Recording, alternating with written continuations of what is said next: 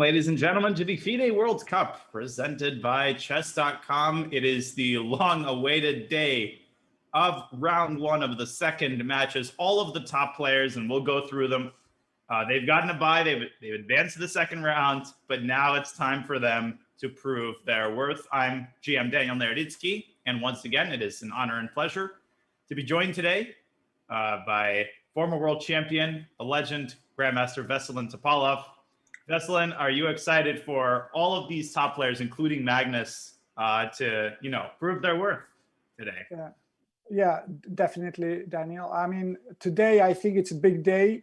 Finally, almost all of the big guys play, and it will be funny to see, especially Magnus playing someone who I think because he almost never plays opens. So someone with a huge rating difference, but of course at least they will play over the board, and it's nice that Magnus, I think he likes this mixed events, although I don't believe he should even be allowed to play.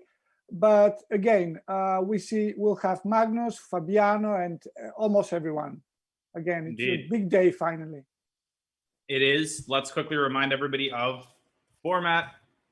We have today, of course, is Classical Day. So this is the first match game of the classical portion of the second round. So the time control will be 90 minutes for the first 40 moves, 30 minutes added at the end, as usual, with a 30-second increment. Already, a lot of the players have been knocked out in round one. Round one is in the books. This is round two, and now they're playing for significantly greater prizes. So that first prize, $3,750. Well, a lot of players have gone home with that. But now they're starting to contest more and more money.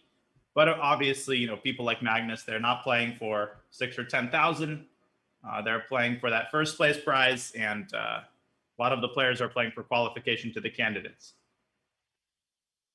So we'll remind everybody also of the schedule. Games are basically every day at 8 a.m. Eastern time, as you already know, 5 a.m. Pacific, including today, tomorrow. And after the second match game, there is, again, going to be a tiebreak. Veselin, you were talking about this beforehand. Do you think Magnus is going for 2-0, or let's say he wins today, would he be okay with a draw? Or are they trying to preserve their rating? I think he's going to try to beat 2-0. I don't know. It depends, of course, but all in all, this World Cup for him, it's probably more as a training. Okay, of course he wants to win because he failed the first two times as world champion. So I'm sure he'll try to win. But again, for him, the big event for this year is by far his world championship match against Nepomniachtchi. So I've even been thinking that there are several strategies that could make Magnus uncomfortable because he can't show all his weapons, let's say. Yeah, that would make very little sense. Jan is probably watching very carefully as you review some of the top players from the open section and the women's section. We've got women's world champion Alexandra Garachkina, Katerina Logno, Anna Musicuk. The women's section is absolutely stacked, as well as is, of course, the open section. Fabiano Caruana. Alireza Firouzja is a crowd favorite. He will be playing today as well. We'll be following his game against Jawahir Sindarov very, very closely. And some of these top players, they don't have an easy go of it. But before we go to break, we have as many of you I see know, we have a little bit of sad news to share. As FIDE reports, Levon Aronian will forfeit the first game of the second round at the World Cup. He was seeded into the second round. The Armenian Grandmaster, as we see in the tweet, has had some symptoms of fever earlier this week. And the report continues, even though Aronian feels well now, in order not to risk the safety of other players, it has been decided that he will withdraw from the first game against Australian GM Bobby Ching. And he will undergo additional tests before deciding if he is fit to play tomorrow. If he is fit to play, Veselin, it's going to be very interesting to see, will he manage to close the gap tomorrow? And he will then have to win the tie breaks. But very sad news. We wish Aronian the best. In fact, in a way, he's also unlucky because he was supposed to play with the white pieces today. Oh, I think so. Yeah. I mean, it means that tomorrow, in order to equalize, he'll need to win with the black pieces. So that's something Right. we've been talking about. That I mean, playing the first game with white, with the black pieces, is, I believe, is better, especially if you win, because then I was claiming the match is almost over. So we'll be, if that's all true, tomorrow we'll see. We'll have a chance to see in Levon's game, if he plays, of course. Of course. And we wish Aronian the best. We hope he gets well and plays tomorrow. We will go on a quick break as per usual. When we come back, as we see Magnus Carlsen and preparations being made for the round to begin, a couple of minutes break, we will fill our coffee cups. And when we come back, Magnus Carlsen and others battle in the second match of the FIDE World Cup. We'll be right back.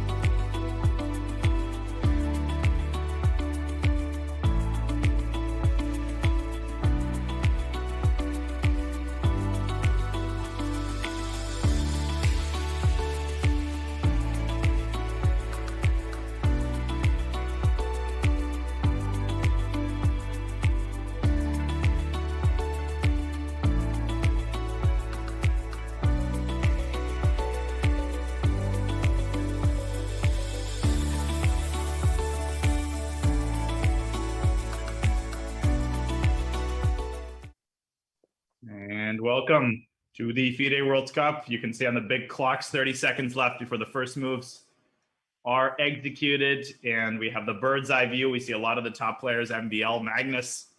They've taken the masks off, literally and figuratively. They're awaiting the start of the round Vesselen, and people are always excited when they see these regular run-of-the-mill grandmasters playing Magnus and MVL. I think a lot of people pining for an upset. Definitely.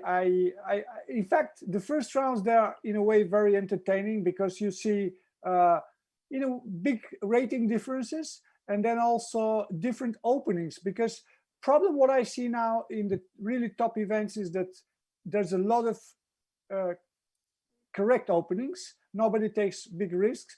But if you go down, of course, then this is what I experienced now in the French league.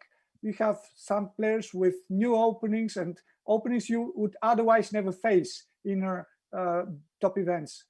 It's funny, I just look at the camera and see an old friend of mine. It's Boris Postovsky. I think he moved to the United States long ago, and he was very, very experienced. He still is, obviously, a coach, and he led the Russian team several times to the gold medals in the Olympiads, with and without Kasparov in the team. I see. And well, on our screen, we have some unknown player with the black pieces to just play the Grunfeld. Okay. What do you make of that opening choice? We'll see. Okay, Grunfeld, of course, it is one of the correct openings. Many, many forced lines. So it is about, I mean, in a way, depends of what white wants. So Bishop D2, it's okay. It's one of the interesting moves. E4 is by far the more popular. Bishop D2, I don't know who actually was the guy who made it popular. Maybe it was Dreyev. He started playing it. You know, I've heard a joke. I don't know if it's true. I was told a story about Dreyev playing Bishop D2, and then after Bishop G7, E4, Knight B6, Bishop E3. So he beat someone, and then they just tell him that, okay, but why did you actually have to play Bishop D2? Because it's known that your opponent, if after E4 he never takes on C3, so he goes Knight B6. So you could just get the same position with an extra tempi. That's really funny. Yeah, you can just go. You can go E4, Knight B6, Bishop E3. Yeah. But he just didn't know that. So Bishop D2. Obviously, the idea is to take on C3 with the bishop. Right, and I looked this up as you were sharing that story, Veselin, and it was first played in 1938 by Solomon Kogan. I haven't heard of this player, and then it was played in 1960. I'm looking for the first strong player to play it regularly. Moskalenko, it seems like. Grandmaster Viktor Moskalenko, who's kind of known for offbeat openings like the Budapest and the French. He played it 3 or 4 times in the 1980s, so maybe he was really the first one. No, I mean, he was probably the first one to play it, but I think the guy who really developed it and found new ideas for white was probably Dreyev. Yeah.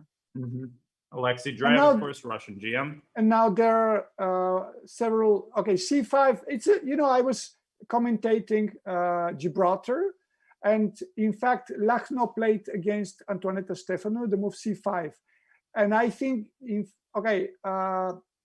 it is, in a way, it's very typical pawn sacrifice. Sometimes in the Grunfeld, you temporarily sack a pawn and then try to recover it, and you have development. And the idea of the move C5 is that if white goes E4, instead of the move Rook C1, I think, of course, the move C5 was expected. But what I mean is the idea of the move C5 is, of course, white can take, but if he goes E4 instead of Rook C1, then take on C3, take with the bishop, take on D4, and if white takes with a bishop, then E5, take and check on B4. Wow. And then white has to go like this, and then after exchanging on C3 and I think Queen C7 or Queen E5 or Queen A5, I think black has enough compensation. That's the idea. This seems like a good line to play for a win. Yeah. It's I don't know who played it first, the move C5, but it's a very new idea, and I think it's a good one. So Rook C1 is probably it's already a new move. So it also shows the level already of the even in round 2. An idea that is not so popular, not so, it's a brand new idea to go for C5, but of course it was also expected. So could Magnus be frustrated here that Martinovic seems to know what to do after this move? Like maybe he was expecting to surprise him, but Rook C1 played very quickly. And of course, just for the chat, just explaining that the idea is after CD, the idea is that knight takes d5 happens and the bishop on c8 remains undefended, so you can't do that. That would be a big mistake, of course, and I don't think Magnus is so. So, of course, here another mistake is probably to play bishop g7, you know, because then white wins a pawn by taking on d5 and rook c5. It means you have to go back with the queen, and you can't take on the queen with the queen on. Yes, but I think knight c6 is the correct move now. And if white takes, which is what I expect, take on c5. Sorry, take on c5. Take on c5, not on d5. And now just go bishop g7. I think this is the the natural way. As I said, black sacrifices a pawn with the idea to temporarily get the advantage in the development. Yeah, something like this, and then. The question for white, of course, is how to develop this bishop. And g3 looks possible, e3 and e4. I see that all moves have been played at least once. I mean, g3 already seems natural to me. Yeah, that is true. Yeah, but the problem is that I think if black takes on c3, of course, white has to take with the bishop. Otherwise, it spoils completely the structure. And then queen d1, taking with the rook is not really what white wants to. Yeah, I mean, allows bishop c3 and bishop e6, for example. Yes, and if you take with the king, then black checks, and then you have to go to e1, and then maybe I probably take on c3 maybe, and play probably bishop e6, and there should be a way to quickly get some counterplay and equalize. Yeah, bishop e6, also maybe bishop f5 look tempting to me. Trying to go knight b4, but perhaps this is a little too slow. But yeah, I mean, from the perspective of making a draw, this is an interesting choice. But Martinovic, it seems like even if black plays perfectly, it might end up in some drawish endgame. So maybe Sasha analyzed this to a draw. And in that case, that's definitely not what Magnus wants, is some drawish line. I'll be honest with you, Veselin, I'm a little surprised at the Grunfeld, because there are so many forced lines that end in basically drawish endgames. Well, it is true, but also, I mean, first of all, even though they do have a big rating difference, beating a strong grandmaster with the black pieces is never easy, and sometimes it depends on the mood, and it can only happen if many times it can only happen if white takes too many risks, and of course that is something you don't know, but. When I said that Magnus, he plays today, this year, this World Championship match against Nepomniachtchi, I would say what I was saying about good strategies against him, that would be maybe not a bad idea for Martinovic to match what could, what if he knows, if he somehow expects Nepomniachtchi's openings in the match, and if he could guess that openings, I think he could try to match them, because even if Magnus has a good idea, I think he would not show it in the World Cup. So I've always felt not comfortable with showing my good ideas against weak opponents, because of course you try to keep them for the big matches, for the big games. So again, but of course we don't know what Nepomniachtchi is planning to play yet, but I'm sure Magnus already started his preparation. So we can, of course, debate if Nepomniachtchi's repeat the Petrov, the Russian game he used to play in the past, or it could be Najdorf. We don't know. But again, matching these openings, I think, is a good strategy when you play Magnus. Yeah, that's a great point. And I wanted to echo something you said, Veselin, which is that I think some people might look at the ratings and just assume that it's an easy game for Magnus and that it would be unthinkable for Magnus to accept a draw with black, but it's actually not. And, these 25-50 GMs they're very strong players. They're not just going to lay down and lose. And beating them with the black pieces, no matter who you are, is always very, very difficult. And Magnus has had his struggles with that in the past, but that's not because he's particularly bad with playing lower rated. They're actually good, and they're not easy to beat. Yeah, definitely. I mean, and in fact, with it's a saying that the white color compensates at least 100 points rating difference, but sometimes it could be a lot more.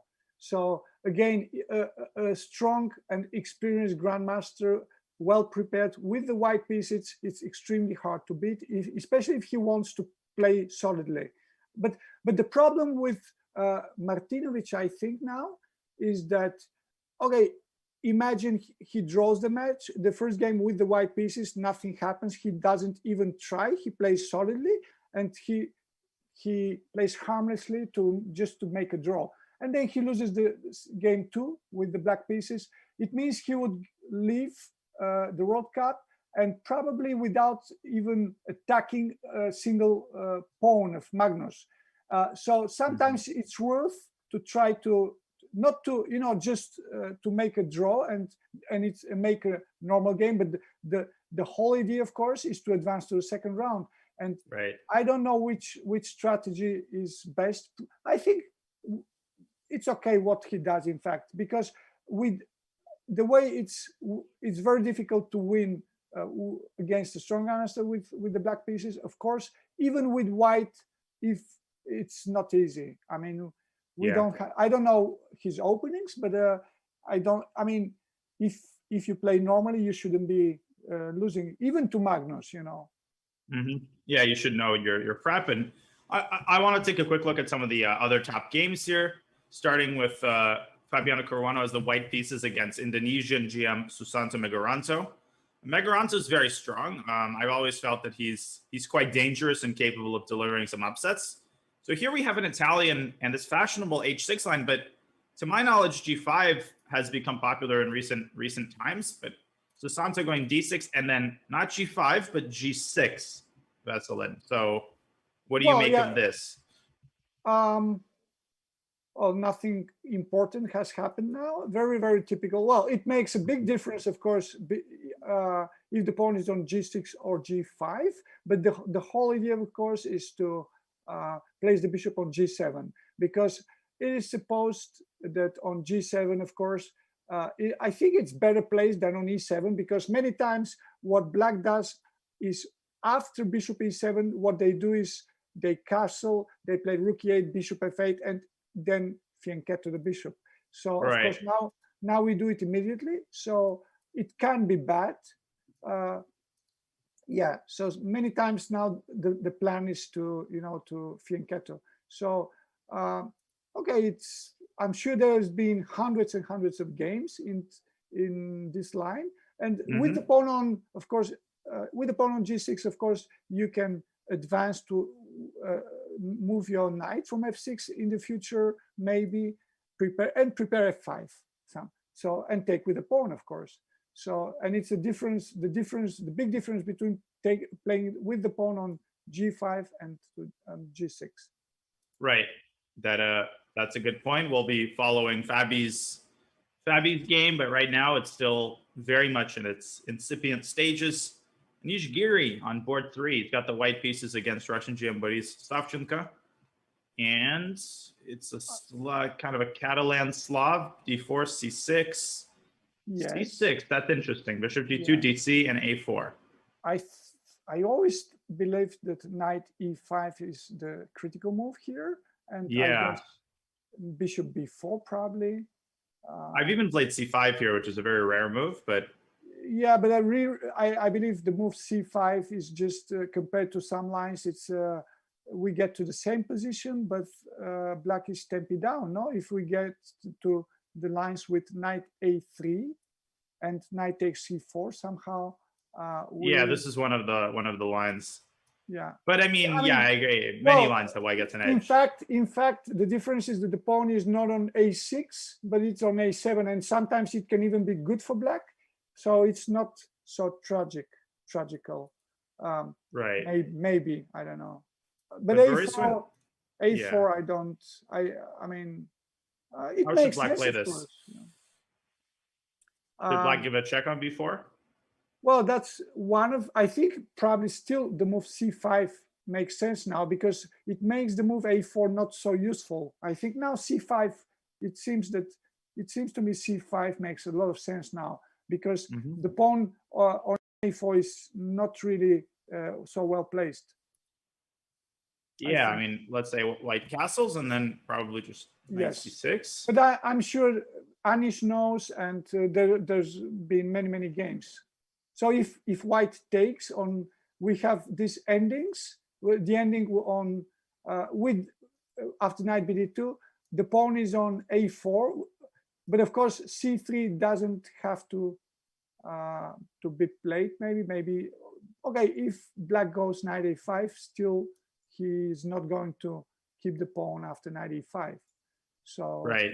So c3 is often played to ruin, because the logic is you're going to lose your pawn anyway, so you might as well try to ruin white's structure. You see this move very frequently, and sometimes even white plays this weird cat and mouse game with knight b3. I've seen that as well, but probably here bc is of course most sensible. And I have to say that I believe that the pawn on a4 is not worse. For sure, it's not worse than on a2, because it doesn't change the plan. White's plan is to play knight to b3 or to c4, but mainly knight b3 and then knight from f2, f3 to d4. So I don't think the pawn on a4 is badly placed. And sometimes, of course, you can advance and threaten a6. We'll see. And the other option, I believe, I don't think it's a good one for black, is to play b5 and try to play for that pawn. But I somehow feel that's dubious. Yeah, b5 in this position. Because yeah, this might transpose to the g3 Slav, but yeah, the knight is still on b1, which gives white extra options. Exactly, because if you go knight e5 now, for example, and black goes knight d5, after e4, you can't exchange the knight on c3, for example. That's one of the differences. So I don't like the move b5. We'll see what will happen, in fact. Yeah, so Boris is taking a significant amount of time here. It seems probably he's not totally out of his preparation, but it's maybe contemplating the various options. c5, bishop b4, b5. We'll keep an eye on. This is a very interesting opening, but there are so many top games to look at, and I definitely want to give everybody a chance to look at the game of the top GM that they are rooting for. Of course, a crowd favorite. We would be remiss if we didn't spend a good amount of time in the game of Ali Reza Firouzja, one of the shining stars of the young generation. He is 27.59, unbelievable rating. And he has an accelerated dragon with white against Uzbek GM Jawahir Sindarov, who is a very dangerous opponent. I mean, you blink twice and somebody like Sindarov could score an upset. But typical accelerated position, not much to say here. I think queen d2 is standard. Yeah, this is of course, because it is very important to keep the dark square bishop, and obviously the move knight g4 was a serious threat. So on almost everyone plays queen d2. Of course, that would be a big strategical mistake to let exchange the knight for the bishop. And queen d2. In these kind of positions, I believe it's a bit more useful to have the pawn on f3 instead of the bishop on e2, because sometimes you can place it, if you're white, you can place it to d3 in one move. But again, still that's theoretical. And I think now that bishop e6, a6, and queen a5 are the typical moves. Right. Bishop e6 is, I'm seeing, the most popular. And generally, black's idea is to orchestrate counterplay. On the queen side, you queen a5, rook f c8, or black could go a6, b5, or sometimes a5, a4. But it really depends on how white puts his pieces as well. It is, in a way, a matter of if black is able to break free with b5. Well, these positions, they're always a bit worse for black. But sometimes, because theories advance so much, sometimes it's almost nothing. So we'll see. I expect this game to last long. It's not going to be a very tactical one, I believe. But, well, of course, you never know. I mean, I don't think Firuz is going to play h4 and launch an attack. I mean, it's Right. That just seems but maybe of course, mhm. we don't know. Maybe he finds he knows something very original, and we'll see. Yeah, I mean, we don't see the accelerated at the top level too many times. It does have a somewhat dubious reputation, but perhaps Sindarov prepared it very deeply, and that could be very dangerous. I mean, it's a pretty narrow I opening.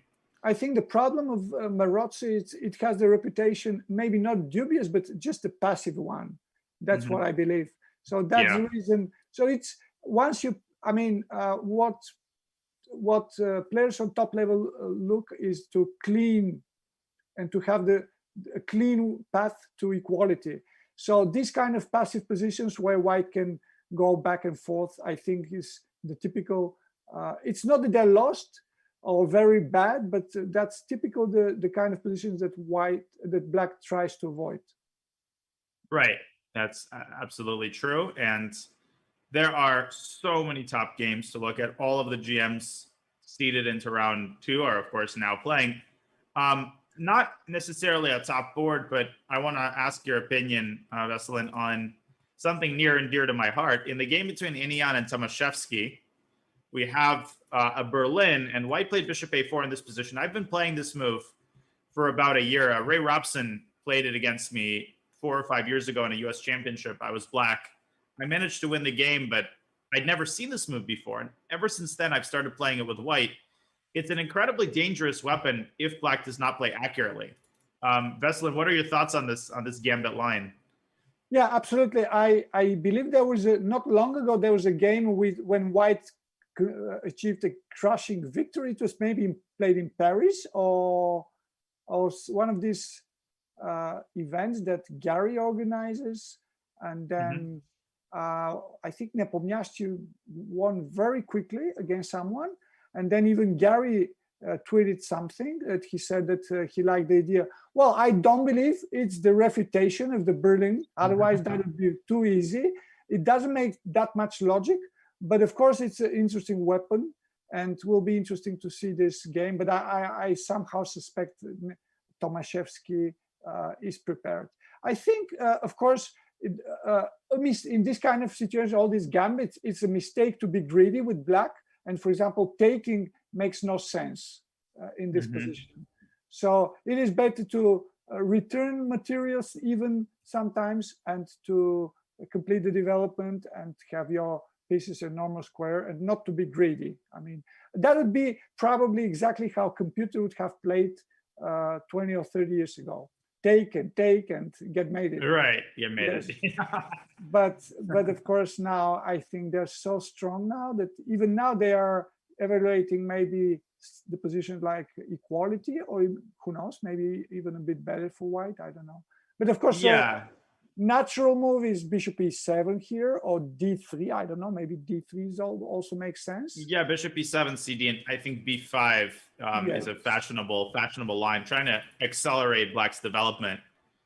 And then there's both bishop b3, bishop c2, and okay, there's a lot of theory here, but yeah, black is fine. Black is maybe in slightly better if he plays accurately.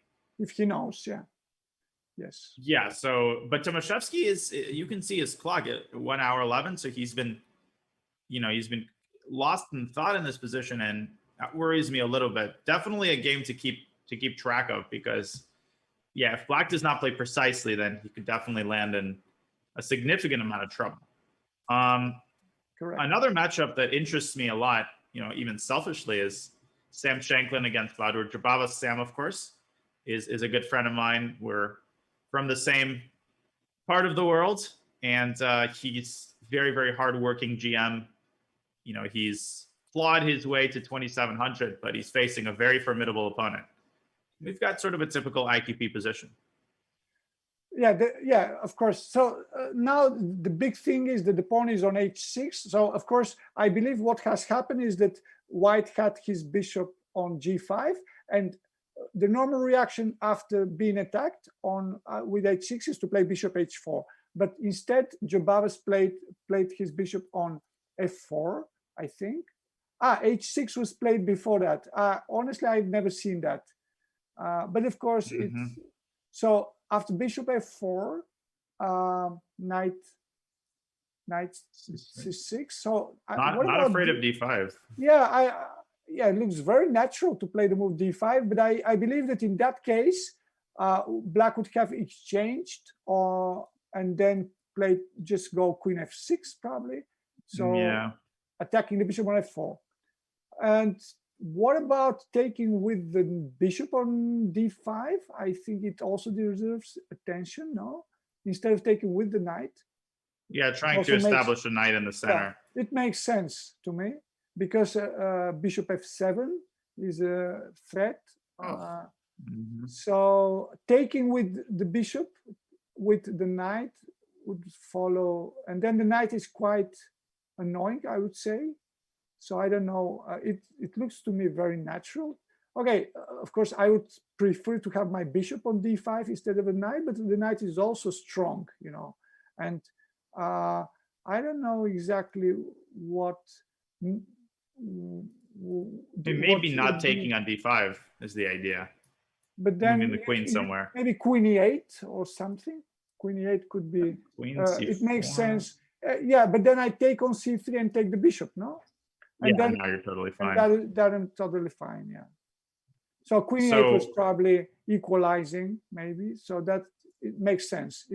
It explains why Jobava played bishop d3.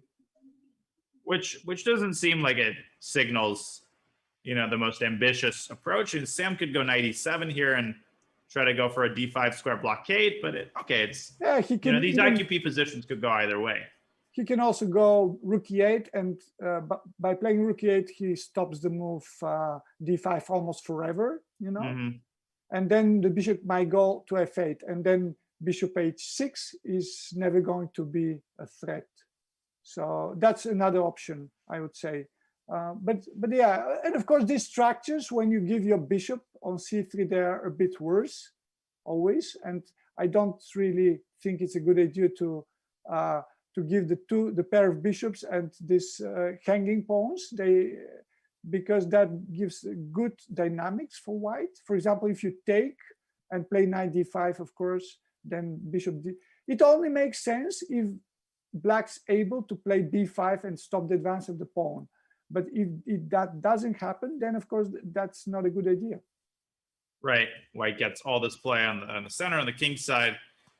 Yeah, that makes a lot of sense. On the camera, of course, is the game of Daniel Dubov, who is in a Grunfeld with Gukesh. Now let's see which line was played. Bishop c4, knight e2, main line. Knight c6, bishop e3, and here Dubov took.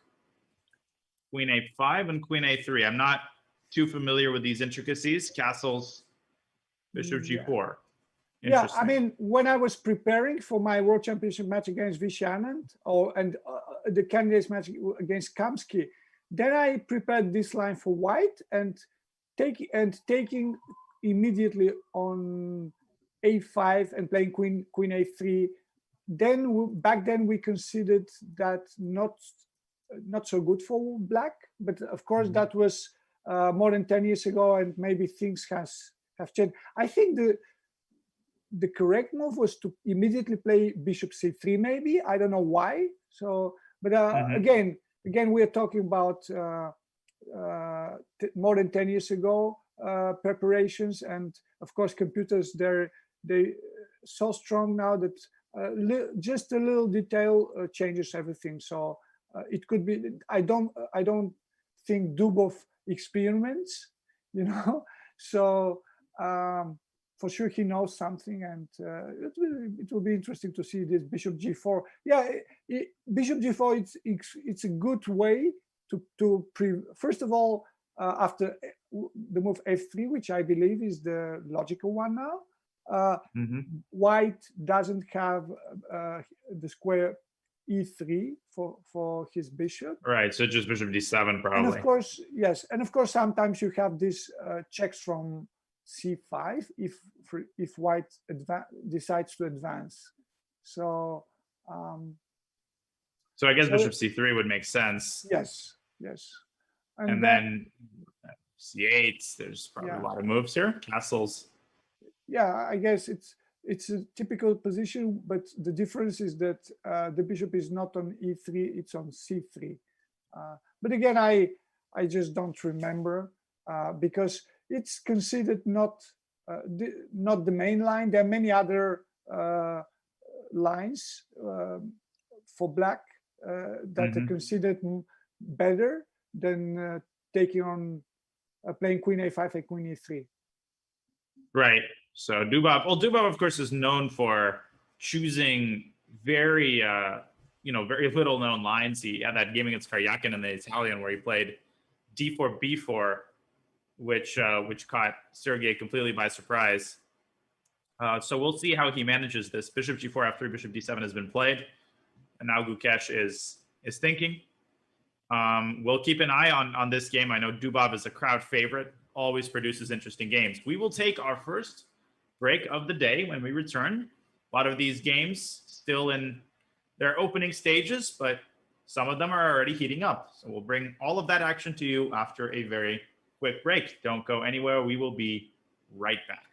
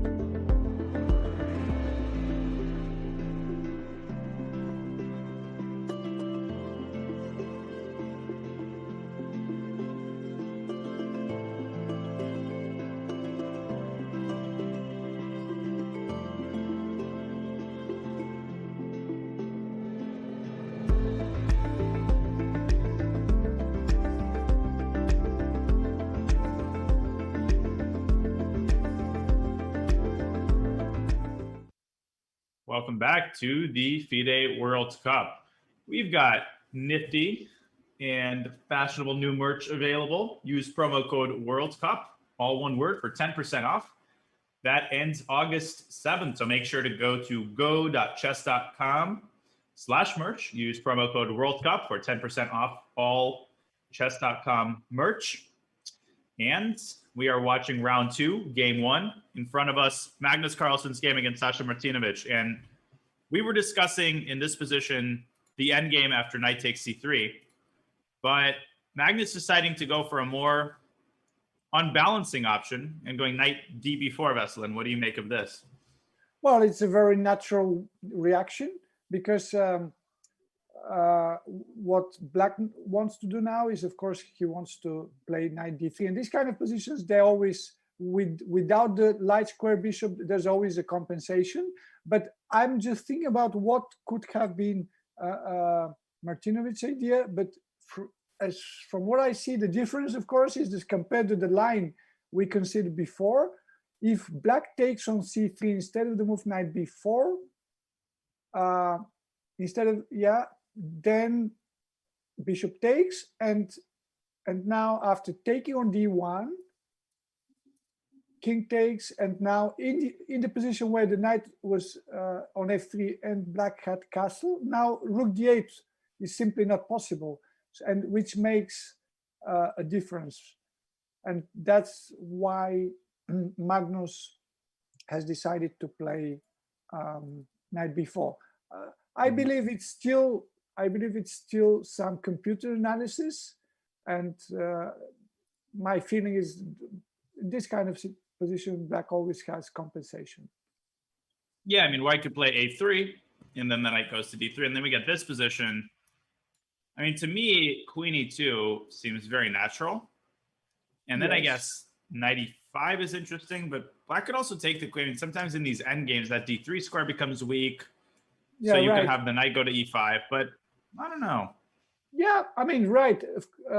Now, after knight e5, White is almost forced to castle, and then if Black wants, he can either jump to d3 and recover the pawn on c5, or play knight c4. I don't know. It also looks tempting.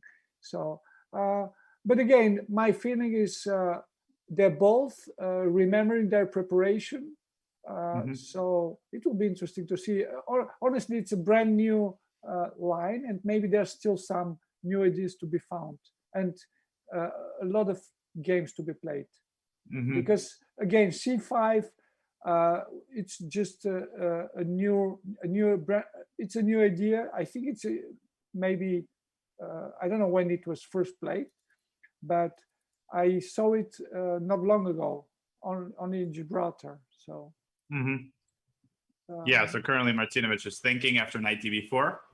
He's definitely probably a3 is at the top of his candidate move list. I'm not sure what else you could play here.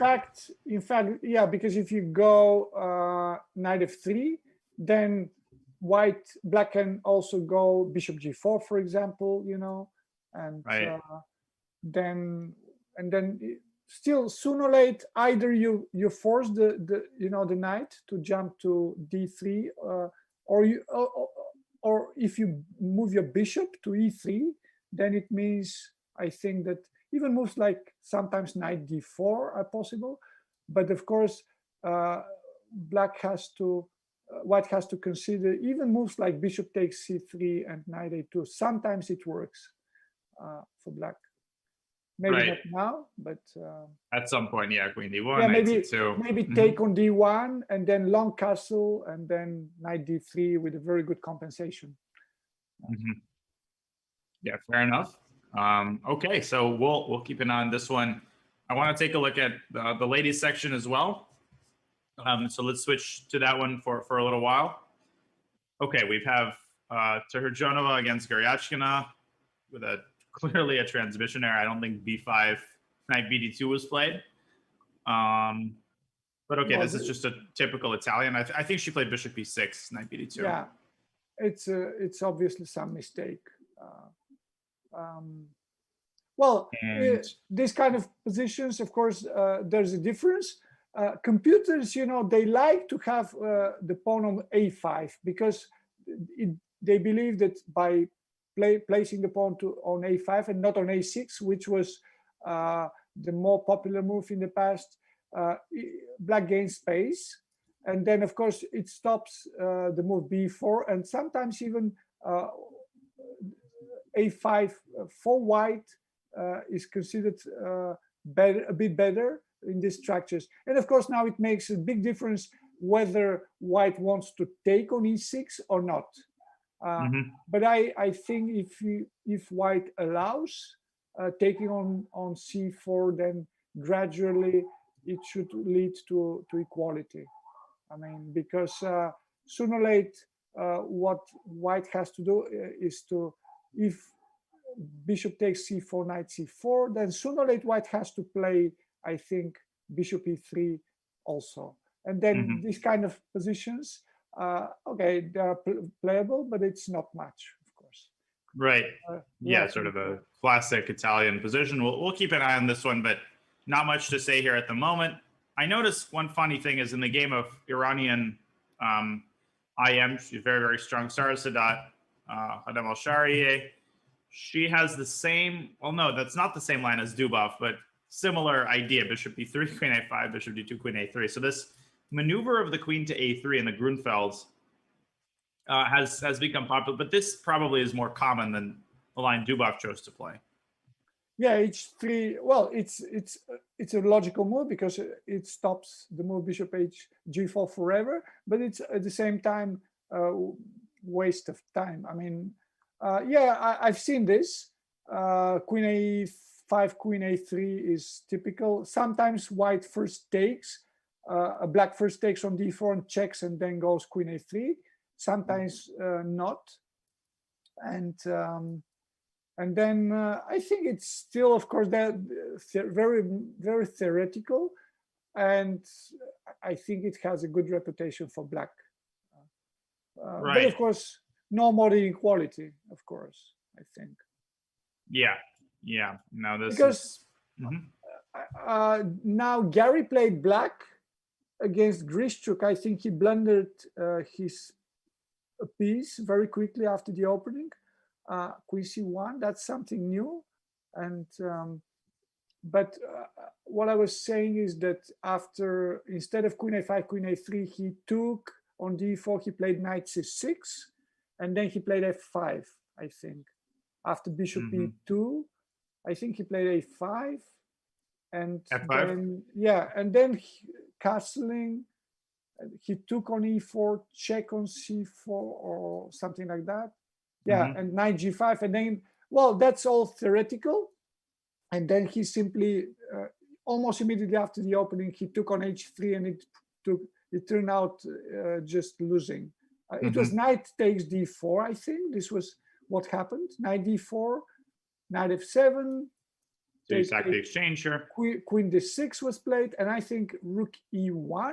And maybe now Gary took on h3. Okay, it was a blitz game. And it turned out that it's simply losing after bishop takes d4 and rook d, and after bishop d4, rook e4, and then he simply resigned. Oh, wow, because there's a GH is coming. Yeah. And if you take the rook, then I take with check. Yes, and this is and just it's almost devastating. mate, yeah, almost mate.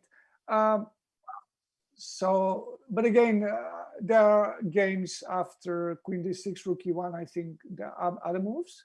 But again, that's only one of the options black has, and queen a5, queen a3 is the other one, and then of course you can play f5 and as Gary did.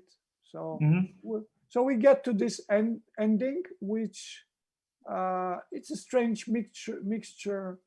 I think now compared to the other positions, the pawn is on h3, which is better. Because I think I'm just trying to figure out who's gotten extra tempi. So okay, I guess queen c1. I don't know what moves like queen a4.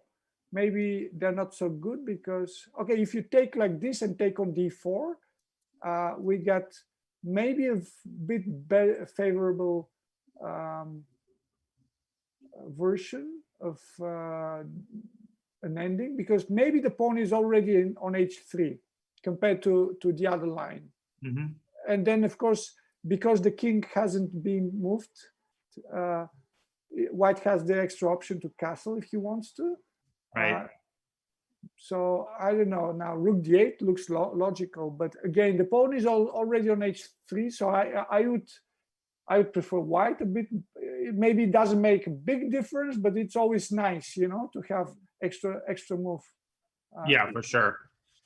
Yeah, I mean, Sarah I think she's a very good positional player. She's got opening preparation, so she has a chance to go far in this tournament. I'm also looking around at some of the other games in the ladies section, and okay, so far not too many interesting positions. Most of the games are still in their opening stage. We might have a quick result in the match between Betül Yıldız from Turkey and Tan Zhangyi from China, who is, you know, definitely one of the favorites. This was a Tarash-esque kind of line, which led to a quick end game, and lots of pieces were traded. Bishop d7, knight c6, everything traded on c6. And I guess white is symbolically better, but I don't think it's anything serious, as the king easily defends a slightly damaged pawn structure. This will be a draw. Yeah, it's close to a draw, but of course, black has to be a bit careful, because sometimes the pawn angles can be even lost, because white has a bit more. For example, I guess, imagine you go king c4, and then black tries to take and then play rook d8. This I'm not sure it's a draw, let's say. The king positioning is also incredibly dominant.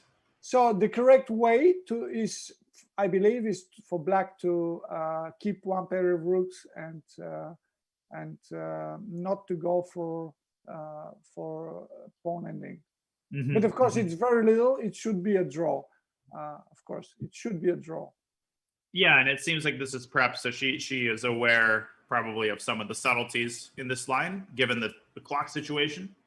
So that might be, you know, not a very interesting game, but this might be our first results in the women's section. We have so many strong matchups, even on some of the lower boards, and we'll be bringing that to you as the games get interesting. Let's transition back for now to the open section. Martinovic, by the way, as I'm doing that, has played knight f3, yes, which is a move we discussed. And Vasilin, you mentioned, I think, bishop g4 being a possibility. Well, it is a very natural reaction to moves like knight f3, because, okay, of course, black can also castle. It can be that bad. But I would say bishop g4 makes sense, because it is a very typical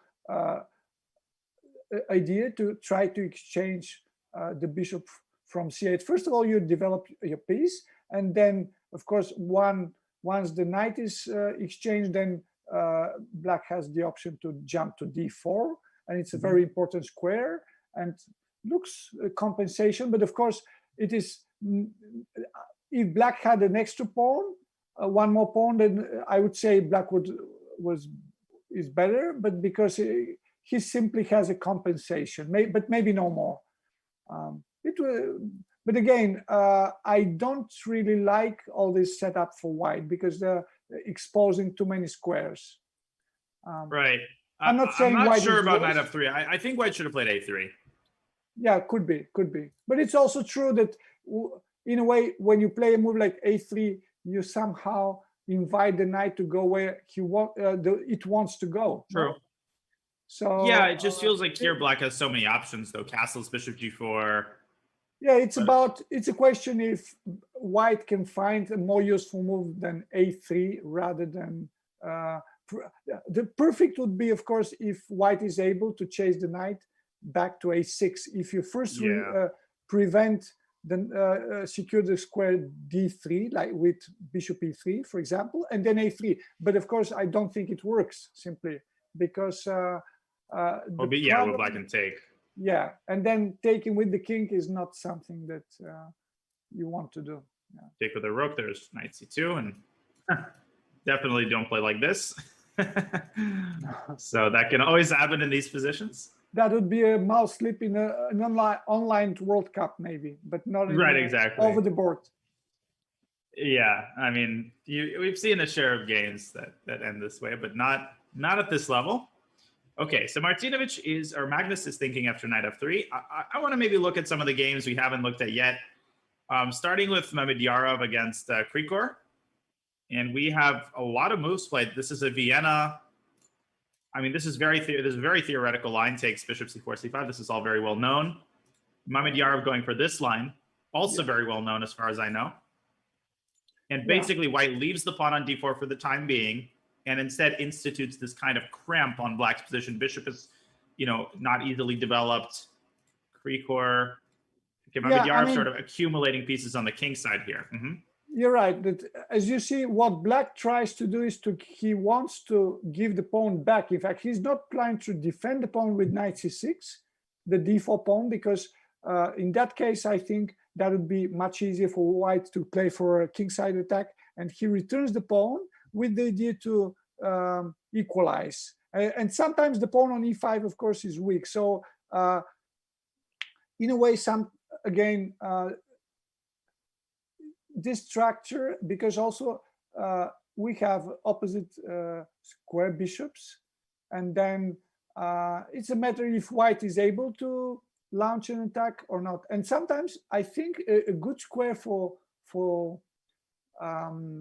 black's knight is f8, and that's one of the reasons knight c6 is not played. Yeah, I mean, so what should Shach do here? I guess first question. Oh no, queen g4 blunders this pawn. That's a bit of a problem for white, I guess. Maybe bishop c2 or bishop b1. Or bishop b1. Yes, but again, I guess knight d7 attacks the pawn, and then still you have to waste time somehow. And it's clear you're not going to mate me with queen c2, because then knight would go to c8. So right, and white could take, but I'm not impressed by this endgame. I think this is a draw. But I would even take with the pawn, because then I somehow also attack, the on e5, and then super solid. Yeah. But of course, white can play moves like f4, and then if he puts his knight on e4, play g3, probably it's a bit better, but nothing special, Yeah, Krikor, he seems pretty solid here, and I think Krikor is underrated. If anything, maybe he's a little bit more well-rested after, well, even though he did have a tiebreaker yesterday, but, he had so much trouble getting to Russia. And I think that he, given his Chess.com, I've seen a lot of his blitz games. He can hang with Hikaru. He can hang with the best of them. And I think he's definitely one of those guys who, might slip under the radar and score an upset. So Shakhriyar, he's got to be feeling the heat here. Although I know Shakhriyar quite well, played many times against him, and I think it's exactly the type of position he's very good at with white, because there's a lot of dynamics, and he likes to attack, and I think he's very creative. So as we see, all his pieces they're already developed, and I mean, of course, it's probably also a theoretical game for the moment. But still, it's the position where he can create many fantastic ideas, Yeah, Mamedyarov is so impressed. Such a dynamic, creative player. He visited San Jose for a chess camp, of course, when I was living in California several times in a row, and it was a pleasure to spend time with him. Just analyzing with Shach is incredible. He's so full of ideas and creative concepts. So I agree with you, Veselin. I think there definitely is potential on the king side here for white. Yeah, that's a game I believe will be very sharp. I don't think Shakhriyar is going to play positionally here. He'll always try. I'm expecting him to try to mess up the things here. Yeah, he's gonna. Things are going to happen. Okay, another game at the top we haven't checked into yet is Moradiabadi against MVL. Moradiabadi advanced in the first round through a forfeit, and Elshan is living in my state right now. So I guess selfishly, I'm interested in his game, but of course MVL is MVL. And interestingly, Maxime played a rouser, probably avoiding more preparation. He has, of course, had his struggles recently in the Najdorf, very deep struggles. And here he probably avoids preparation of the rouser. Well, maybe he just wants to make his future opponent, the preparation of his future opponents more difficult, because in a way, of course, I've been all my life a Najdorf player, but the only problem is that sometimes you become too much predictable. You know, it's a good opening. I don't think it has a refutation, but it is true that one has to remember many forced lines, and it's not a bad idea from time to time to change. You know, so here, yeah, it is very important. Exactly, and I think it's been played already several times, and it's a new idea when black goes rook b8. I honestly, in the past, black was playing sometimes b4, but it is very typical what's been done so far. Let's say h5 is important also because it stops the advance of the white pawns on the king side. So all this is very, it's a good maneuvering. Bishop d3, and then in the past black was playing b4, but now rook b8 was played first because I believe that black has some different idea. Maybe a5, a4 first, and maybe, I'm not, for some reason, black stopped playing the move b4 immediately. Right, and knight e2, e5, that's also very typical, restricting the knight, stopping it from going to d4, and Elshon, bishop g5. The difference is that the square c4 is not available for white now, compared to if black played b4. And of course, the pawn is not hanging. So, so yeah, e5, it stops the move knight d4. Yeah. And bishop e6, I think, is a very typical follow-up. Yes. What is white's, I mean, queen? I mean, if you think, it looks like black's structure is quite good. Only problem is that sometimes it's not, you have to keep your king in the center. So, but again, it's maybe a good way to play for win because, for example, here, it's not so clear what white has to do because f4, it's not the move that you want to do, to play because even f5 is not really a big deal. And going back to c3 would be probably a mistake with the knight instead of f4. Right, probably because of b4, right? Yeah, and then because, yeah, when I was a kid, I was taught that, okay, the pawn on d6 is weak, but once you jump on d5 with a piece and that piece is exchanged, we get a structure when it's not the pawn on d6 is no weak anymore. So this is a very typical structure. I don't know if it will happen, but and I don't know if black has to take with the bishop. But again, I've seen that, you know, when white goes knight e2 and provokes e5 and back to c3, it is not so surprising. But again, for example, bishop e6, it's obvious that g4, I don't think white can play g4. And knight g3, of course, you can ignore and wait for the knight to go to f5. But of course, black can also go g6. And then maybe knight f1 makes sense. And because it's a good place for the knight on e3, or maybe now f4 sometimes it makes more sense. But I think Maxime, he feels very well these kind of positions, and he knows exactly what to do. It will be yeah. I like the idea of going knight g3 actually to try to induce g6. Elshon is thinking, yeah, Maxime played b4.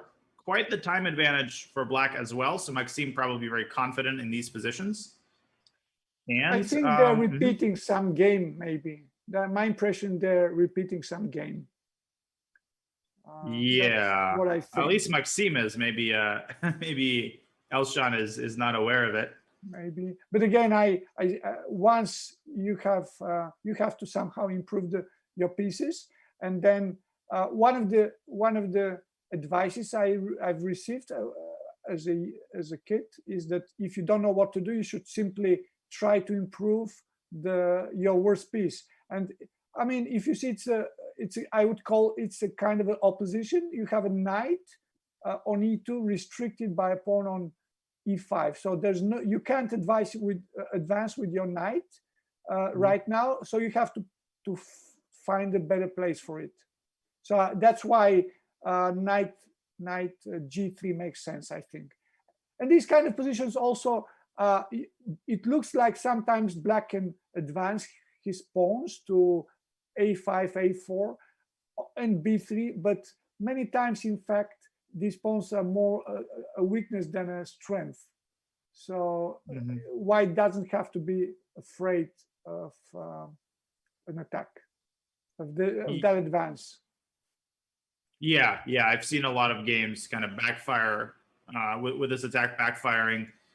Looking around at some of the other games, stuff is happening in the Caruana Megaranto game, but nothing insane. We've got a lot of legends playing Veselin. We have, of course, Boris Gelfand. We have Peter Svidler. Let me call up the Gelfand game. And even though some of them, Gelfand is below 2,700, but it doesn't matter. He's still Boris Gelfand, and he's a legend. Really? I didn't even know. Yeah, I mean, he's both are in fact ex-World Cup winners.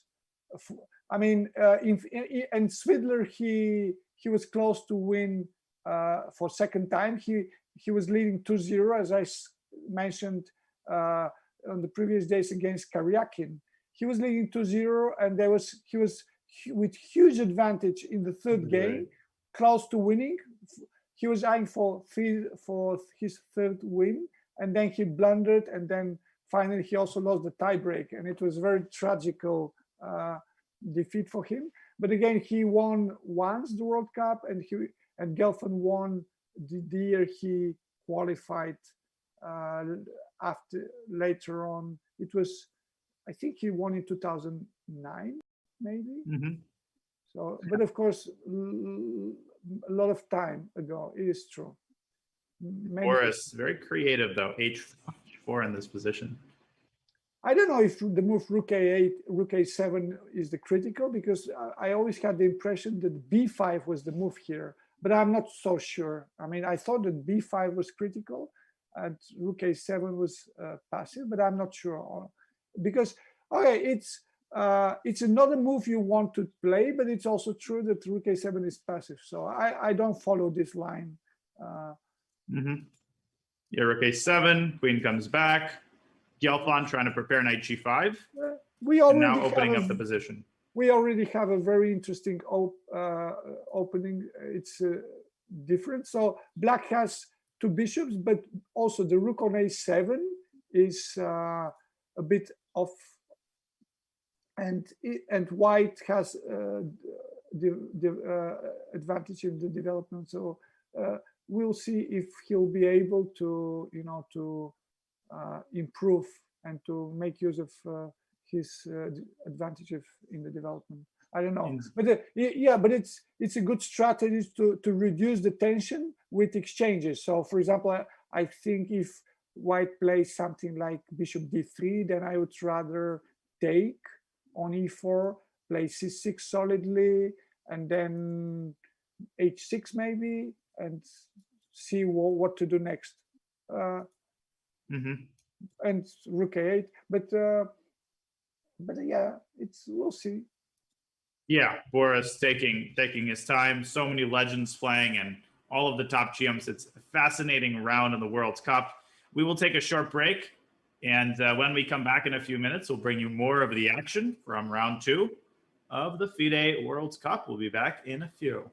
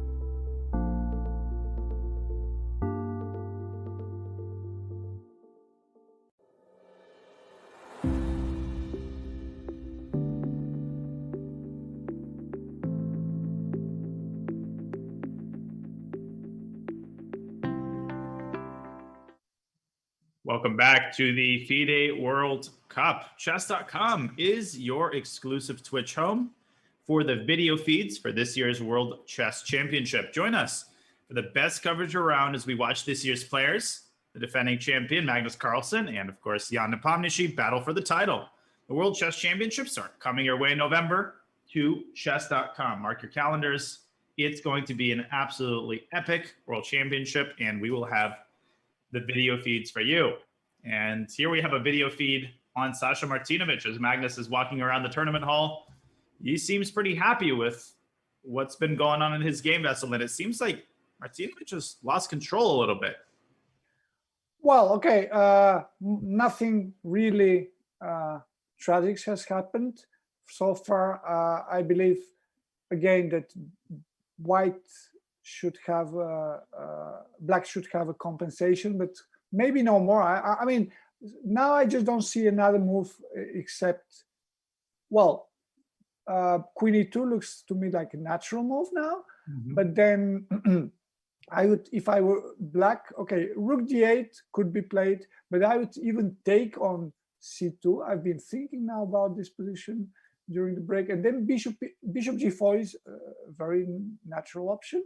But then I probably Bishop E3, and then I somehow take on D4 if you play Knight E4. But then I also like the move Bishop E6, because the check from C4 is not very pleasant for white.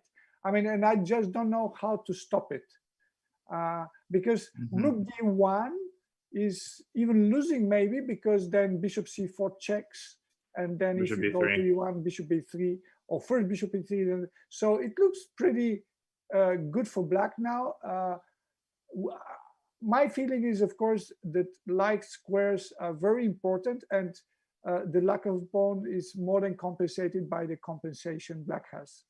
I don't know if black is better, but certainly it has good. Magnus has a good, very good compensation. And of course, I'm not sure about the move Queen E2 at all. Yeah, I mean, also I was thinking Bishop G4, Bishop E3, maybe F5 is a little bit nasty for white, because takes, and then F4, Knight D5. This just doesn't look good for white. Yes, somehow there are many options for black. Of course, white could include the moves H3 and Bishop H5, but that doesn't change much. Yeah, definitely black has very many options and a good, strong compensation. But again, it's maybe a bit too early to claim black's advantage. Right. So and if I were white, I would be thinking about simplification. Maybe Bishop E3 is better than Queen E2, in fact. And then if you take with the Queen on D1, no, I mean Bishop E3 is better than Queen E2, probably. Which was just played, by the way. Queen Martinovic playing Queen 2. Magnus immediately taking. Oh no! Sorry, that was me. Queen E2 has been played, but Magnus is thinking. Okay, so you can claim if Magnus takes on E2, you can claim you're even quicker than Magnus in taking the correct decisions. Right, exactly. That's the goal. But I think Magnus, okay, he's deciding probably between Rook D8 and Queen E2, but I think Queen E2 is so natural because it forces the king onto a very undesirable square. Yeah, definitely. This just seems pleasant for Magnus, yeah. I've been thinking that if Magnus plays Grunfeld today, it means that he's probably not planning to play in the World Championship match. It's not that there's anything wrong with Grunfeld as an opening, but usually you don't show your so easily your plans. No, that would be too obvious. But it's a good choice, because I think it's a very correct opening. It doesn't have a refutation, and it's very complicated. So if Nepomniachtchi believes that he might face Grunfeld, that would take really a lot of effort for his team. They will need to spend a lot of time to find ideas with the white pieces, because again, I don't think you can really refute Grunfeld. So for Magnus, he's playing some big game, maybe some secret game with Nepomniachtchi by choosing Grunfeld. You're right. That's the psychological complexity of what you choose to play before a world championship match is incredible. It's all about, you know, not only what you play, but what you don't play and what you do play and how you play it. I am aware that it shows that Caruana has already won. I'm quite sure that he hasn't. I think this is a simple transmission error, uh, probably some sort of a mistake. Of course, the position still remains very complex, but I'm realizing it shows 1-0. So if the camera pans on Fabiano, we'll be able to see that, see confirmation of that. But I'm confident that Susanto has not resigned in this position. It doesn't look like he resigned, but it is white to move. So that's Giri. Or that is Caruana's game, and neither of them are at the board. Game. Yeah, it doesn't. But White's clock is ticking, so I think the game is going on. Actually, I think it's Giri's game. It's not zero. It's not the second board. It's the fourth. It's the fourth board. You mean the other one? The one on the camera. No, that is Caruana. That is Caruana's game, I think. The second is the Caruana, and then you have Giri next. Yeah, but neither of them are at the board. You know, one thing that could have happened is maybe the pawn on e4 triggered the DGT board, and it thought that it was a king, you know, because you got to put the kings on e4 and d5. I don't know. And whatever it is, it's a little weird that neither of them are at the board. But definitely, I think White's clock is ticking. So it's weird. So now, well, I believe White should maybe close with d5 here, because my opinion is that if taking on d4 is allowed, then, well, I would prefer the bishop on b7 in that case. But even on d7, it's not that bad, I think. And of course, the other option is to simply play rook e1, you know. So after d5, I don't know if Black's going to be able to, because the queen is on e7 and it's different. For example, moves like knight h7, preparing f5, they could be running to rook e1, and then if you go f5, take, and knight d4. That makes the difference between the queen on d8 so maybe it's not a good place for the queen if you want to play f5. But again, I think if White wants to play for an advantage, he should close and then go for a long game. And next to restrict the knight on a5 by b3. And it's usually f5, it's very double-edged. Sometimes it backfires for Black. Right. And I think d5, yeah, definitely also limits the knight on a5. You could play b3 at some point and make it very difficult for that knight to rejoin society. Yeah. In fact, if you think the pawn on d5, in a way, it cuts the position in two, Black's position in two, the two flanks, you know. I mean, something's got to be up, Veselin, right? Because neither of them has returned to the board in a while now. Maybe they went to look for an arbiter for some reason. Maybe there's a clock issue. I'm not confident, but could be because maybe they're both in the bathroom. Clock is not running. I mean, even they are both not on the board, the clock should be running, but something's happened. Yeah, clearly it smells wrong. Yeah, let's hope it's only a technical problem, because I just don't think they should. I don't think they agreed to draw already. Right? Yeah, that would be absurd. Or maybe someone is getting tested. Who knows? Someone's coughing. Yeah, well, we'll try to keep tabs on the situation, update you as we find out more. But at this point, we know just as little as everybody else. But okay, do you think it can be that if you somehow run into trouble, then you can somehow complain to the arbiter your opponent is coughing and ask arbiter to test him? I don't know. Yeah, I mean that's possible, but in any case, we'll move on for now. If we find out more about the situation and we can share, then we will. But in the meantime, we're just going to assume that it's a technical issue. I want to check in to the well, maybe not necessarily the Jababa game. has gotten a little bit interesting. We do have the hanging pawn structure here. I kind of like Badur's position here. Yeah, because but again, it's it's white to move. Oh, so that looks very good then, because I mean, first of all, moves like Queen E4 provokes F5, and that's a move that, of course, weakens a lot Black's position, but it's not the end, because imagine, okay, the natural move here is Queen E4, F5, for example, and then Queen moves to E2. And here Knight D5 could be played. Well, Knight D5 is running to C4, but maybe Knight G6 is better than Knight D5, no? I like white, of course. Knight G6 I mean, it's solid probably for better. Black, of course.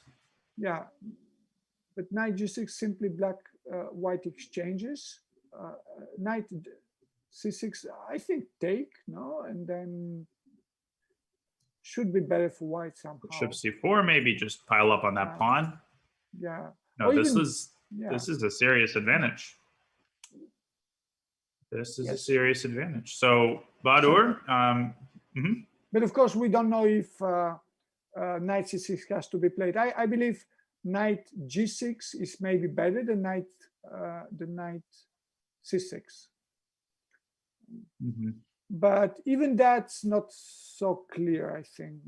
But again, Queen E4 is only one move, and H5 also makes sense, because I don't know what exactly, even if you take on E5, then next move is not that clear. It means that Queen C7 has to be played, and then after Queen E4, a move like G6 is only move, which is not a move you want to play, in fact, with Black. But I mean, I was considering taking on E5 with Black, and then playing Queen C7.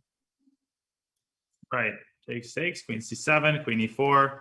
Yeah, and then G6 probably is only G6, move. yeah. Takes. No, maybe not take, but maybe Queen F4 is better, because looks better for white. But it's true that the move H5 is interesting, but more natural is to provoke immediately the pawn on F5. It looks that white got some advantage here. Right, definitely. Definitely, Jababa is in front. I want to take a look at a couple of crowd favorites for sure. Again, there are so many games to keep track of. It's very difficult to very difficult to keep tabs on everything at the same time. But we're doing our best. Apparently, Adiban is a winning position. I also wanted to take a look at Pragnananda's game. So Pragnananda is playing against Gabriel Sargsyan. We haven't looked at this matchup yet. They are in a Scotch with Prague with the white pieces in this first game, and sort of a typical Scotch position. I don't know what to make of this. And already we have a result, by the way. Saric and Pichot draw their game. So Ivan Saric and Alan Pichot draw their first game. Okay. Saric was white? Saric was white, yeah. And apparently they had some sort of a theoretical line that led to a repetition.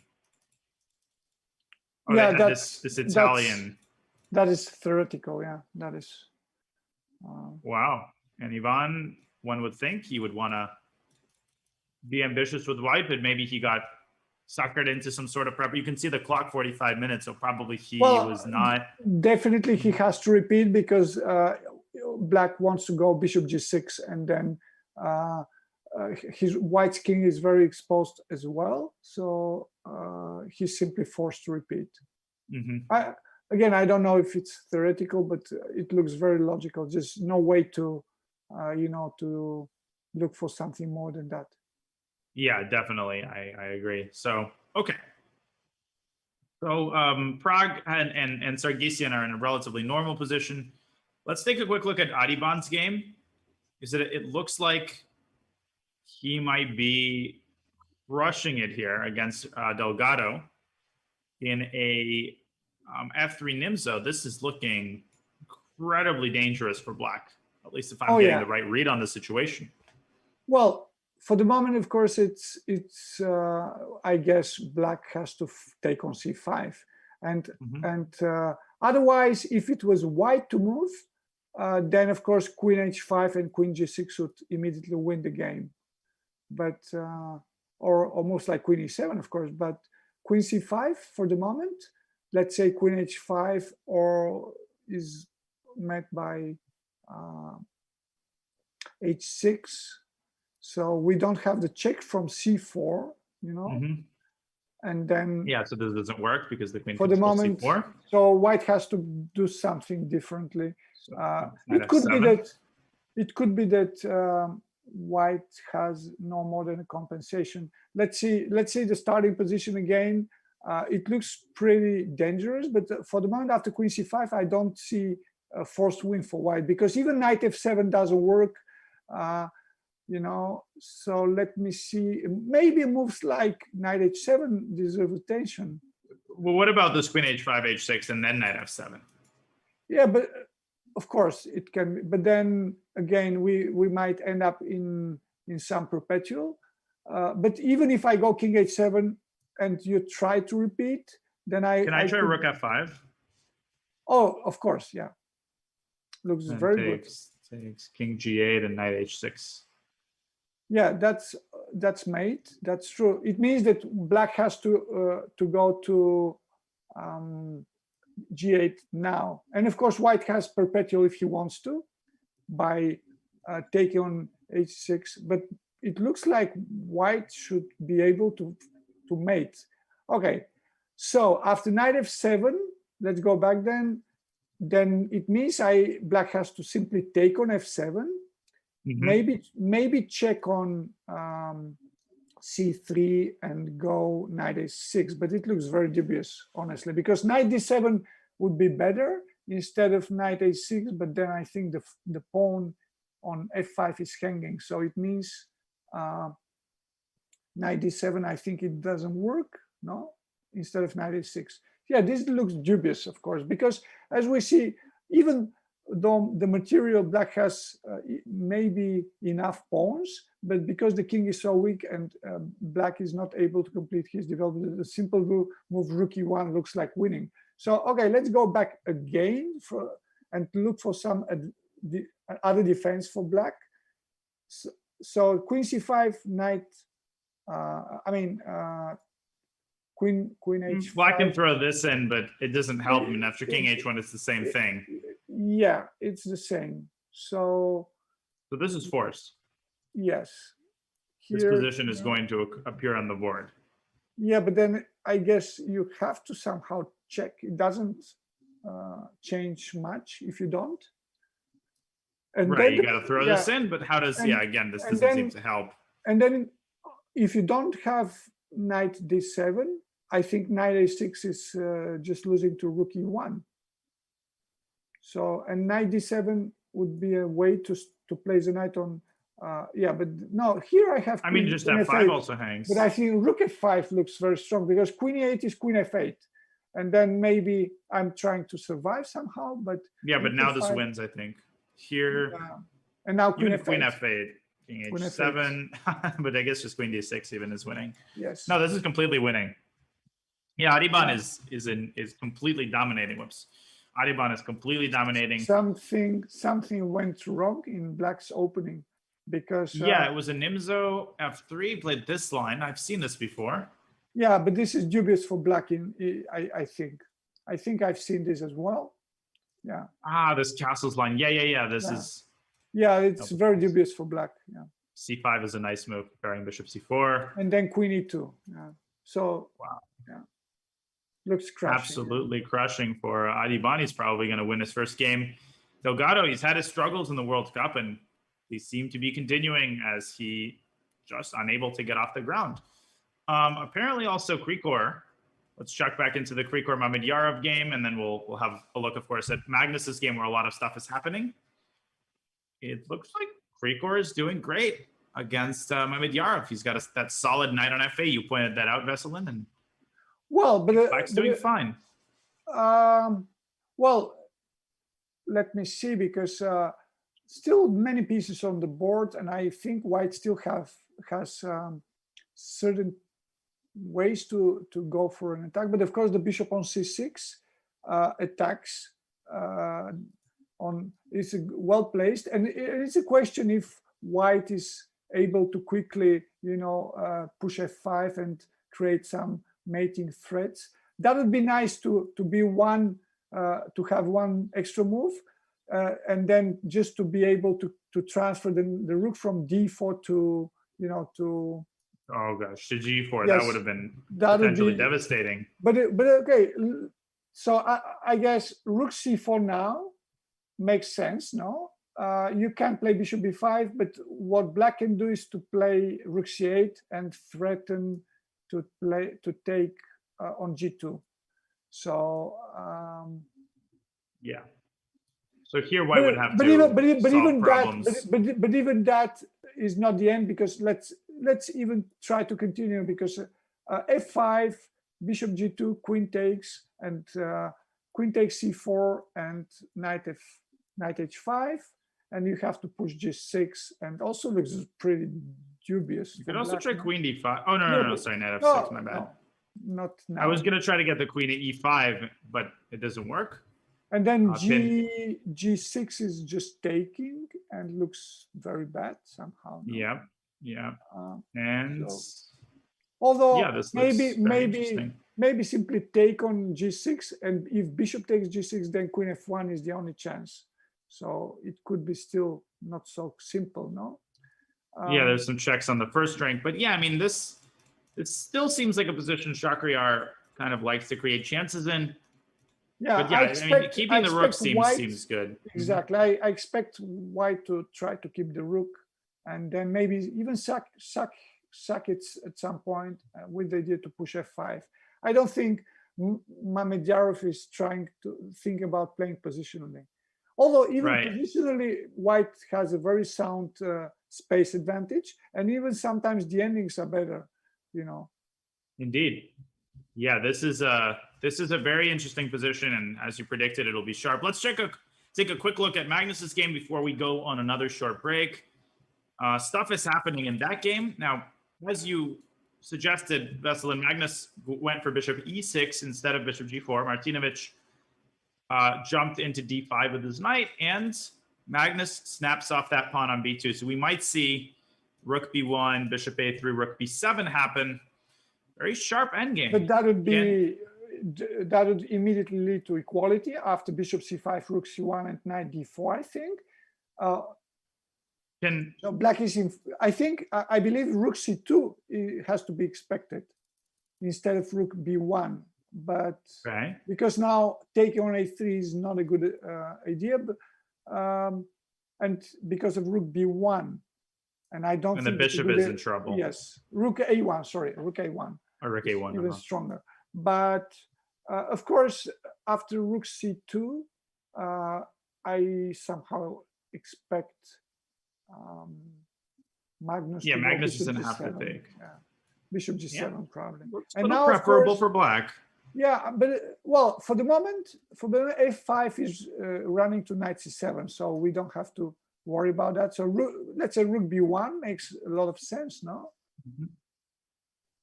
Yeah, rook b1 makes sense, and then okay, bishop g4 seems possible. But bishop e4s always have to be met by bishop e3 probably. So now moves like e6 are possible. But I don't think b6 and I don't think white is worse now. Knight b4 probably. So even if you jump and check on d4, white is completely fine. I don't think white is worse. So let's go back just to see if it's possible to find something different, because knight d4 check now is another possibility, but then the pawn on e7 is hanging. It makes no sense, no? Yeah, rook b1 also seems possible. So this doesn't seem. That's not a good choice. Bishop g7, rook b1, maybe rook d8 makes sense. But then, of course, I hate the idea to allow the knight to the rook to go to b7, because here, Yeah, if black takes, if on after rook b7, if black takes on d5, somehow pawns are equal, but I think that would be lead to a much better ending for white. yeah, definitely Magnus would not want to allow this. It only makes sense if black's able to secure the knight on c6 by having the rook on c8, but it's one tempi late. So I expect, again, I expect the move rook c2, and it will be interesting to see Magnus' reaction. Yeah, rook c2 has been played, and as Magnus is contemplating his next move, looking off into the distance, we are going to take another short break. We'll be back in a few minutes with more action from Magnus's match and the others. Don't go anywhere. We will be right back.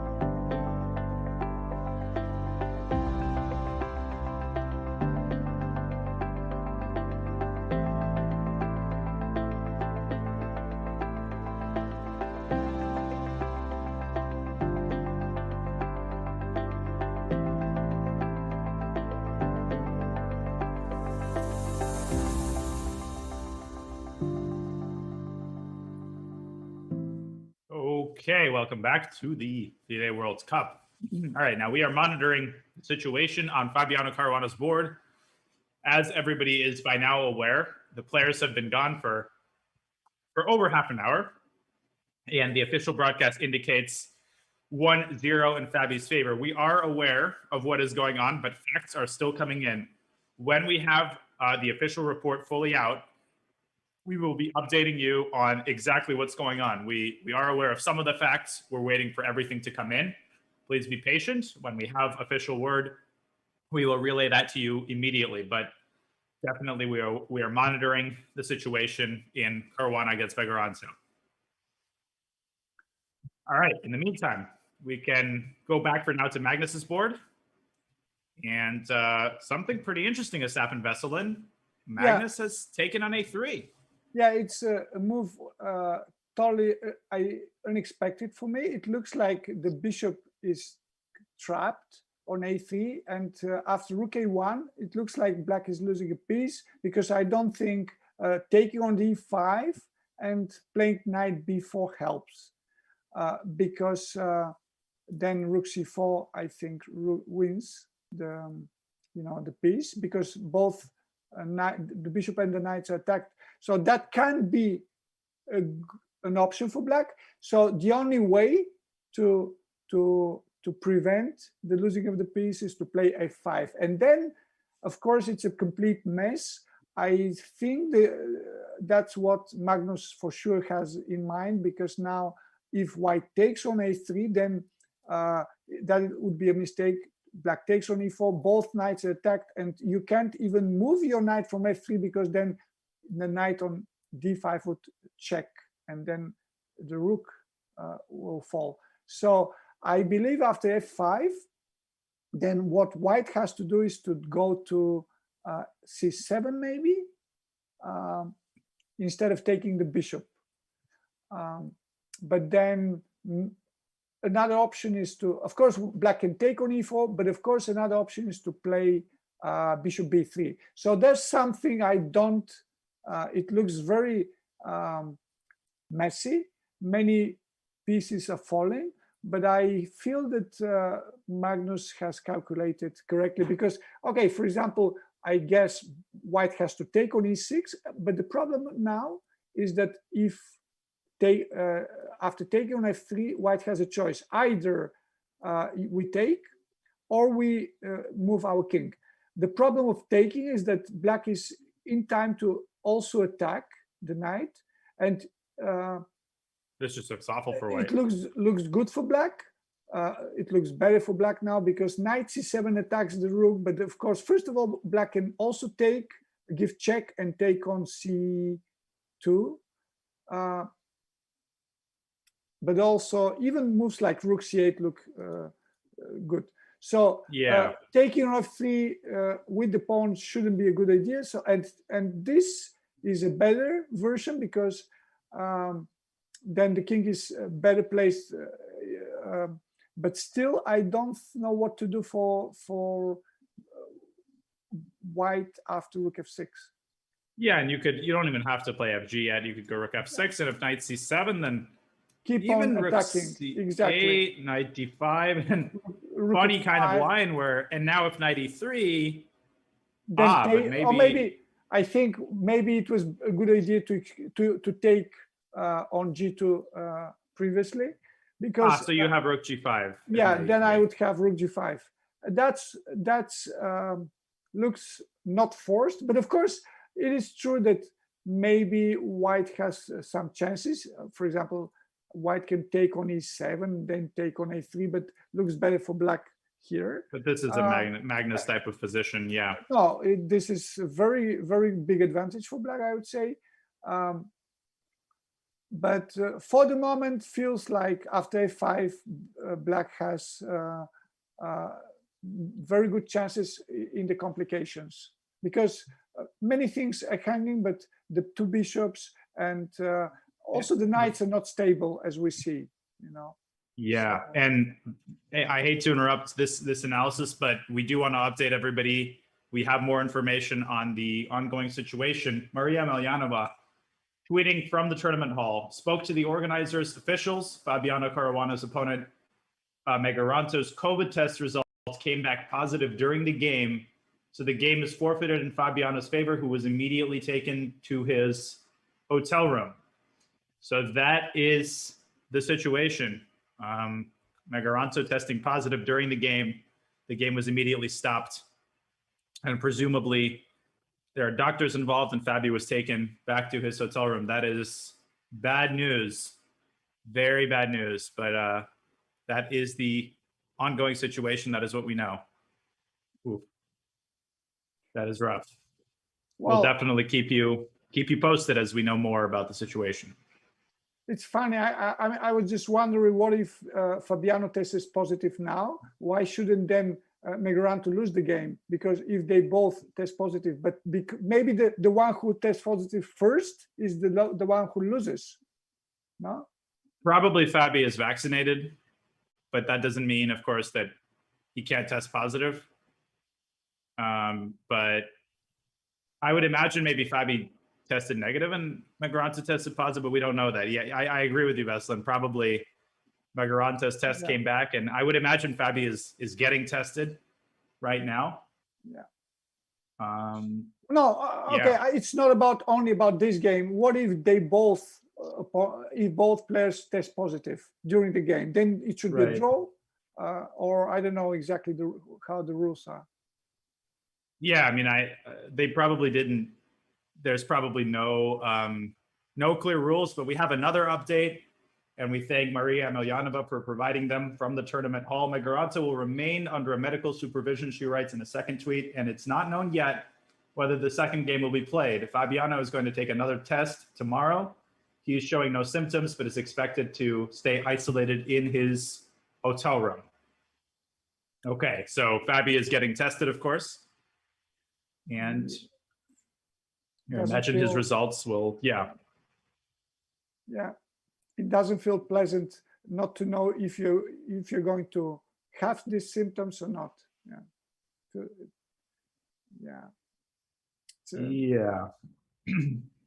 It's a difficult situation to play under, you know.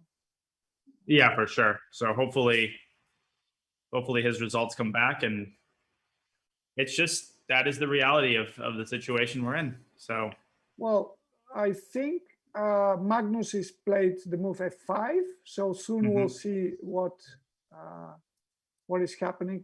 As I said, it looks the first impression, it looks good for black, but maybe white, maybe we miss some move. So let me ask you this: what about, how bad is Rook A3 FE? And 97, and then 97. Exactly. Yeah, but it's still pawn down.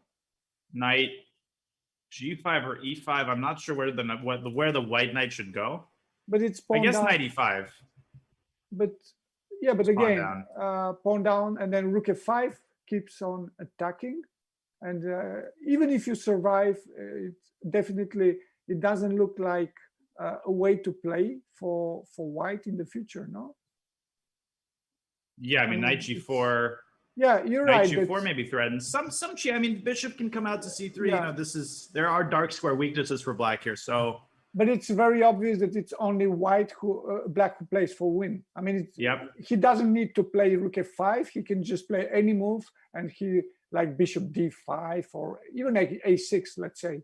So just pawn up, and it's a solid pawn. So I don't think it's a good decision for white, but again, I don't see good options, because these complications we were looking at after knight C7, okay, we didn't look at the move Bishop B3, which also looks very good, but even taking on A4 also deserves attention, and from what we saw, it looked like black is completely fine. I mean, the only thing maybe that we missed was that after taking F3, King F1, something I missed, I think. Yeah, take King F1, take on G2, and then King G1.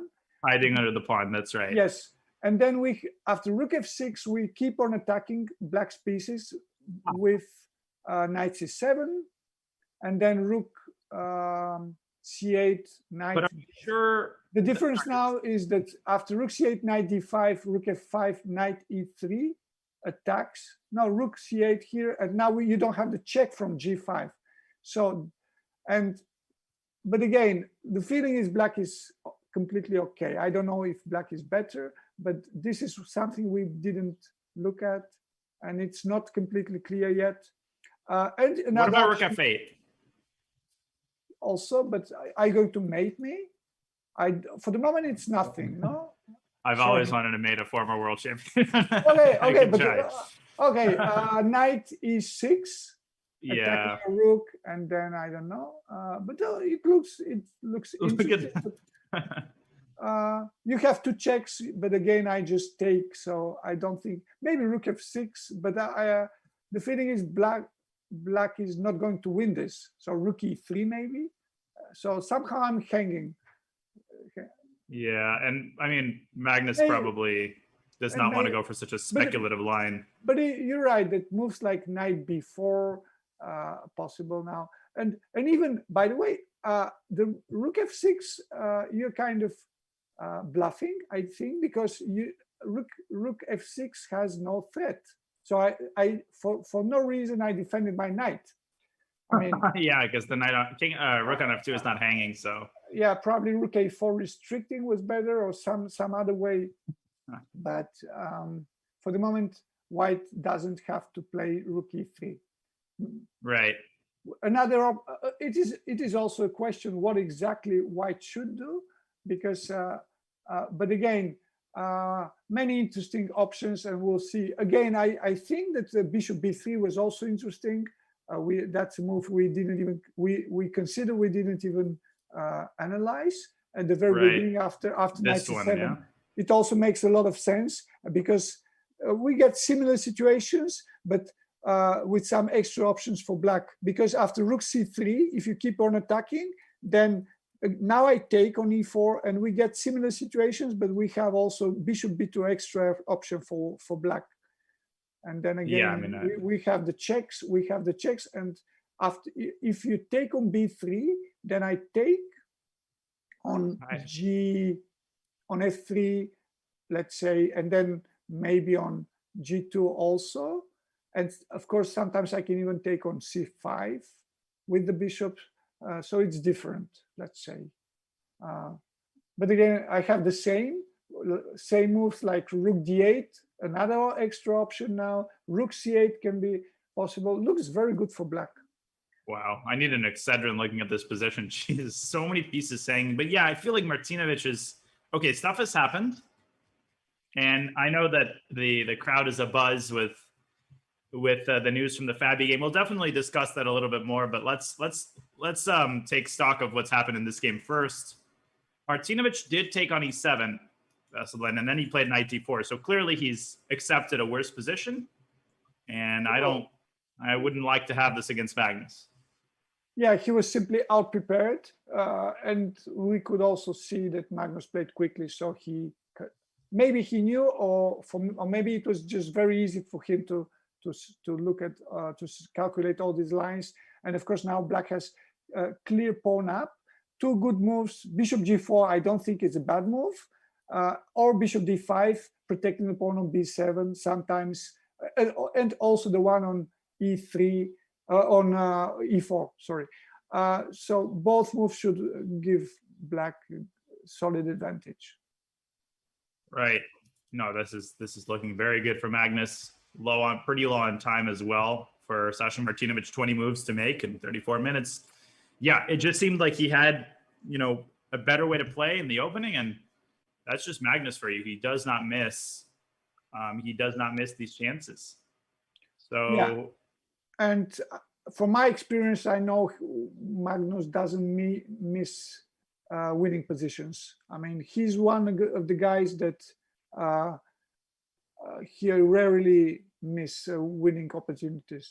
I mean, he's very good in collecting points once he has a chance.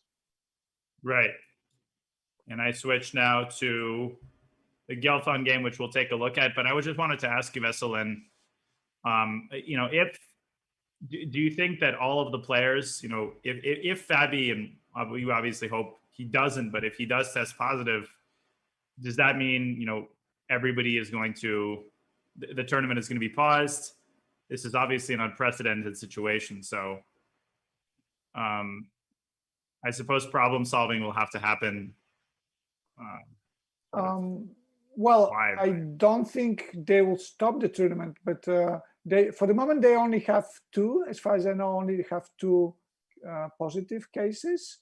Okay, and we don't even know if Levon is tested positive. So there's nothing to worry for at the moment. But it's also true that it's only day 4, of the World Cup. So it's a worrisome situation. That's true. But again, nobody likes it, obviously, and still we have to give credit to the organizers, because it is extremely difficult to organize big events with so many people, and of course we immediately see that although I'm sure there are many measures taken, still it's not possible to control everything. Yeah, and even if, of course, even vaccines are not 100% effective, as we know, it's still possible to test positive. So it's not necessarily good to blame the players, that they might have taken all the necessary precautions. Such is the situation. But we'll keep an eye on that for you and bring you updates when they happen. But Gelfand's position here is really, really interesting. And Veselin, I think Boris just might be going on to a crushing victory here, unless I'm misreading the situation. Did he play h5, by the way? That was me. I sacrificed his pawn for him. Well, for the moment, it's not winning, because if you push h5, I guess black takes, and then knight h7 is not so good, maybe immediately, because black can simply ignore by playing rook e8. So it doesn't look like winning immediately. It is true, it looks very dangerous, but I don't think white has to be to decide immediately whether to play h5. Sometimes it's better to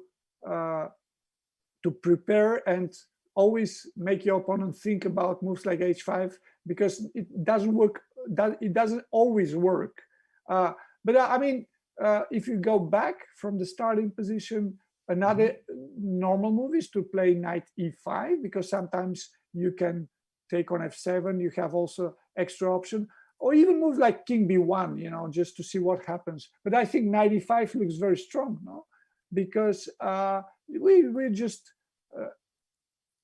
sometimes we have the option for queen b3, and then of course sometimes we can also take on f7. So it looks to me like knight e5 is another good option. And if Can I maybe go here? Yeah, but then maybe either I go king b1 or I push h5 now, because now, as you see, now it makes a difference. Knight h5, knight h5, rook h5.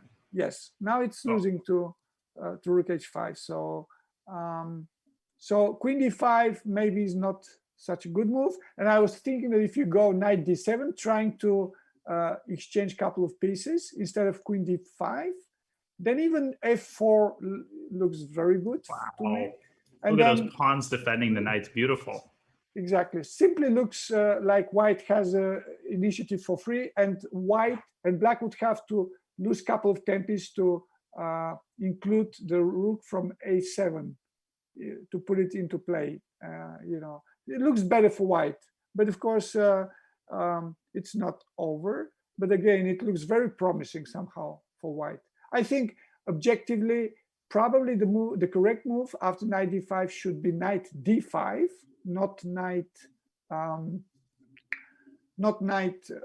d7. And then a very typical move to always consider is knight h7. Yeah, absolutely. King h7 and then h5. Which doesn't mean it doesn't always work. It's also, but again, it looks so crushing. I mean, here.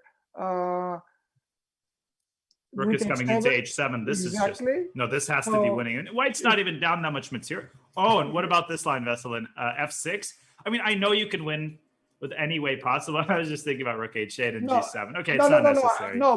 But after rook h8, obviously black has to go king h7. Yeah, King king g7. g7. Sorry. Repeat again, moves once. looks nice. This shouldn't be. It's just knight f7, h6 is mate.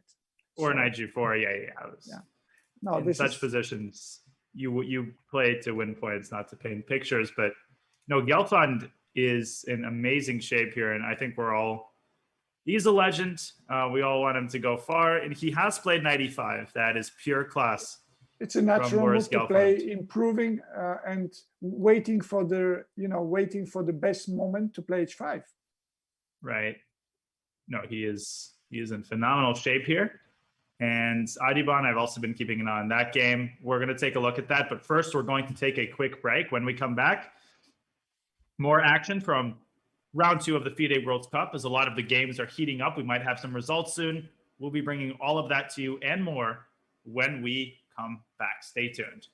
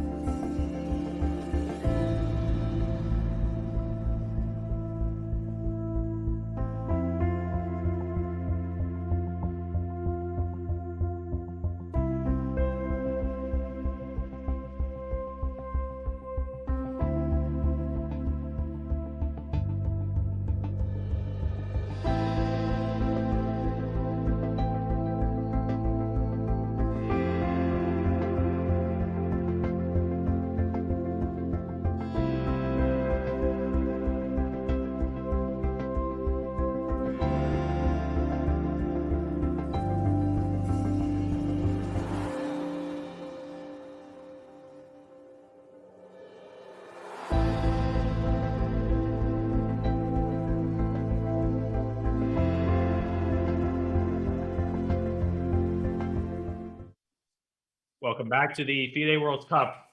We are monitoring two separate situations. Those of you just joining, the first is that Grandmaster Levon Aronian unfortunately had to forfeit his first match game today against Bobby Chang. He was exhibiting symptoms of fever earlier, and as a precaution, he forfeited today's game. He might be playing tomorrow. We will update you on that when we get more news. The second situation, this one very recent, according to Maria Emelianova, who is at the tournament scene, Fabiano's game against Susanto Megaranto was paused in the middle of the opening, and the news has just come that Megaranto's COVID test result came back positive during the game. So the game is forfeited in Fabiano's favor, and both of them presumably are being isolated in their hotel rooms. And once again, we will bring you more updates on that situation when we get them. We are sticking to the facts, but our job is to commentate the ongoing games. So we're going to be focusing on that. Magnus has won a pawn. He has good winning chances, it seems, against Sasha Martinovic. We've been analyzing that game pretty extensively, Veselin, so I think we should maybe go around a little bit and check into some of the games we haven't looked at in a while. I would like to start with Alireza Firouzja, who seems to be not manufacturing too many chances here against Jawahir Sindarov and that accelerated dragon. What do you think of this? Well, definitely it doesn't look so impressive for white. Black's got very, very good Marozzi. He's attacking now the pawn on b2, and in fact it's a bit of a mystery for me, because this kind of structures, normally white should be the first one to put the pawn on b3, his pawn on b3, and over it, with the idea to always beat the a4 move, the advance of the a pawn with b4, and that hasn't been done. So now black, I don't think black is better, but I don't think black has any problems. And even the move like bishop d4 doesn't work now. That would be losing after e6. So the only natural move, sense move that makes sense is either white can play bishop c1, which is quite passive, but rook d1, rook d from d5 to d2. Well, I just believe that black's fine. Maybe not better again, but yeah, again, you're right. Rook b4 followed by rook c6, rook b6, attacking the pawn on b2, and I think black is completely fine and easy moves to play. And even if he doesn't do that, it just with two bishops, it's extremely difficult to find a winning plan for white. So I don't think black is maybe better, but black for sure doesn't have a problem. Yeah, accelerated dragon is annoying, and Alireza's time is also a little bit concerning to me. 25 minutes or so on his clock for 19 moves. So, this is slightly concerning, and I agree with you. Probably white could equalize, but I feel like white has to be more careful than black. This could spiral out of control for white if he's not careful.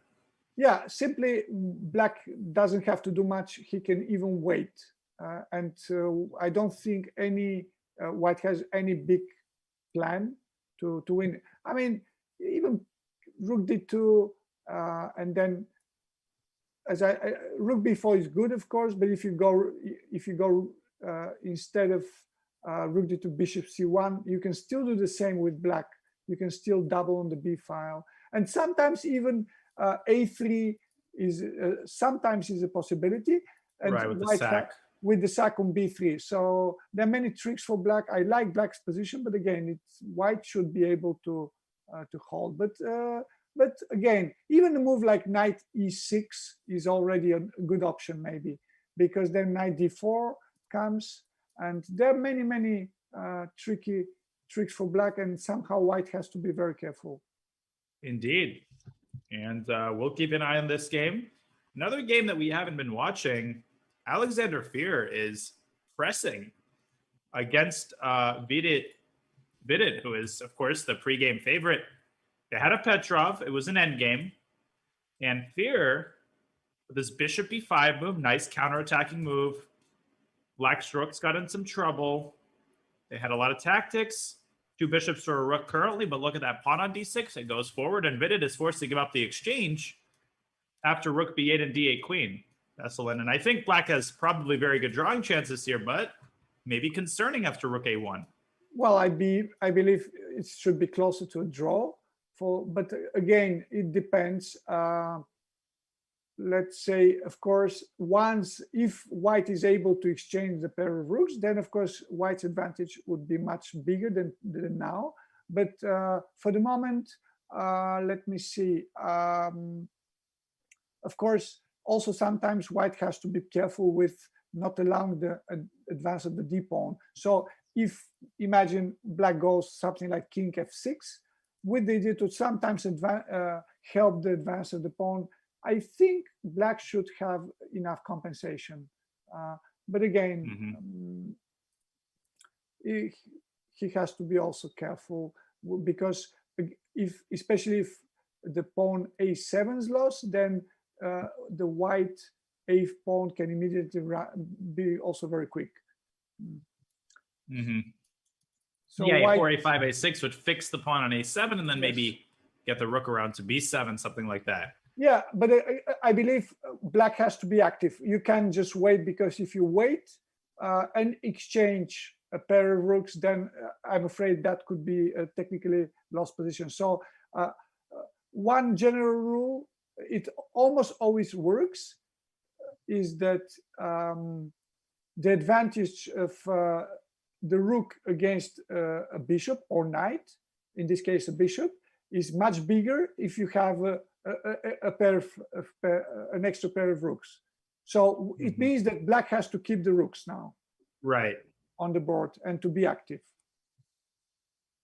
Yeah, for sure. An exchange would be, the bishop would be incapable of handling the rook, whereas black's rook now gives significant drawing chances. So yeah, but look, for example, maybe a good option for black is to place the rook on a5. That's one, and it's good also that the bishop protects all the pawns. So you put your pawn on h5 and the rook on a5, which means white has to play a3, but then it would be difficult to activate the rook from a1.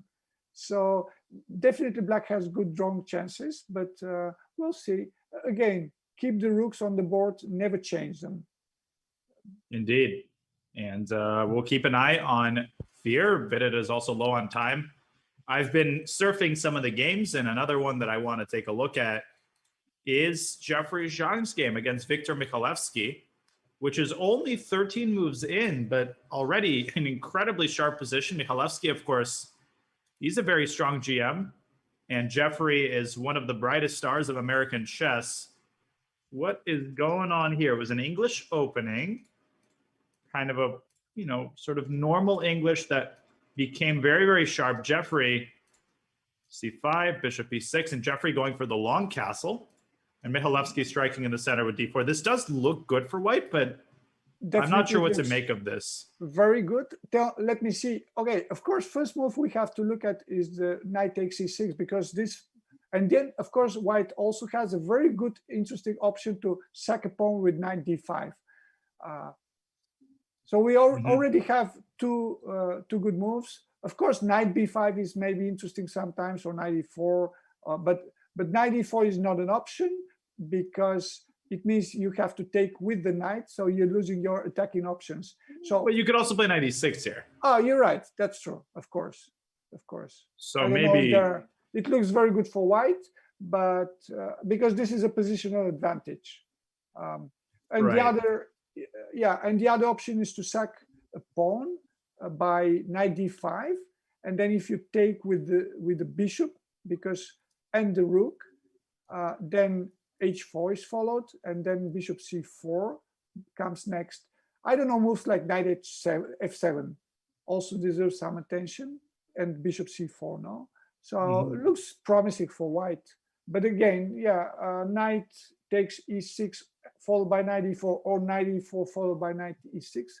Both moves looks very, very good. Right, knight e4. 94, and now 96. And this kind of position just looks nasty. Black's position starts to collapse. Well, except I don't know if a move like knight f2 works, but I don't believe it's a good one. I mean, knight f2 instead of taking on e6. I don't think it's a good one. Right. I mean, it just looks like white's got to have something here. Maybe knight d8. Yeah, and knight d1. Yeah. Then I guess knight b7. Yeah, this has to be good for white, I would imagine. Good. Yeah, queen c7, Right, but still it's just a pawn up somehow. Right. Makes a lot of sense. Take on d1 and take on d4. If queen c7. Take on d1, take on d4, up a pawn, good position. Yeah, two bishops close to win. We have our first decisive result of the day, which is that Adiban, as expected, in very, very convincing and nice fashion, has defeated Delgado Ramirez. So I think this is our first decisive result. Wow, queen h7 at the end, very beautiful. Fantastic.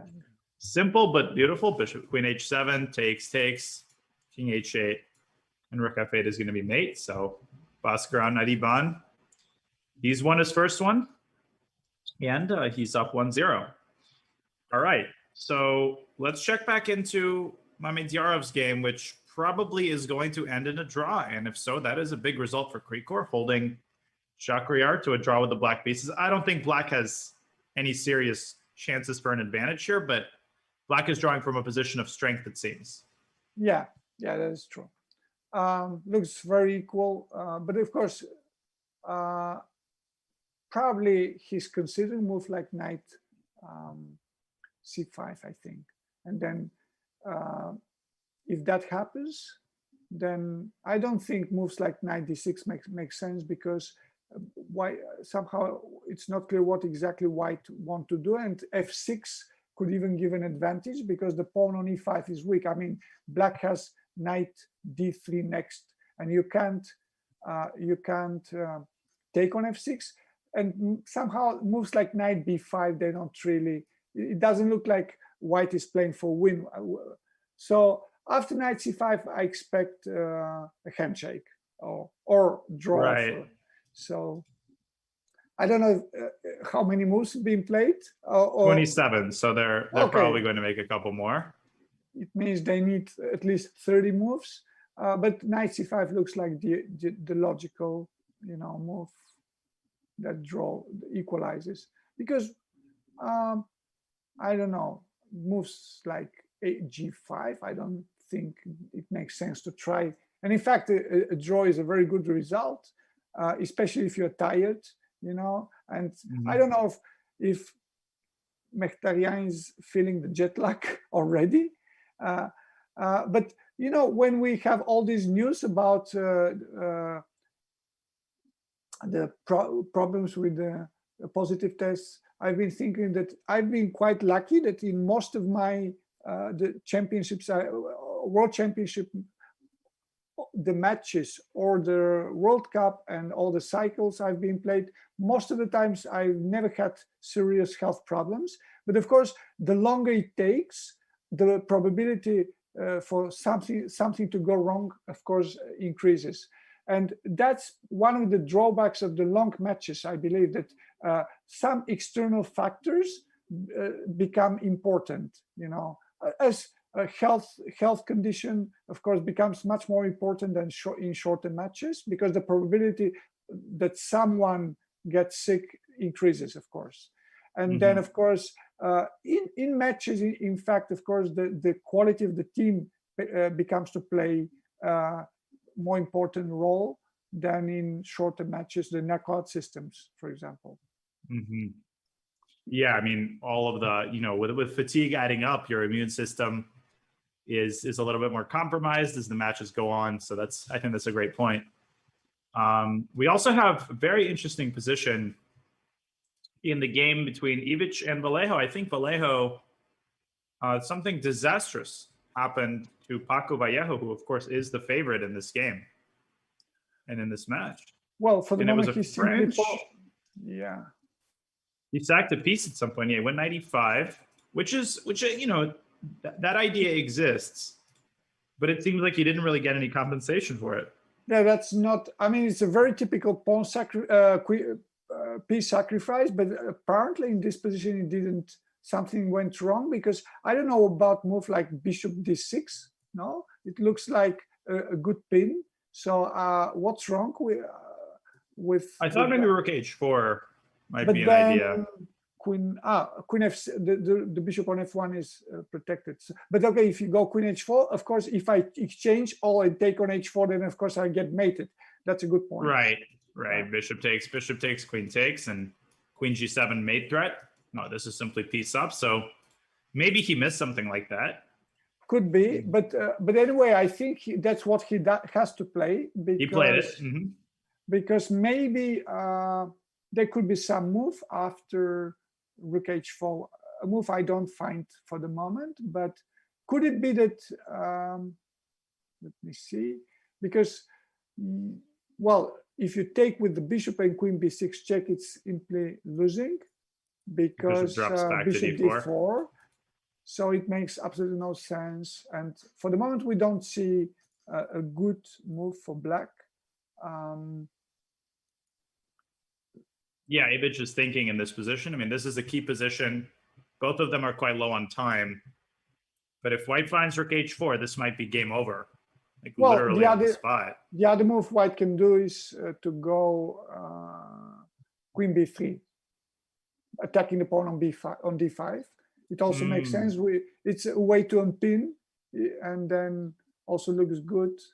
I don't see immediately what can black do, because knight f6 is very passive, and if you take with a knight, with a knight, then bishop e5 and just a piece for no compensation. Or almost nothing. Yeah, takes, of course, there's queen d5 with the fork. So this might be a pretty significant upset, as Ibic is thinking in this position. He's got plenty of time. We will keep an eye on Ibic against Vallejo. Yeah, I mean, when I looked quickly at the moves, it feels wrong when black goes queen b6 and then queen a5. Somehow that shouldn't be the way, because there are many ways, many positions when white exchanges, black sacrifice on e5, but of course always the queen is on b6, and it's a better place. But now, of course, I think Paco, either he missed something, or he felt that he's getting outplayed completely, and because white has a lot of space here. So if black doesn't do anything quickly, then white should be better. But I probably f5 was better. It looks ugly, or even c4. I don't know. But the way he played, maybe he simply missed something. It's a convincing game by Ibic. Definitely, he looks like he's in trouble. Yeah, because he could have taken another pawn on f3, but of course then still his pieces are not developed, and then white would still be much better. Yeah, and that h6 pawn always guarantees attacking chances related to queen g7 mate. Okay, so on our camera, well, now out of the corner of your eye, you can see Murad Yabadi hunkering down, defending against MVL, who just seems to be having a very smooth game. This is not looking like what Elshan signed up for when he played 1e4. Yeah, I mean, it looks much, much better for black, because I just simply don't see a way for white to defend the c4 pawn. And and it's a b3 is not a move that white wants to play. No, also, I mean, the only you could way double on the a file and so and again, white has it's not really counterplay if you prepare f4 with white, because then the black bishop from g7 would enter, and that's a very strong piece. You shouldn't open the diagonal, and again, but if you just stay, I think then black would simply have a very, very serious advantage. And of course, we have to never forget about pawn sacrifices like b3. So, for example, moves like rook c2 run immediately to b3. Yeah, that's horrible for So white. it's immediately losing. So you have to try to block the position, but I just don't see a good way to defend the c4 pawn. Finally, maybe what white has to play is to just stay, play b3, and move the king to d1. I believe. So b3 here. Maybe not immediately. Maybe make but at some point. Yeah, and then try to run to d1 with the king and escape and block the position. But of course, feels like much better for black. Feels better. Yeah, we can see a nice view there. Elshan, he is struggling. He's not happy. And MVL is just so good in these Sicilian positions that he has no equal in these types of situations. All right, yeah. So. But again, but maybe he has to do it now, in fact, because if you wait, maybe black could play b3 immediately with and then opening the queen side is not a good idea. And of course, if you go a3, then rook c8 wins the pawn. So if he has to do it, maybe if he wants to execute this plan, he has to do it now. Right. But again, black is better, of course. Yeah, undoubtedly MVL is in control. Let's take a look at the ladies section and see how that is faring. Yeah, we had a draw in the Yildiz against Tan Zhongyi game. The top seed Alexandra Goryachkina is facing off against Tuhurjonova. Let me refresh to get the latest here. And it just seems like Alexandra's firmly in control after knight f4. Yeah, it looks very good for black. I mean, especially I like the knight on d5. And then pawn structure is very good. The rook on c6 is a bit off play. And of course, knight f4 followed by knight h3 wins one pawn.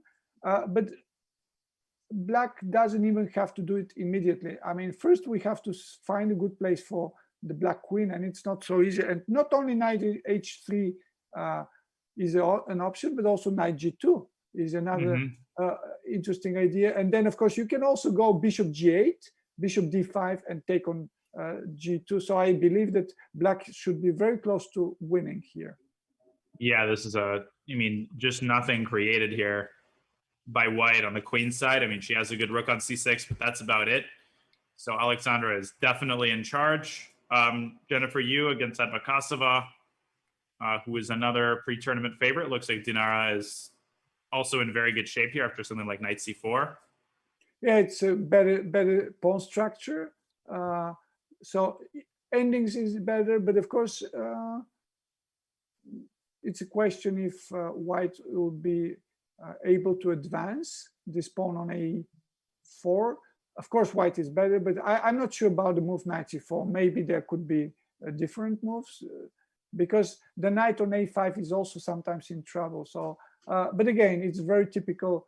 Let's say knight c4, you take queen takes c4, and then not only, of course, I'm attacking the rook, but sometimes queen b4.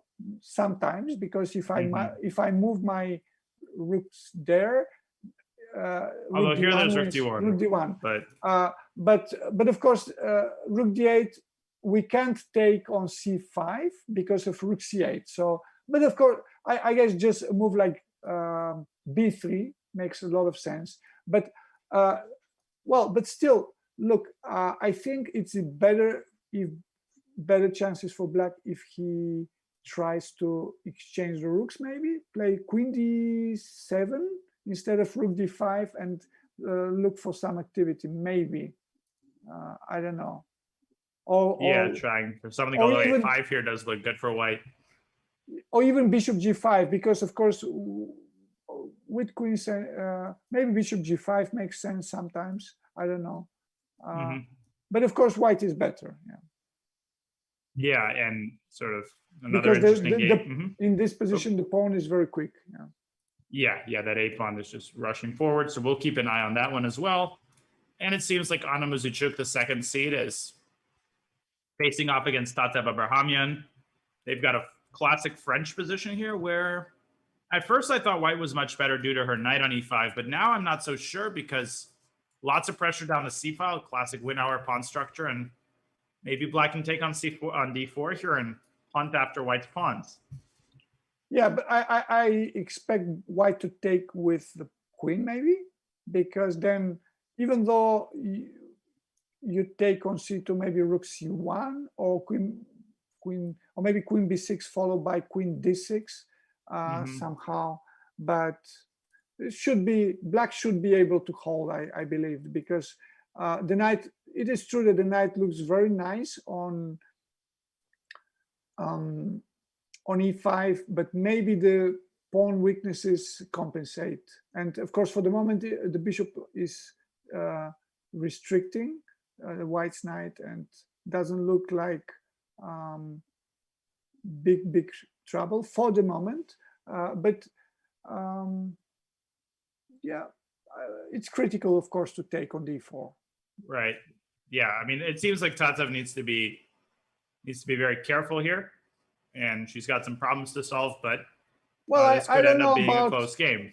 Another option white can for white is to take with the pawn, and then after queen takes c2, maybe exchange, and then I don't know, for example, go something for rook a8, and try to mate. If you go to h7, then somehow play rook b7 and bring the other rook to a7 to a8. It could be mate. So it's another option. So should be somehow still good for black, but it's not guaranteed. I think maybe black is able to somehow save the game, but it's not so easy. Maybe, I don't know. I mean, what I'm looking now is that moves like rook d1, rook d2. Imagine rook c1 and rook c8, and then, but yeah, rook d2, rook c1, rook takes d4, rook c8, and maybe rook e4 attacking. Yeah, this is forced. I mean, you can't move your bishop because of mate. And then f4 forces black to take on e5 and go to h5. So we have one pawn, and then the king is safe already. Going to f5, maybe black holds. But yeah, definitely. Definitely. So Tatsev is thinking here. She's down to 19 minutes. But we'll see if she goes for CD. Black has to be active, because if white consolidates, then sooner or later something might happen, you know. And also the pawn on b6 is weak. Yeah, I think she has to go to take on d4. Yeah, definitely. It seems like otherwise white's going to consolidate her positional advantage. Before we take a break, let's come back to the open section and see how our world champion is doing. Magnus seems to be making a lot of progress toward converting this advantage against Martinovic, as he's got white really pushed back against the wall here. Yeah, it's not only that it is probably technically winning, but of course it's even more difficult to defend over the board, because again, one mistake from white could be just like the final, and then of course black can never make a big mistake somehow, and you have to keep your rooks always on the a file, because it stops the advance of the a pawn. But of course the black king can come. So I don't know, maybe what white should do is to first play g3 and then exchange on d3, maybe, because because taking with the pawn is not that dangerous, in fact. So, but of course you can't do that immediately, because the pawn on g2 is hanging. So now take, and then probably take with the rook, not with not with the pawn, because that pawn it is a pass pawn, but at the same time it can be weak. So I would take with the rook, and I don't know, for example, rook d1, rook b3 maybe, and then And then still we have this problem with the a pawn, trying to push the a pawn, and the check on d6, it's only one check. It doesn't really change much. So, and now we have a problem with a pawn. So I would take with the rook, but we'll see what happens. Anyway, position is very ugly for white. Yeah, extremely. And Magnus wins these games all the time. I mean, nothing is guaranteed, but 10 minutes also for Martinovic for 12 moves. One just gets the sense that he's lost control of the game. Okay, we're going to take a quick break. When we come back, we're already getting some results. 2.5 hours after the start of the round. Magnus trying to convert an advantage. We'll be bringing all of that action to you after another short break. We'll be right back.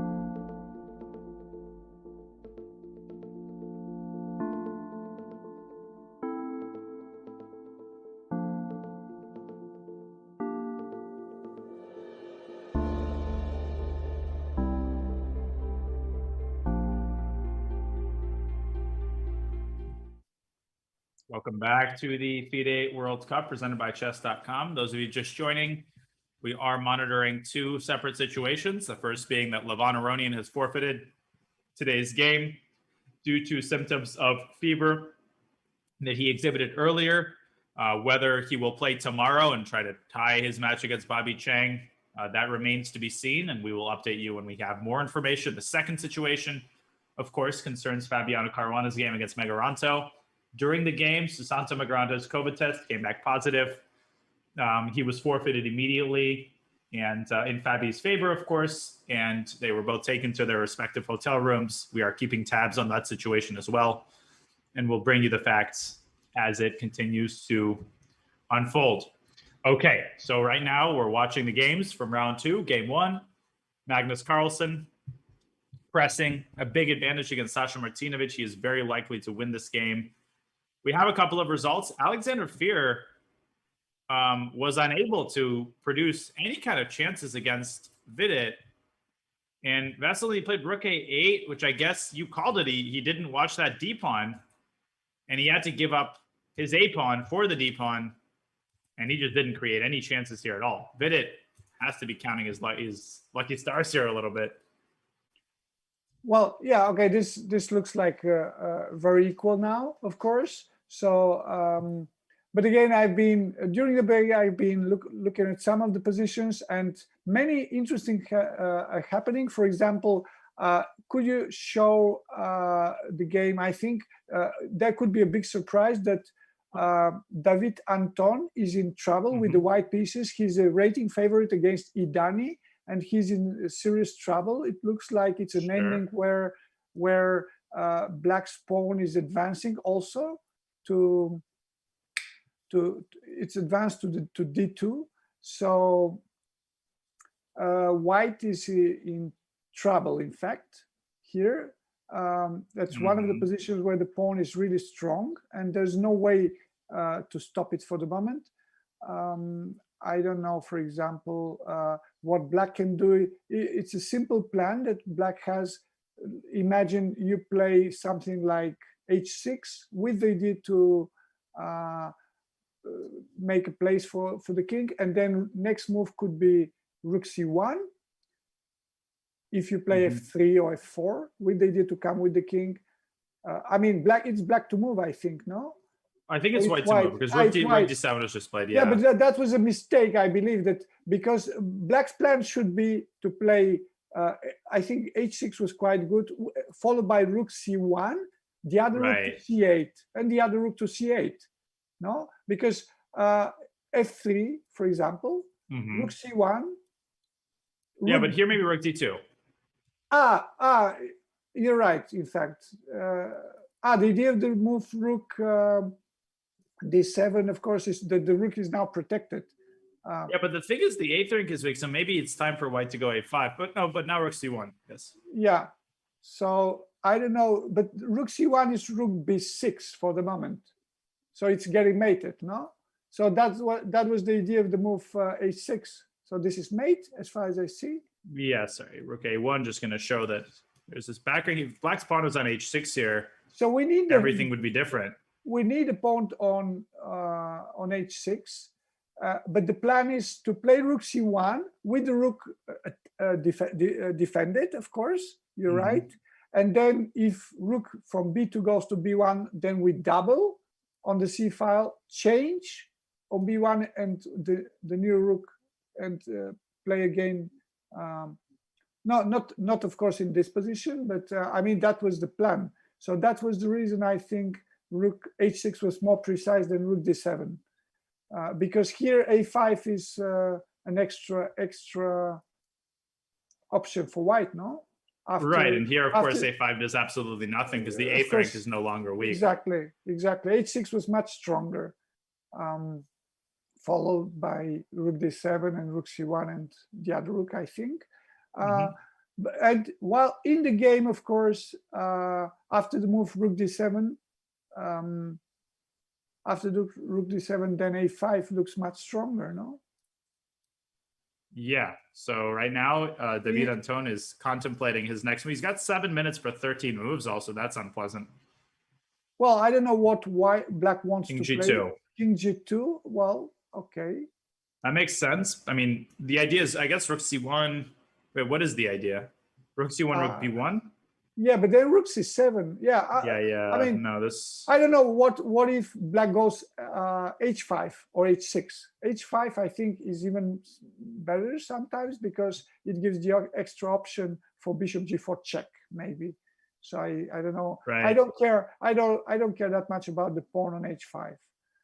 Right, you're welcome to take it. I mean, Rook C1 even helps black, so. Yeah, but again, H5 or H6, it's useful, and then we have the same plan. Right. And I don't know if King F3 going to E3 or to E2 is. There should be something somehow. Shouldn't be that easy for White to get closer to the D pawn with the king. Right, King F3. Yeah, and of course, David also is very much lower in time. So this could be some kind of a surprise, although of course they're both over 2600.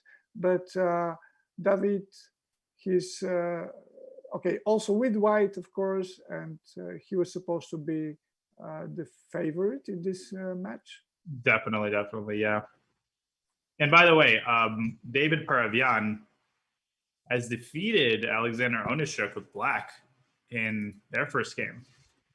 Sadly for Alexander, just unable to survive in these tactics. We had some sort of a Slav in knight e4.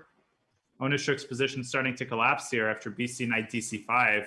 Yeah, I think he's just blundered because, first of all, the move H3 looks like a complete waste of time because what has happened is that if you see in the game, knight e4 was played and White played knight f3, which means, but somehow my question is why not to immediately, if you can stop the move knight e4, then you better play knight f3 immediately and not h3, no? And then, right.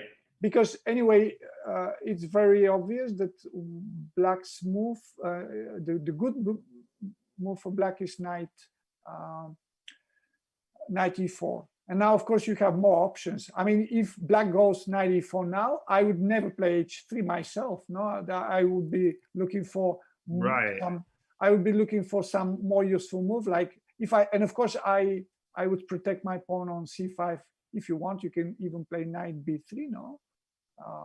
Somehow anything looks better than what happened in the game, yeah, because Alexander he tried to play like this, but now d3. That's it's insane, crushing move. He's just missed some tactics, obviously. Yep, and Paravian went on to win. Okay, obviously extra material and gave up the queen for 2 rooks and 2 pawns, winning position. He converted it. Also, Fedoseev beat Axel Bachmann, which is a pretty much expected result. Fedoseev over 2,700. Incredibly strong with white pieces. He played a nice game. Let's have a quick look at Bereyev's game against Ariantari. Looks very crazy position. Okay, you have a clear French. Well, Bereyev is down to almost 6 minutes. And it looks very much in trouble for him because, okay, he can, of course, take. What is the idea? I guess it's knight h4. Yeah, I think now there should be some. My feeling is there should be something for white. Okay, d4 probably, but the d4, of course, it's not a place I want to allow the king, for example. I mean, knight e4 comes. So, and what about? Yeah, what about queen e5? Is it mate? Do you see anything? Queen e5. I'll give you a check. And then you move. If you move queen to d3, then I still have a move like knight e7. So for the moment, it's not. Yes. But I'm looking knight at takes d5. But in fact, it's white to move. So something has happened, I think. Or maybe bishop f4 played. Bishop f4 was played. That's a move we didn't consider, but that gives the option for white to go queen g7, and then of course here black looks fine. Queen g7 takes right, king g7. But at least white's not piece down. No, I mean I just removed my bishop to d3, and if pawns are equal. So for the moment, of course. So Yeah, rook h8. rook h8, but rook h8 maybe even this doesn't look so convincing for black, I think, because I can take if I want to, and then maybe give another check, and then rook h5 protects the pawn. So if I'm able to also play knight to e2, then white shouldn't be losing for sure. I don't think white is losing here, but that's another option, and that is only if, of course, white wants to play queen g7, but maybe Tari is looking for something else. Maybe he simply wants to keep on playing with queen g4, maybe. Yeah, but then queen h7, knight h4 or something. But then knight e5, this might backfire. He did play. What did he play? In fact, maybe black can also take with the rook on g7, because then anyway, because the bishop is attacked, I don't think you have mate. You can open somewhere. You can go to d3 with check, but no more than that. No, and then of course the rook is already attacking the pawn on g2. No, he took with the king. Yeah, it's solid. And then bishop d3. That's all probably going to happen. Yeah, I don't know about moves like. What about rook h5 immediately? I mean, if you go rook h5, it's another option. I don't like it for white, but maybe it's a possibility. Yeah, and maybe rook h8. The idea is to double or maybe even rook h4, because then I can also check from g4 and you don't take. So it's another option. Look at that idea. Yeah, no, this is quite dynamic for Tari, and it could go either way. This is a very interesting game. Now, I want to bring to another. I'm thinking, rook h4 looks very interesting. That is true, because then if you take with the knight, maybe I just take it and then check. But looks fine for black for the moment. But there are tricks. There are tricks for sure. Yeah, and Barev, he's a legend, so experienced. We'll see if he manages to survive this position against the young Aryan Tari. We have a couple more results. Alexander Pretke and Vasib Durar-Bailey drew their game. I think Vladimir Malakhov, also very experienced, Jim, is about to defeat Daniele Vocaturo, Italian #1, in a very sharp game. And he's got a devastating attack going on the 7th rank, Vessel. And this is a game we haven't been looking at, but Malakhov is really strong. Yeah, but it's also true that for the moment, it's bishop takes h7. It's not mating yet. So rook g7 is the threat. Yeah, it is true. So I mean, okay. What if I take? So I can take on b1 because queen d5 mates. No, queen or d5. rook g7, rook h7. But yeah, queen d5 is even. No, rook h. Yeah, also, yeah, you're right. So for the moment, it looks. Of course, queen h6 is the only way to stop somehow. Yeah, but then rook h7, I think. Yeah, it looks winning, of course. Queen f6, and look at this. How about this rook g1? Yeah, Magnus just has finished, by the way.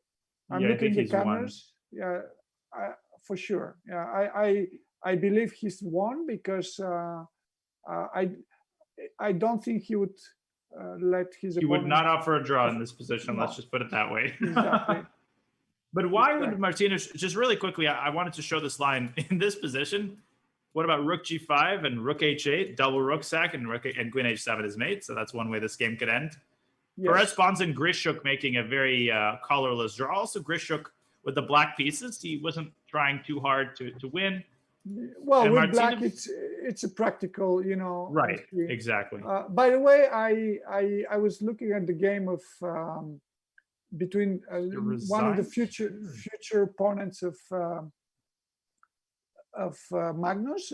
It was Alexeyev against Wojtaszek, and it looked like Alexeyev had a very solid positional advantage after the opening. They played some Najdorf, and it looked like white was better. And by the way, the position Martinovic Rosinen was this one. I think he lost hope. I mean, Magnus will win this. And maybe, I mean, he should have probably played, but it's easy to say that. I mean, when you're, think I don't know. it's no, but Black's plan is very easy because he attacks the pawn on c4, or he tries to push his pawn on a5. At some point you can't defend both, you know. So, but Right. yeah, it's and of course it's a very annoying, and it's a torture to defend a position like this. So. No, understandable decision. Completely, yeah. That's true. Yeah, for sure. Now, a couple more results, mostly expected. We have Yuyan Gi beating Kadrich very convincingly, Bassem Amin beating Gabuzian, both with the white pieces. Alekseyenko and Krasenko have made a draw. Ante Brikic, the Croatian GM, defeating 2,700 Yuri Krivoruchko, and a crushing devastated him. With white, so Krivoruchko will have to come back tomorrow. Yakuboyev and Navarro making a draw. Fedoseev defeating Bachman, so we got a lot of results pouring in. Let's have a look at that Alekseyev game you referenced, Veselin. I'm going to find it. And just also Hari and Bakro have a really interesting position.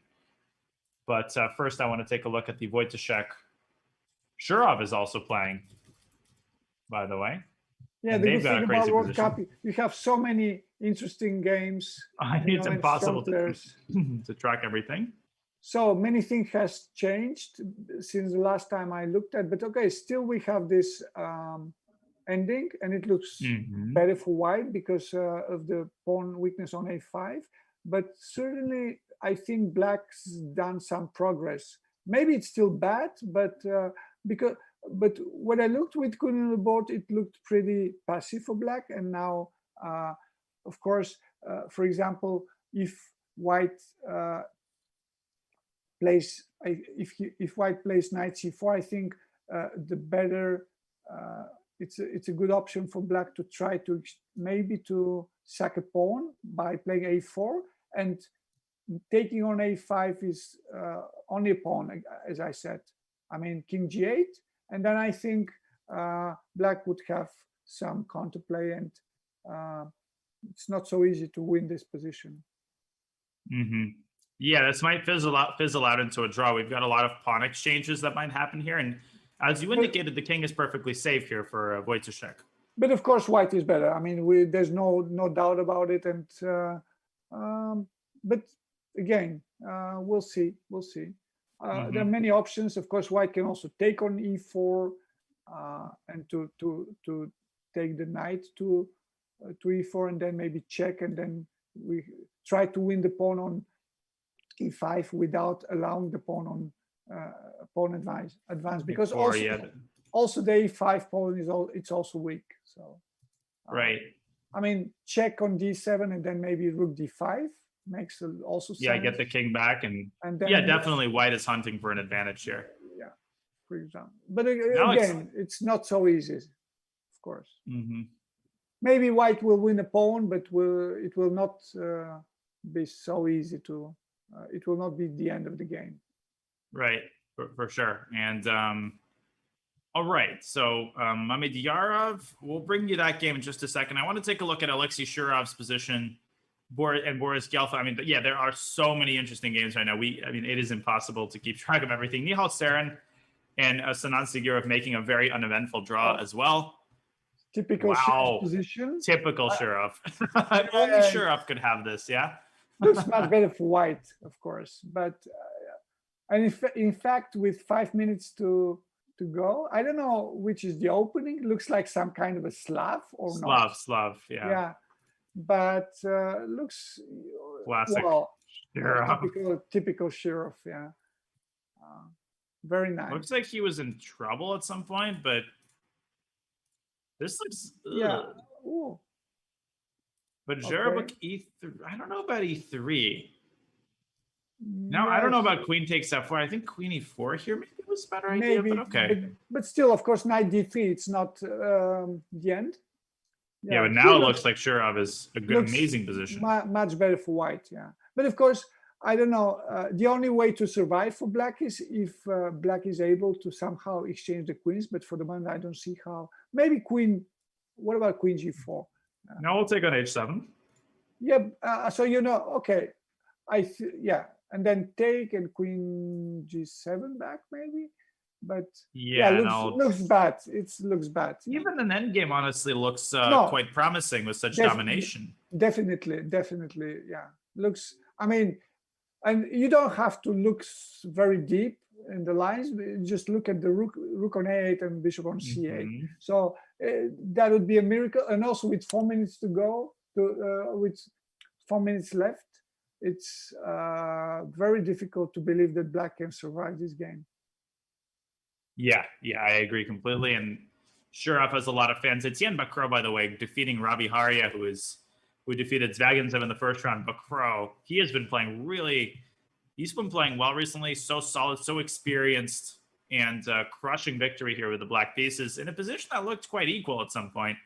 So I mean, in a way, it makes sense. It's almost impossible to win in the opening with black. So first you go through equality, and eventually white makes a mistake, no? But but I think Etienne, he's been working and helping Maxime. So for sure, he has a lot of knowledge, and especially in the opening, and he's very experienced. So it's not, in fact, it's not a surprise that he has this very good chances to go to the second round. Winning with black the first game is, I mean, maybe 90% possibilities. Yeah, especially some rating matchup like that. Okay, Mamedyarov and Krikor, of course, have made a draw. Kazada and Hare Krishna made a draw. So lots of draws at the top. As some of the higher rated, not minding a draw with the black pieces. I'm looking now at the cameras, and I just could you just show a bit again Maxime's position, Maxime Vachier-Lagrave? Sure, Maxime Vachier against Elshan. Yep, I'm finding that one. There it is. Oh, all right.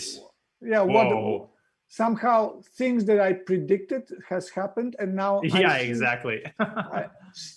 I somehow I see white's done some improvement, and if the knight is extremely well placed on e4, I don't know how that has happened. In fact, I imagine, I believe what has happened is that black simply made some positional mistake. Okay, rook f1, I don't think it. I think d4 d5 I don't like. Maybe it was. It looks fancy. It looks fancy, but it gives the e4 square for the knight. Exactly. I would rather double on the a file and advance with the rooks, I think. Yeah, I think you're right on the money here.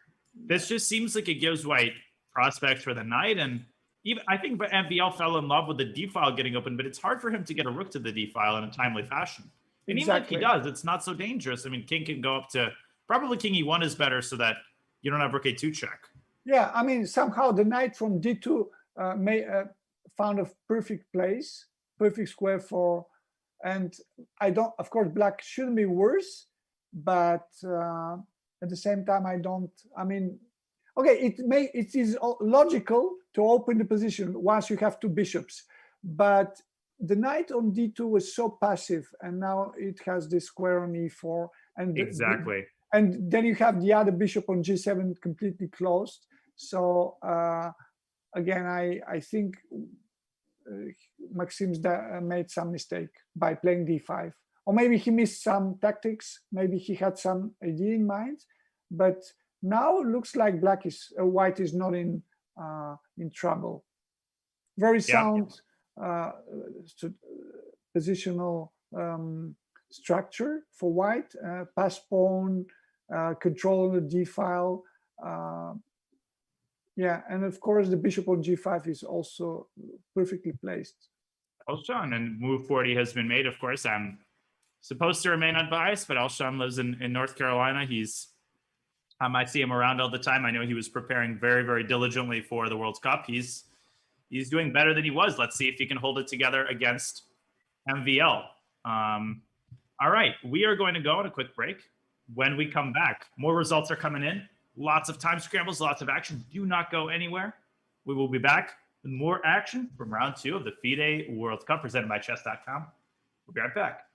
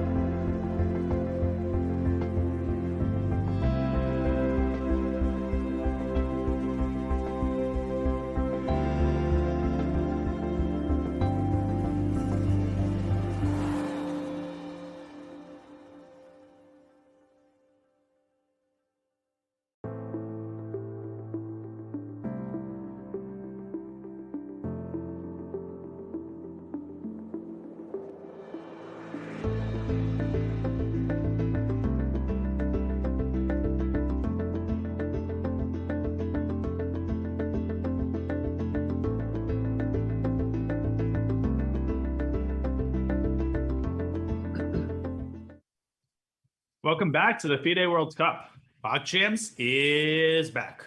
On August 29th, PogChamps 4 returns with some familiar faces. Mr. Beast and Ludwig reappear for their shot at glory. Presented by Coinbase, PogChamps 4 promises to be the biggest, brightest, and best PogChamps yet. So don't miss out on any of the action that is coming your way starting August 29th.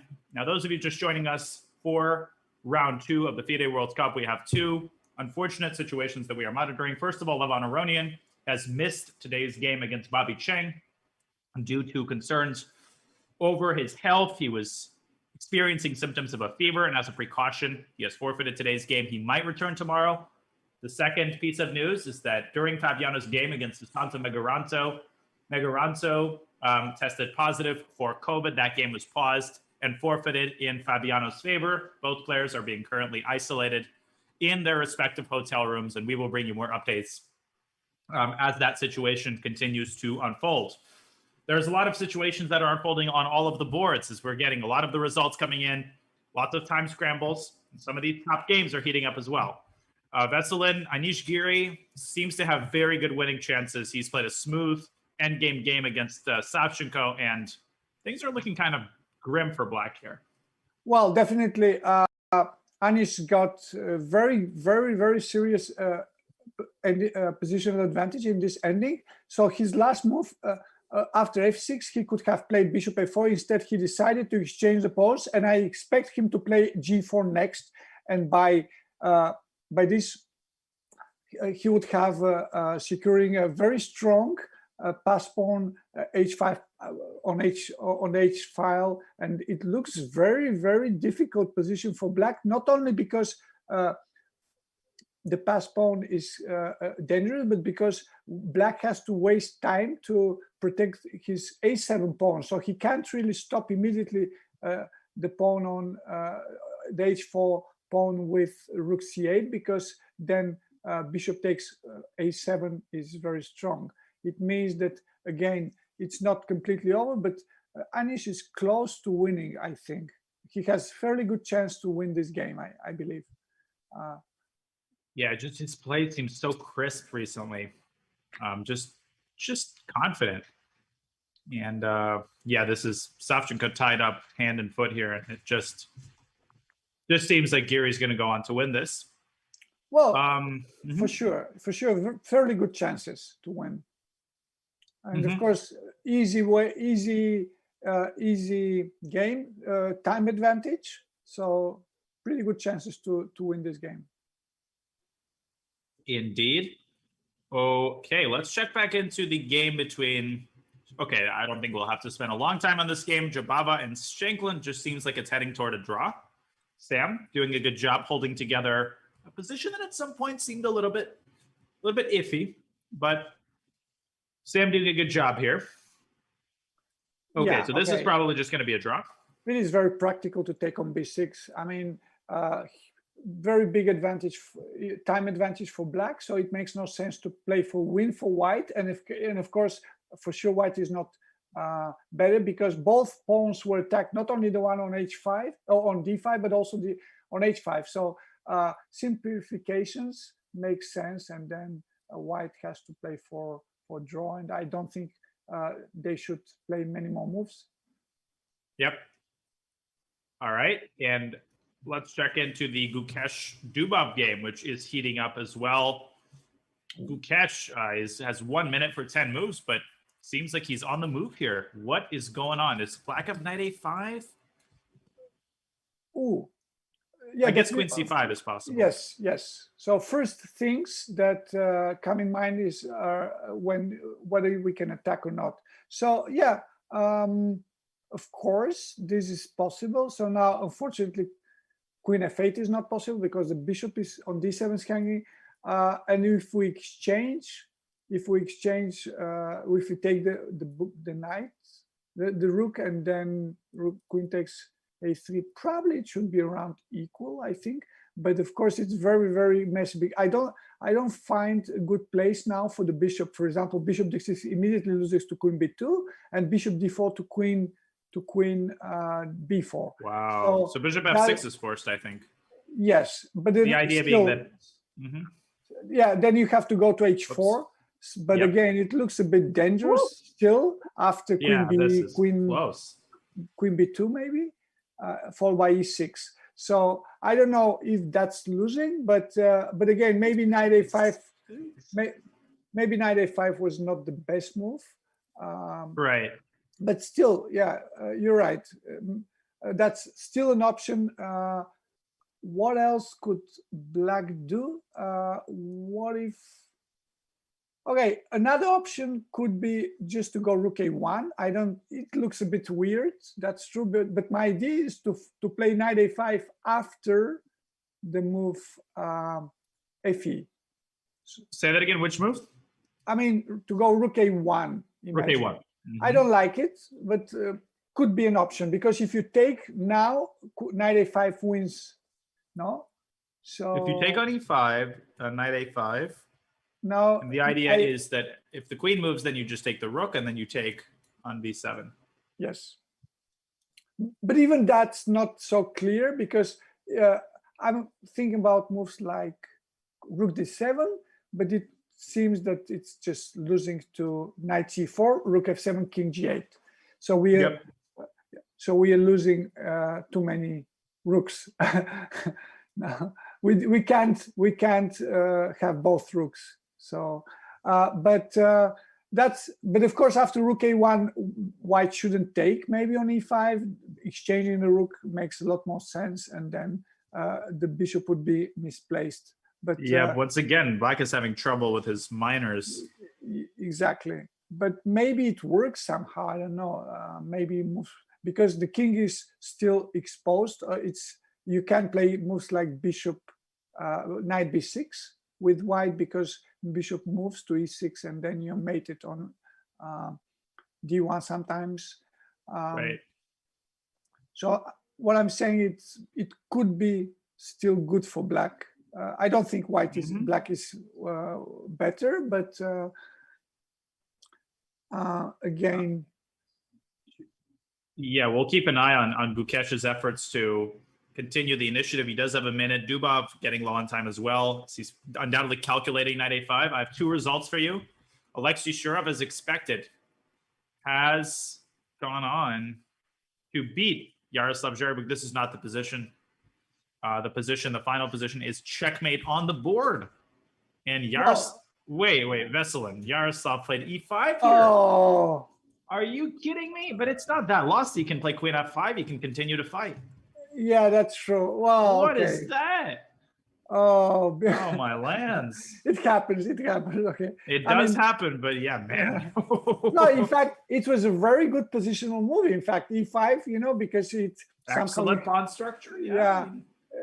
Yeah. It's a small problem. I mean, who cares in checkmate? Yeah. But Alexei Shurov beating Zverev. Well, but I mean, the only thing is that queen a5 is still lost, because even if I exchange and take bishop f4, looks pretty much very difficult position for black. I mean, yeah, I agree. He could have played a lot more for sure, but still probably with the same result. Yeah, definitely agree. And Ivic beating Vallejo in that game. Jeffrey Zhang drawing Mikhailovsky. Victor holding that position together. And Dmitry Andreikin crushing Emre Can in their first game. I also had a position to show you between Jorge Corey, Peruvian #1, was facing Sandro Mareko from Argentina. And look at this position, Mareko. What happened here? He's still my beating heart. Wow. Simply, Caro-Kann was destroyed. Apparently, rook f6 was very nice. Yeah. Dangerous attack. Yeah, looks totally winning, of course. Slightly risky for black. Just a little weakness of the king. Yeah, same problem with Zverev. Yeah, position sound, good pieces. Blockade. But getting mated. Yeah. Yeah, blockade. I mean, extra exchange. What else could you ask for? Okay, so that is another result which is about to be in the books. I'm looking around to see what other interesting games. I want to check into the ladies as well. But first, I'm just looking around to see if there's any games that are about to end decisively. What Before about we check into the Gelfand? Gelfand, yeah, let's check back into Gelfand's game. Boris having trouble converting this. It seems like he was crushing. Now he's definitely better, but maybe not as much as he would have liked to be. Yeah, the knight on h7 is ugly, but at the same time, you can't win, the bishop, because it's now finally the rook from Finally, the h7. rook. Yeah, we understand the deep idea behind the rook a7 move, that now it simply protects. And it's interesting ending, why? I mean, it still should be better for white, because black, in fact, now what if I just advance with the king? I mean, what's black? How is black going to untangle? I think, well, black goes knight f8, rook f7, and knight d7. So it is true, but still should be better for white, I think, somehow. And of course, sure. And of course, the pawn on c6 would be hanging. And we have to also think that maybe b5 was not the only move. Maybe b6 was a bit better, who knows? But still, looks still better for white, that is true. And of course, because the move b5 is forced anyway, we don't even have to provoke it with moves like rook g1. Maybe we can immediately advance the king. Yep. I mean, yeah, I don't think you're going to go rook a8. So b5 must be played, and then maybe I can play rook c1 immediately and collect the pawn. Right. Yeah, exactly. You're getting yourself in a spot where you can. I mean, if you win this pawn, it seems like you're going to win the game. Well, it's looks like, but of course, rook d7 makes a lot of sense now, because I'm also not only attacking, but on d4, but also if you defend with rook d3, then rook d6 holds, and sometimes bishop h6. So the feeling is white is better, but it's not over. Right. No, that makes sense. So Gelfand will continue to try to convert. Let's look at the women's section and let's see what's going on there. We got the top board. Goryachkina continues to expand her advantage. It seems like she's just winning. All of the pawns are hanging. Yeah, she's definitely going to beat, barring a miracle, to Herjonova on board 1. Yes. We also have this Muzuchuk game, which seems to be a little bit more competitive, but it seems like Tatev hasn't managed to create the requisite counterplay. Looks very bad for black, because white's been able to penetrate black's position, and now sometimes the knight is much better. White's knight is much better than black's bishop, but also sometimes white can simply take on f7 and then take on d5 and playing pawn up, or one pawn, or maybe 2 pawns up, if she wants to. But that moves like rook d5 also, I think, also possible now. And then I don't know. Let me see. Rook a2 is not really a big deal, because I check on d8, and if I want, I can also even exchange the queen. Maybe queen f4, rook f3. Yeah. No, but the pawn is not even on d5. So, I mean, it's right. It's not on d5. But that was white to move, or it was black to move? I think it is white to move. King h7 played by Tatev. Okay. And what if I attack rook f3? I guess rook f3 she wants. Yeah, but that's g4. I think she wants bishop g8. I think she wants bishop g8 simply. Right. But looks very dubious. I mean, something like knight g4 and try to set up a rook sack here. Oh yeah, looks very bad. That's true. Yeah. So this is likely going to be a win. We have to see rook c4 now, of course. That is a move. But and what I like is there's already a big time trouble. So maybe, Right. do you mind if we follow this position? Not at all. Yeah, This game? let's see how this unfolds, and we have it on camera as well. So let me refresh and see how Anna plays rook f3. Indeed. Yeah, so bishop g8 has to be expected. No, I just don't see another way to defend. Indeed. As we're watching it, I won't switch to the game, but I'll just say that Bibisara Alsabaeva has beaten Jensai Abdumalik. That's a pretty big upset. So Abdumalik will have to recover with the white pieces tomorrow. Abdumalik, she actually won. It was a bit her best result, maybe, of her career so far when she won Gibraltar. So it's really a big result for Alsabaeva. Yeah. Yeah, it is. It is. And Tatev struggling here. 30 seconds. Let's see where she puts the bishop. I just don't see another move. She played bishop h5. I don't like that, honestly. Oh, but g4, rook a4, maybe. Oh, and what after rook a4? C4 maybe? Yeah, c4 intercepting Anna. But then still rook c4 should be very good for black. So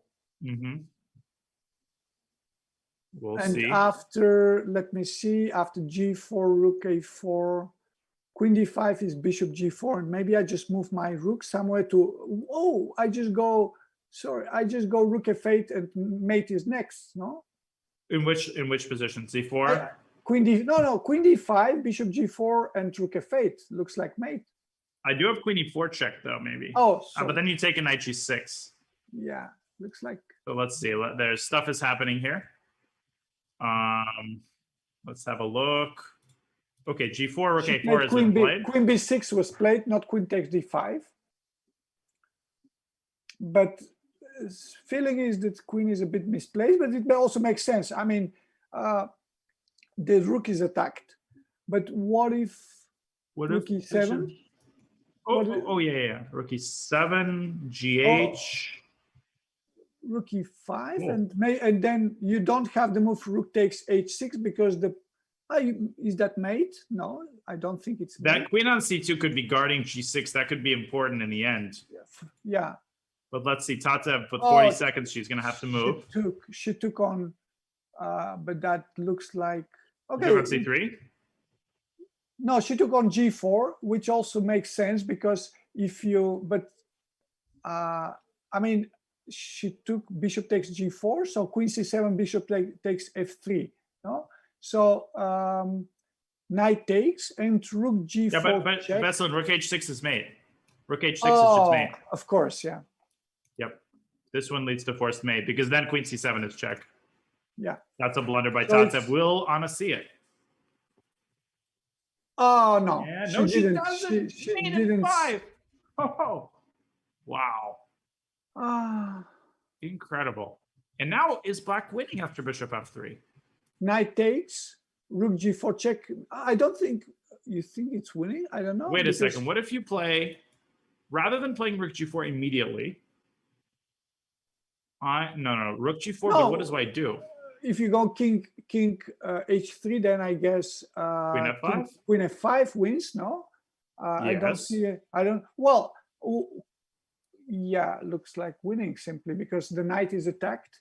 And of course, you have all this. Do you think she offered draw? I think she offered a draw. They said something to each other. I think she took on f3 and offered a draw. I think she's very worried about the prospects in this position. Yeah, she has every reason. I mean, wait a minute. Oh my goodness. I think she's just lost. I mean, so. Is there anything after king h3, queen f5? Maybe there's some crazy move. Well, except of course, you can take on h6. Queen d7 is queen f3 mate. No. What about rook f6? Rook f6. Oh, what a move! Oh my god. Wait a second. Queen f6, king g4, all of a sudden white is better. White wins, yeah. Which means they both made a mistake. One made a mistake by offering a draw and the other by not playing it. So Tatev has given that check. I don't think Anna sees it yet. But of course, it's also true. I don't need to.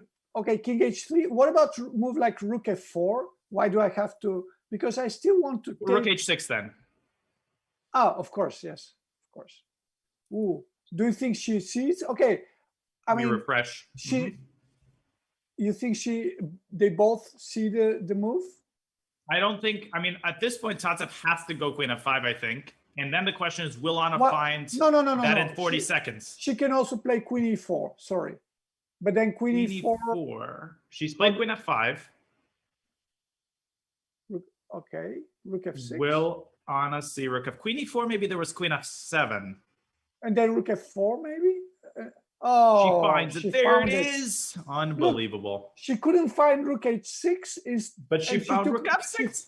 Yeah. And now, of course. Oh my lands. No, rook takes h4, of course. King h4. And then take. King g3, and then maybe some chances should be lost, of course. But maybe I'm kind of checking still. What if I just keep checking on g6 and then h5? Yeah, you have to try, and there are definite drawing chances. Tatsev will have 2 pawns for the piece. In fact, that's what has happened for the moment. Yep. Okay, good. And then, so king g3, I guess. Yeah, king g3, queen g6. And then you have to hide to g2 and queen g3 maybe. And then queen e4 with chances maybe, or not.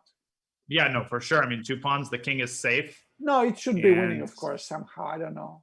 Somehow. Yeah, and I feel like after such a blow, but it's not. It's very hard to. It's not true. It's not so easy, because if you cover the check with queen g3, queen e4 next, and then I mean I already have 2 pawns. So if you try to exchange with queen e5, then still queen g4 comes. So it's not so easy to unpin. And of course, if we exchange with b4, that would be different. Yeah, then that might be close to a draw. We are going to go on a quick break. We're going to keep this game open so you guys can see the time scramble, as time control is always made. But incredible stuff going on in Muzichok Abrahamian. We'll be right back with more action from round 2 of the FIDE World Cup. Don't go anywhere. We'll be back in a few.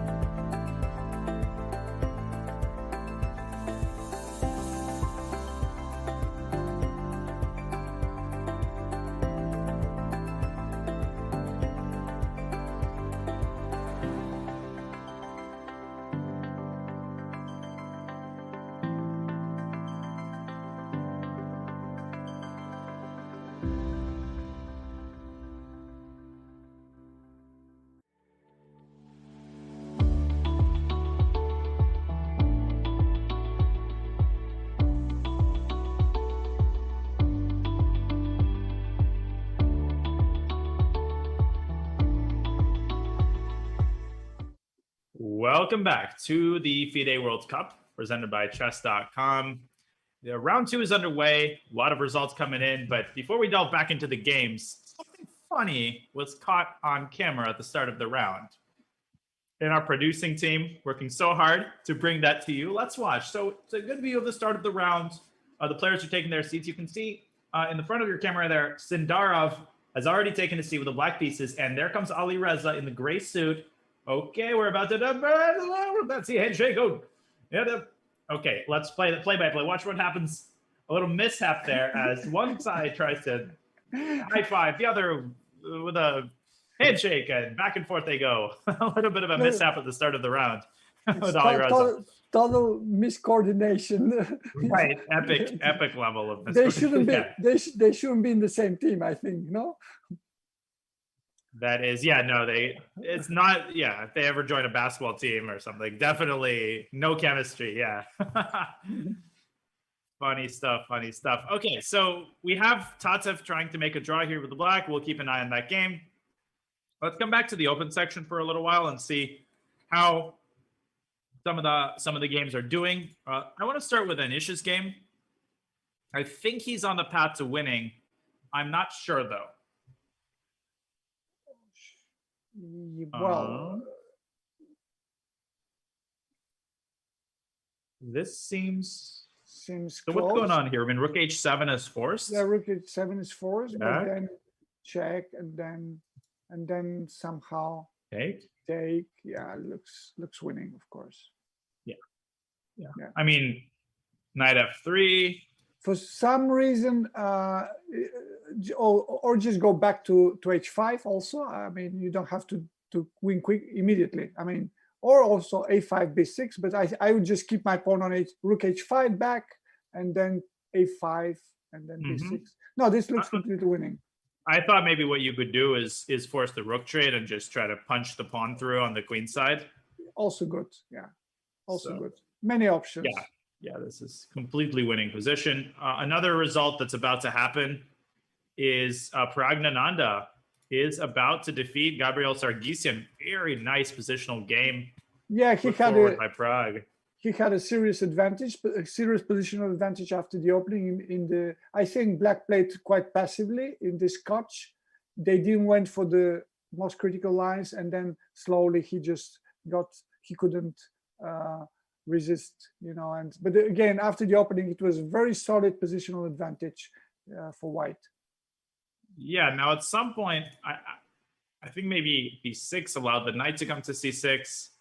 But in Prague, still black was pawn down, no? Even not. Oh yeah, he was a pawn down, wasn't he?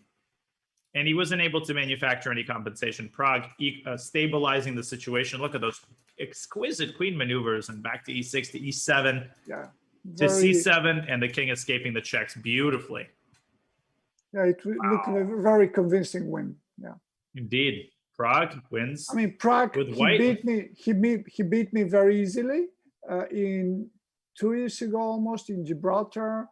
And since then, I'm sure he's even stronger now. So I wouldn't be surprised if he advances very, very far in this World Cup. Also, Tari beat Bareyev. Oh, just seems like Evgeny didn't manage to stay afloat in that end game. Yeah, the typical bad French bishop. Yeah. Right, and it never got good. It's just still bad. Yep. Yeah. And I remember the feeling was black was fine somehow in that game, but for sure he missed something. Right. And I remember I had a camp with Bareyev many years ago. He was a guest at a camp that I attended, and he was showing some lines in the French, and he was complaining about how bad of an opening the French is. And I think he was in a bad mood that day, and we were all asking him, so why are you playing it? And he kind of snapped, well, do you know of anything better? I was like, well, maybe the knight off. Well, of course, nobody said anything. One of the reasons we repeat our mistakes because we know what will happen after we repeat them. Somehow we prefer the known bad So the known evil, let's say. Yeah, exactly. The evil that we know. We know how bad it's going to be, and that's a great point. We are kind of used to it already, so in a way. Right. Now Svidler is. We haven't looked at Svidler in a while. He's had the white pieces against Salinas, who of course played that incredible game against Anderson in the first round. But it seems like he is slipping off of the ledge here. Peter is just playing in his usual classy style. Completely under control. Yeah, this shouldn't be a problem for white to win. 2 pawns up is more than enough, and not only 2 pawns up, but of course complete control on the board and positional advantage, in fact. So this is all over practically. Yeah, this should be. And Alexeyev and Wojciech, they drew. So Yevgeny Alexeyev wasn't able to make anything of that position. But okay, I mean, Wojciech obviously is such a strong player. And Puya Irani beating Tony Harrell. So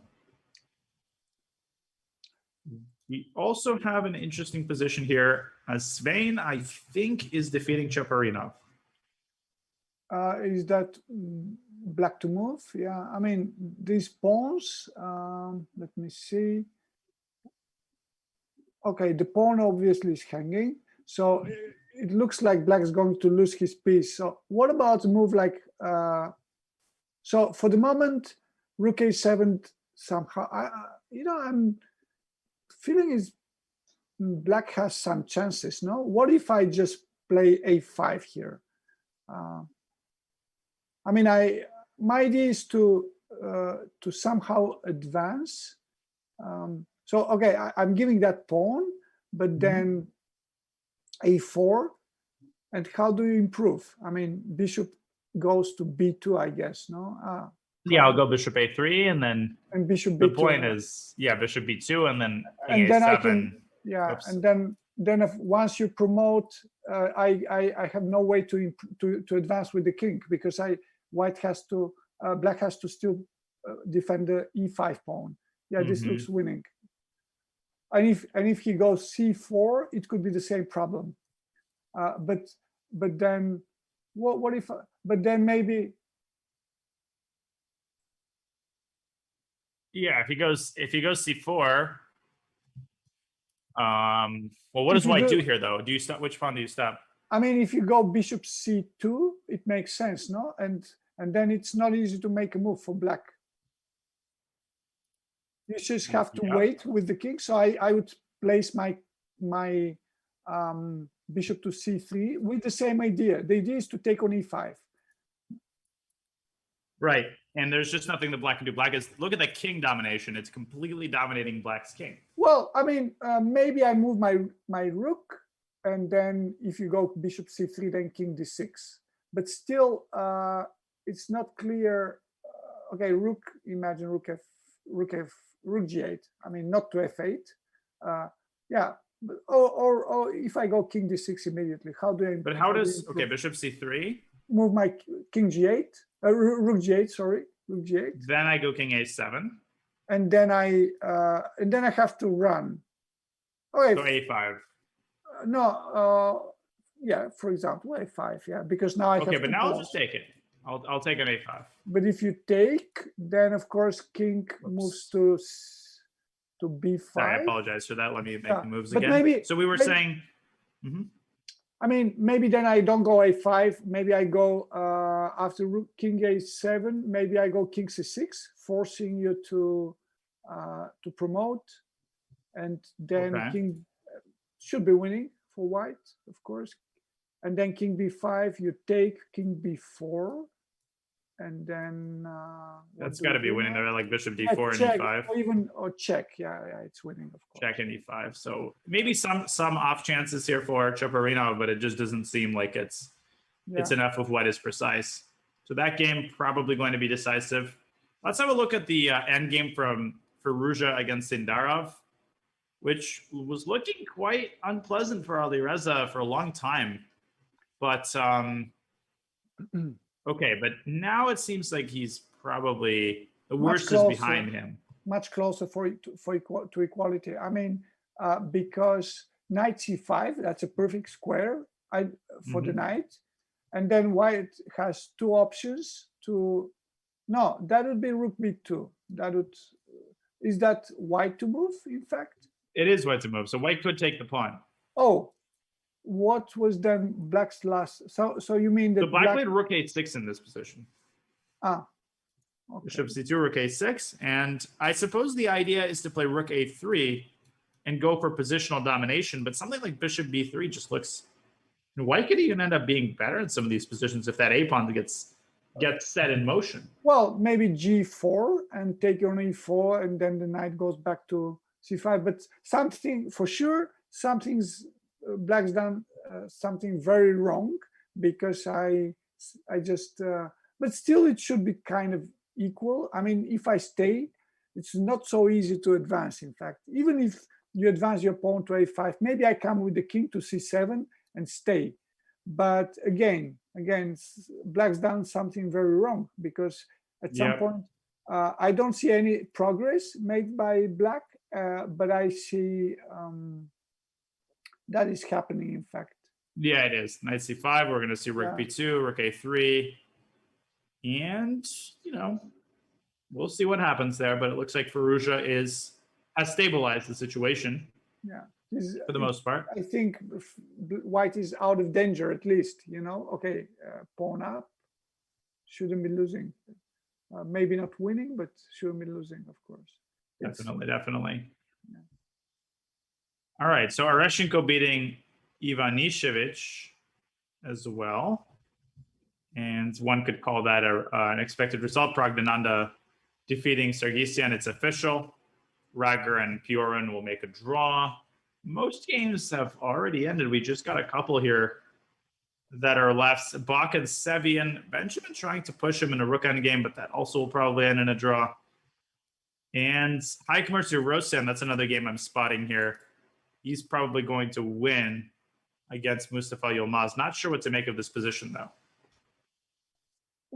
Let me see. It is black to move, no? Well, it's very interesting, in fact. I'm not sure it's winning in a way. I mean, the black only has, of course, without queens on the board, it's not easy. And then let me see. What about a move like? What about a check? Check. Throw this in. Check. So the problem of the move queen d3 is queen h5, no? And then king d2, bishop b4, king c2, and the king runs. Rook c6 check is king b1. But no, you're losing your rook now. So a2. Ooh, a2 and rook c1. That is a key move, actually. Yeah. So what after? I mean, it looks totally forced. Except that white can go king f1 instead of king d2. Yeah, but there's no checks, and this has to be losing. A queen f3, maybe? Yes, and queen h4 also looks good, but right. Somehow I would go queen f3 probably, and of course the pawn's protected. And then maybe looks lost. Looks very, very bad for white here. If he finds queen b5, he just did. He played it very, very quickly. He's got 30 minutes on the clock. Yeah, this game is quite close to being over. Yeah. Quite close to being over. Still not over because, again, queen, I guess, well, maybe king f1, queen f3, and maybe still last chances, queen d1. And then, I mean, that's the best I can find. But looks bad. But I would imagine. In taking is not. Wait, can you take and go bishop h2? And rook g1 and promote. King. Yeah, but maybe rook d2. No, but again, maybe no. It should be somehow. Even bishop b4 should be somehow winning because rook a1, rook a6, rook a2, bishop goes to b2, and this should be winning somehow, I guess. No.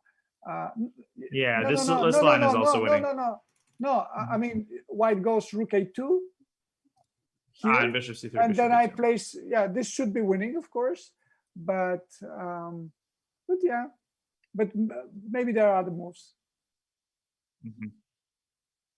Yeah, that makes sense, and he definitely should try it. I mean, this queen d3 I and just king don't see d2 is very anything better. elementary line. I don't see anything better for white, because king f3 shouldn't be a move now, because check on h5. I don't believe he moves like king e4. Right. So Yeah, this is probably going to get checkmated.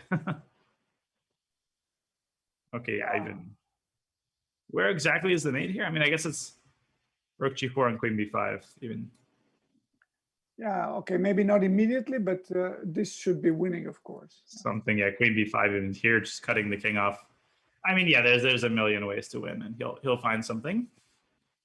All right, and we also have the Elshan MVO game. That's that Karyakin won. He beat Vakhidov very convincingly, so that's the highest rated game that's still going on. And Elshan has made a lot of progress here toward coming back in this game, but still he's got some problems, I suppose, to solve with such a weak king.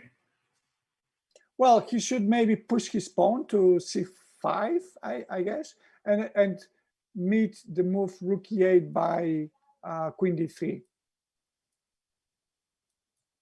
Right. So and rook e3 is not possible, of course. Yeah, that's the best place for the queen, and then of course he's advancing his pawn. So looks interesting. I don't know what exactly is happening in this game. Yeah, it seems like it's gotten very messy. Yeah, because if black tries to exchange the pawn, the bishops with bishop h6, there are additional. The pawn would be hanging on d4, and then even moves like rook e3 in the future. Well, I don't know if they're so dangerous, but maybe that's maybe bishop h6 must be played, because if you exchange somehow, we need the square e3 for the king, for the rook. Yeah, and that is a pretty big threat at this point. Yeah, which have to be somehow dealt with by white.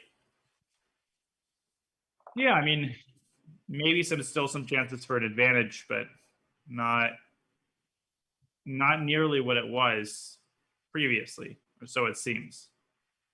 But still, I mean, it's a very interesting position, no? With okay, and it's now we see still that white's king is still more exposed than black's. So in this case, I would take black maybe, but the feeling is there should be a way for black for white to save the game. I don't know. And of course, c5 right. is not the only move. Maybe, I don't know. Maybe there are others. Maybe starting with queen d2, d3 immediately is even better. Maybe, I don't know, because then after rook e8, I don't have to play c5, because sometimes the pawn is even hanging. So even moves like rook a1 are possible, and then I just go rook a7, yeah. Yeah. So, or rook c2 to e2. So yeah, no, that's interesting. Now c5 has been played by that's a Elshan. natural move. Okay, so rook e8, I guess. Yeah, rook e8 probably will be played, and queen d3 will get this position. And I think MVL, yeah, to test white, you have to play bishop h6. Yeah, and now the other option for white is to start immediately with rook a1, because the difference is that if black takes, of course, the king is cut on the seventh rank. It's not going. But then queen c5 maybe. Oh yeah, of course, you're right, completely. Yeah, because that would be nice, but because of queen c5, we don't have this option. And what about? And it's a problem how to protect the pawn, f3 pawn. Yeah, this rook e3 move is a big problem. big problem. I just don't. Okay. Yeah. Yeah, this is the critical position. It doesn't look impressive, but once Rook E3 is played, it could get mated really quickly. Yeah. So. Yeah, and of course sometimes the queen on d3 defends everything, and once it's removed, then everything falls apart.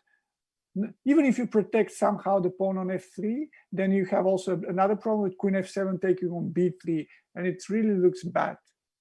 Mm-hmm. Yeah, that makes sense. And so many threats here. Let me see. What if white starts? It's another problem. We can't even play king c2 because queen c5 checks. So yeah, that pawn's hanging on top of everything else. Yeah. Wow. Something has happened. Giri looks like Giri has won. Yeah, he won. Yeah, he gave check on h5, and I think his opponent resigned. Yeah, it was a good position. Yeah, he just went king c4. Complete domination. Nice game by Anish. He beats Savchenko with white, which is, one could say an expected result, but Giri has been riding that incredible wave of confidence, and he continues with a convincing victory. My prediction is that those who did well from the beginning of the year, they will do well also in the World Cup. And I take Anish, also Maxime Vachier-Lagrave, and that's why one of the reasons I thought Wesley would have fairly good chances to do well also. Mm-hmm. So the G4 was nice, the final touch, because it looks like king f4, okay, he checked. Yeah. Okay, so if we go back, rook h2, here, check, F4, and king check, c4. King c4. And now if king f4, I think he was planning to go g5 and g6 simply. And there is maybe a trick with knight f3. Oh, but then still we would have, that's not mate, no? I mean, I can't take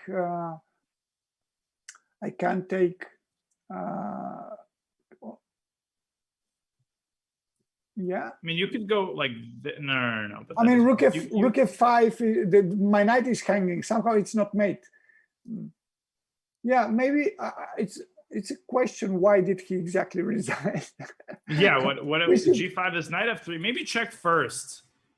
And maybe that's the idea, because you can't go back to e5. I go g6. Yeah, king g3. Yeah, but now I go g6. Then, that's true. Or just take even take on c5 first, and it's you don't have to. No. Yeah, the black pawns are contained, and now white goes g6. Yeah, this is winning, of course, but of course that should have been tried. Yeah, of course. And yeah, this is winning. Yeah, check is very important. That is true. Yeah. So in any case, resignation followed by Savchenko. We just have a handful of games remaining. We have Boris Gelfand continuing his effort to convert, and he's about to win. Black is just, he never got out of the gates here.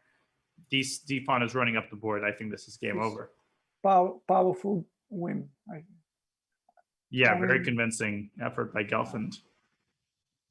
And it's funny, we have the exact same endgame in Blue Balmerdas that we did in Zvagintsev against Harya, which is kind of funny. Exact. This is, of course, similar. It is for sure theoretical draws, and the white's only chance is to push the pawn on a5 and advance. And sometimes, of course, if that happens, of course, but white would get chances, because even if you lose the g3 pawn, especially the white's king could hide to f6 maybe, right? But objectively, it should be a draw, of course. I mean, probably what black should do is to wait on the fourth rank, or maybe the way Erdo's defense is good, because he doesn't even allow the move g4, because Zvagintsev, he was able to play g4, but now, for example, you can't do that, and you need your rook to support the king. You have to go back with the rook and then cover from the checks, but it's too slow anyway, of course. Yeah, so probably with plenty of time, Erdos is going to hold against Bluebaum. We are going to go on another quick break. Most of the results are coming in. We'll be bringing you more of the action from the FIDE World Cup when we come back in a few. Don't go anywhere.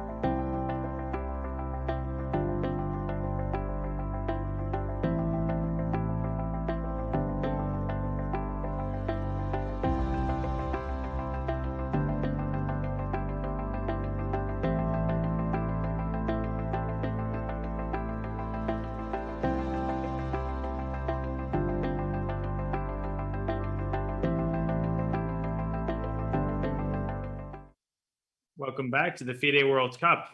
Those of you just joining, quick update on two parallel situations. The first is that Levon Aronian sadly had to forfeit this morning's round against Bobby Chang due to symptoms of fever that he had exhibited earlier. He might play the second game tomorrow. We'll find out soon. The second, of course, and we thank Maria Amelyanova for providing information as soon as it occurred. Fabiano Caruana's game against Megaranto was held up and eventually forfeited in Fabiano's favor when Megaranto's COVID test came back positive. Both players are apparently isolating in their hotel rooms. And again, that is a actively unfolding situation. We will be bringing you facts as they arrive, and probably there will be more clarity on the situation later today. There's clarity on a lot of the games, though, that are going on in the World Cup. Most games are over. We do have Gukesh against Dubov up on the screen right now, and Muzichuk against Tatev up on camera.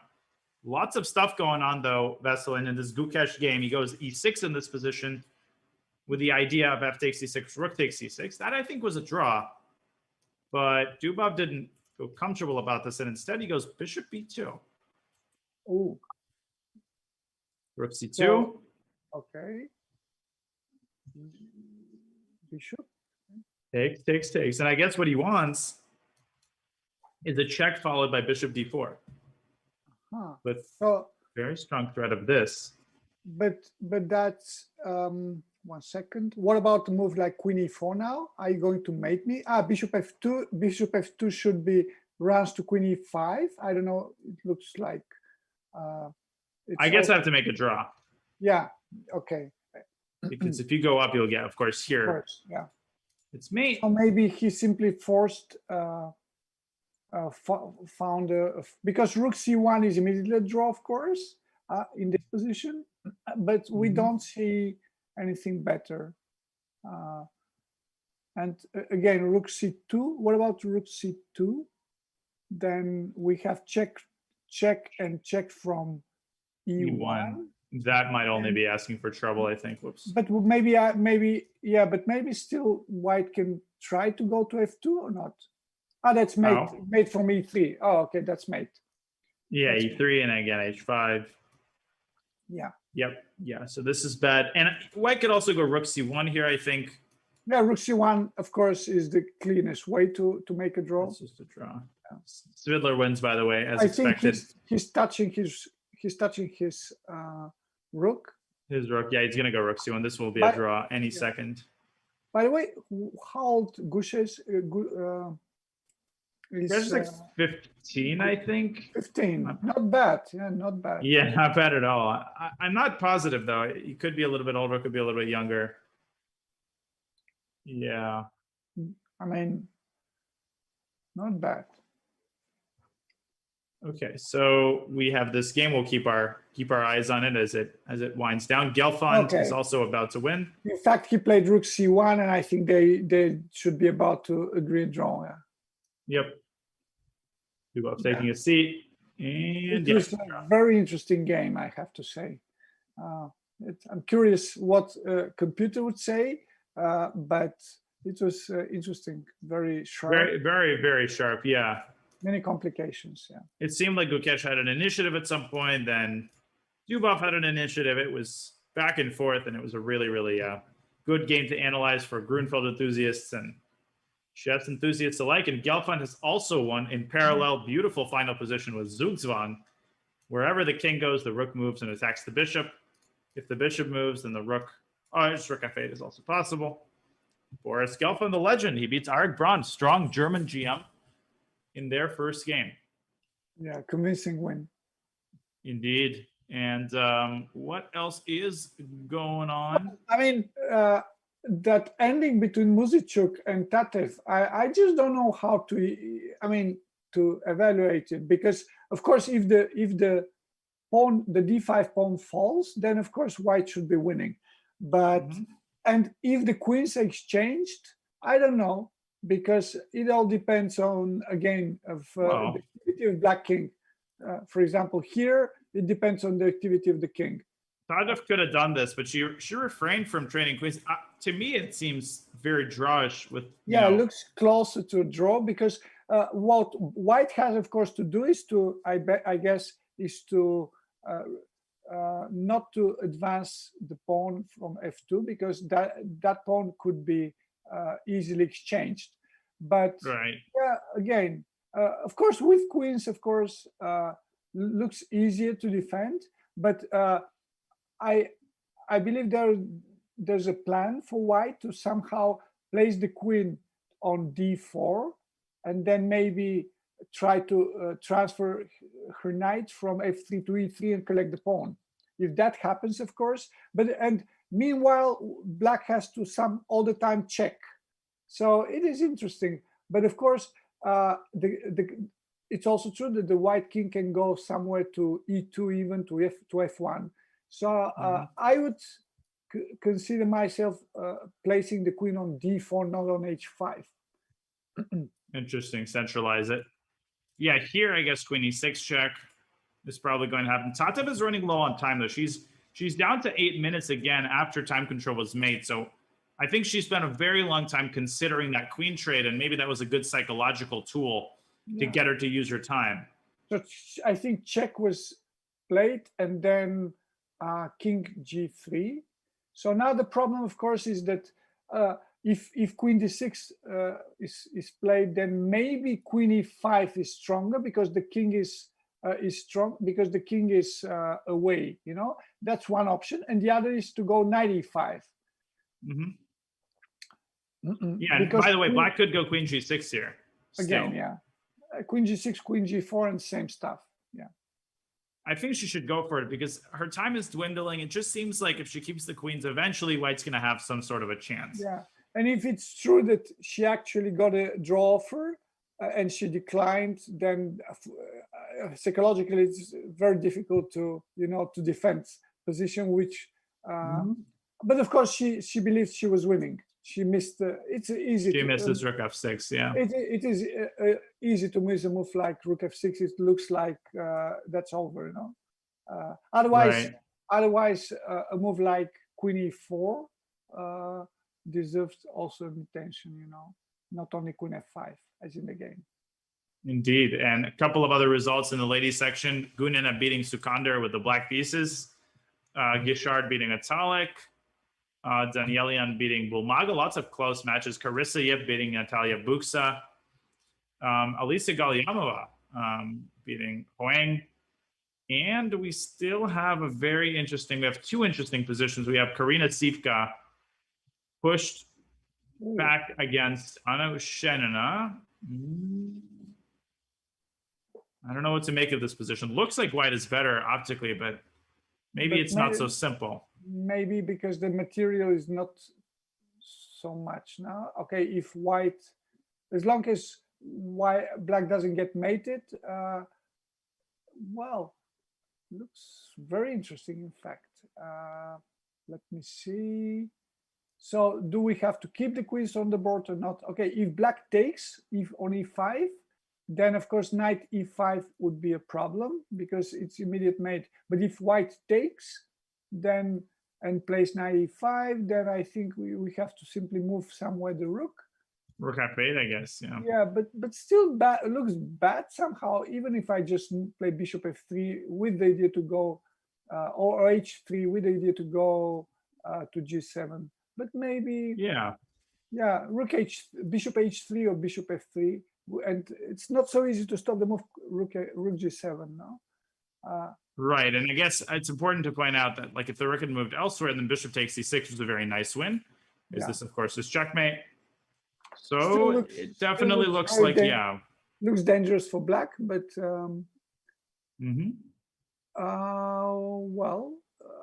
and if we make any move, I don't know, just move the king. I think she's taken. It makes sense, of course. Yeah, gives a lot of clarity to the position, and then rook f8 seems like it's the only move.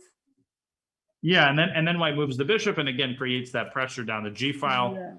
And then unpleasant position for black. I would play bishop h3, not f3, just to keep an eye on the e6 pawn, because now even if you go bishop f3, then knight e8 stops, the rook g7 move for the Yeah, moment. so definitely good chances here for white.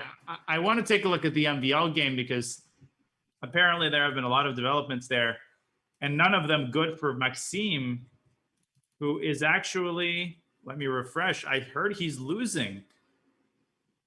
He is losing, I think. Oh, what? Oh, but unbelievable. So something he played bishop f6, and Elshon very smartly dropped the bishop back and started pushing the pawn again. I think bishop h6 was kind of a no-brainer there. Elshon collecting. Looks like big trouble for black. So rook c7, I just don't, or rook a7, I don't know what he's planning to do, but... Well, here queen e4, I think, and then bishop f4. Yes, yeah. So rook a7 is a bit more active, but I don't think it's only one check. I don't think it makes a big difference, no? Because anyway, white can... Okay. Yeah, queen e4 still. Queen e4. Okay, for the moment, rook b7 is not really a big threat, maybe because the pawn on b3 is hanging, maybe. So I would, I don't know. Well, it looks bad for black. That's true, but maybe some chances. And Elshon was 7 minutes. That's not a lot of time.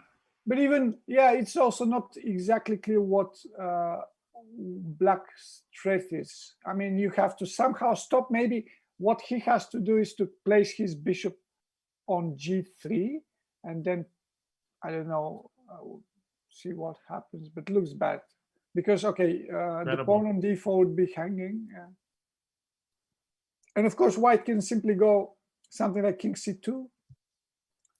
And then... Yeah, the king has a lot of safe spots here. Yeah.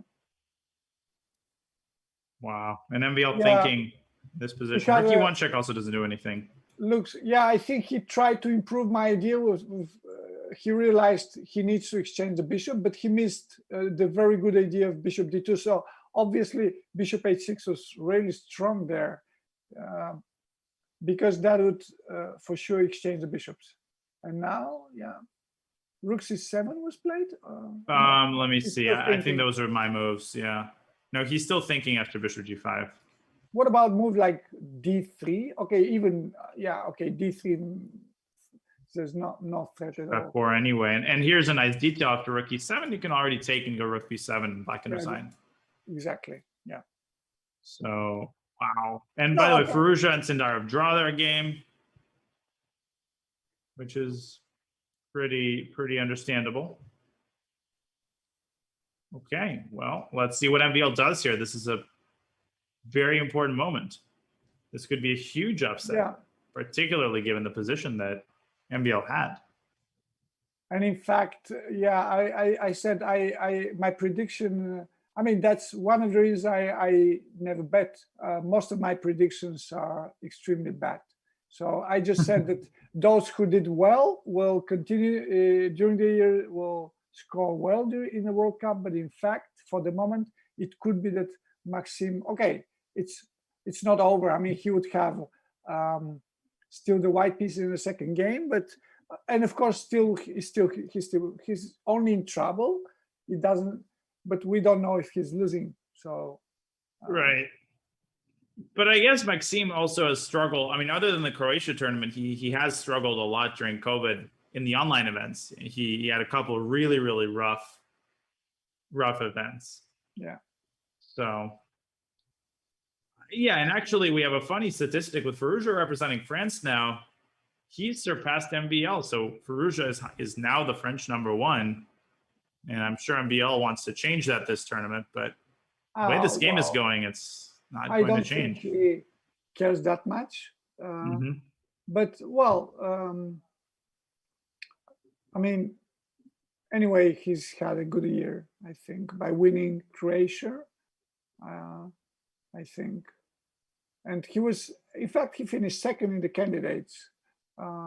It's not, of course, what he went for after the first leg, but still okay.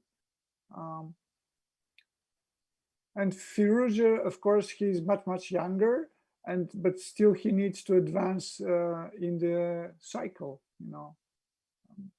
Yeah, and queen e4 Okay, rook a7 played, so he's refrained from rook Yeah. c7, and now queen e4 looks incredibly strong. Let's see Yeah, if Elshon finds it. But again, it makes more sense to place the rook on a7. It's a more active place somehow than on c7. Something, I don't know what happened. I don't see. I just don't see the position now. I think queen e4 was played. That's not yet. I think he's still thinking this is a different board. It's just a different board. That's Kirill Georgiev against Maksudlu, which I think should end in a draw. This is the position, and we'll come back to the Elshon game in just a second. Yeah, this is a dead draw. Yeah. So that's going to be a draw, Georgiev. That's a great result for him. And there is Matlakov Gretterson, which is looks like a dominant position for Maxim. So he's probably going to win this one against Hjorvar Gretterson from Iceland. That leaves only a handful of games. Gureyev is still playing Salem, but definitely the most interesting position is the one in Moradiabadi MVL. Has Elshon with 5 minutes on the clock. He needs to make a move soon. That would be a big surprise, of course, if he wins. Yeah, because one of the favorites. Imagine Levon is not able to play tomorrow. It means that he will be out, and then if Maxim loses, then after the second round we will be with already 2 of the top favorites out, and it's a big thing. Right. Yeah. No, it just shows how difficult it is sometimes to beat these 2,500 GMs. I mean, Elshon I've always thought was underrated. He's capable of competing with the best of them. Yeah, but I've been thinking about after queen e4 that imagine black goes something like bishop g3, no? And then queen e4 played, by the way. Yeah. Okay. Queen e4. Look, bishop g3, and then I would maybe even play f4. We did it to intercept the bishop. To cut the bishop, and even if you take by check with check on b3, I don't think it's enough simply because then bishop g3 here for black. Okay, f4. F4 and then h4, for example. And I think I would consider playing, even now, bishop rook b7 looks like winning because that's only one check as far as I see on b3. And then, of course, your king is still in trouble. King moves. But now d3. But even d3, maybe king d3. My idea was to hide on to g4, but of course you can't do it. What about king d2? What's your next move? But now queen c2. Sorry, of course. And I'm getting almost mated. Yeah, so king e3. And then but now I think I can sundial. You queen b6. King d3, queen b1, and then I can do this thing with. And there's no way to advance. What if I go to e5? Somehow. Because you don't have the check from e7. I missed it. That is true. Okay, and check king e5, and then queen b5 is queen d5 maybe. So. But I feel bishop e. No. That doesn't. H3 maybe. Oh. It makes things just queen d5 maybe, but yeah, queen d5. It's complex. It's very complex. No, maybe it simply doesn't make sense for white. There should be another better move, but probably that's the best way for black to play bishop g3. That just to try to stop the pawn on. But the feeling is it's bad for black, of course, and I don't think white has to go for this. It was just white's spoiled for choice there. Yeah, for sure. So the position on the camera, of course, is the Gretterson game. Matlakov, so many strong grandmasters we don't pay attention, but there are so many games, right. I mean, even Lupulescu is playing. He played a very nice game against Hisham, and Lupulescu is probably very happy to play Hisham rather than Adli, and he's going to win this first game. Queen d5, knight d4, should mate. in one of these several ways. So Okay. that is basically in the can for Konstantin. Yeah, these games, they And seem to be decided. yeah, it is. It is decided. And let's see, Solemn and Indic are still basically in a middle game, which is hilarious because it's move 49. Yeah, it's very interesting because my impression is black's pawn up, no? And also the rook on b4, in fact, it's only defending. It doesn't look like it's stopping the advance of the pawn. So black should be better, simply, no? If my, but of course, bishop a2 is also followed by queen g4, also looks dangerous. So black has these problems with to protecting the e6 pawn. But okay, for the moment, of course, rook d8. I don't see anything wrong with that. And then rook d6. And then, of course, I would place my king to g8. Looks very good for black somehow. Yeah, king h8, and white's, the F file is very precarious. That rook on b4 is sort of stuck there because d4 is weak. And also Solemn has 2 minutes. So it just seems like, yeah, don't sleep on Indic. He's very strong. But I want to come back to the Elshan game because stuff is happening in that game. Let me refresh once again to bring you the latest. Okay, so MVL played h4, and Elshan said, thank you very much for the pawn. I don't get it at all, Vesla. What was that? Well, I think the feeling is that, as I said earlier, there are situations when maybe Maxime, he felt he's lost. And then if you realize you're lost, then all the tricks works. They don't work, but they're justified. Even desperate moves like h4. But of course, I would have played bishop g3. So he wants to place his bishop there. But I think now bishop g3 is over, or is there some trick? Well, there are several checks, of course, and then maybe I don't know if. But the king runs to f1, so it's and then of course it can go to h3, and then the checks would be over. You could even go king c2, and even though you allow rook c1, I'm not sure that does anything because rook b7 is totally devastating, and also the threat of checkmate could couple with the pawn promoting. This is completely lost. Completely lost. That is true. So Elshan with 3 minutes. That's the only hope I think for Maxime.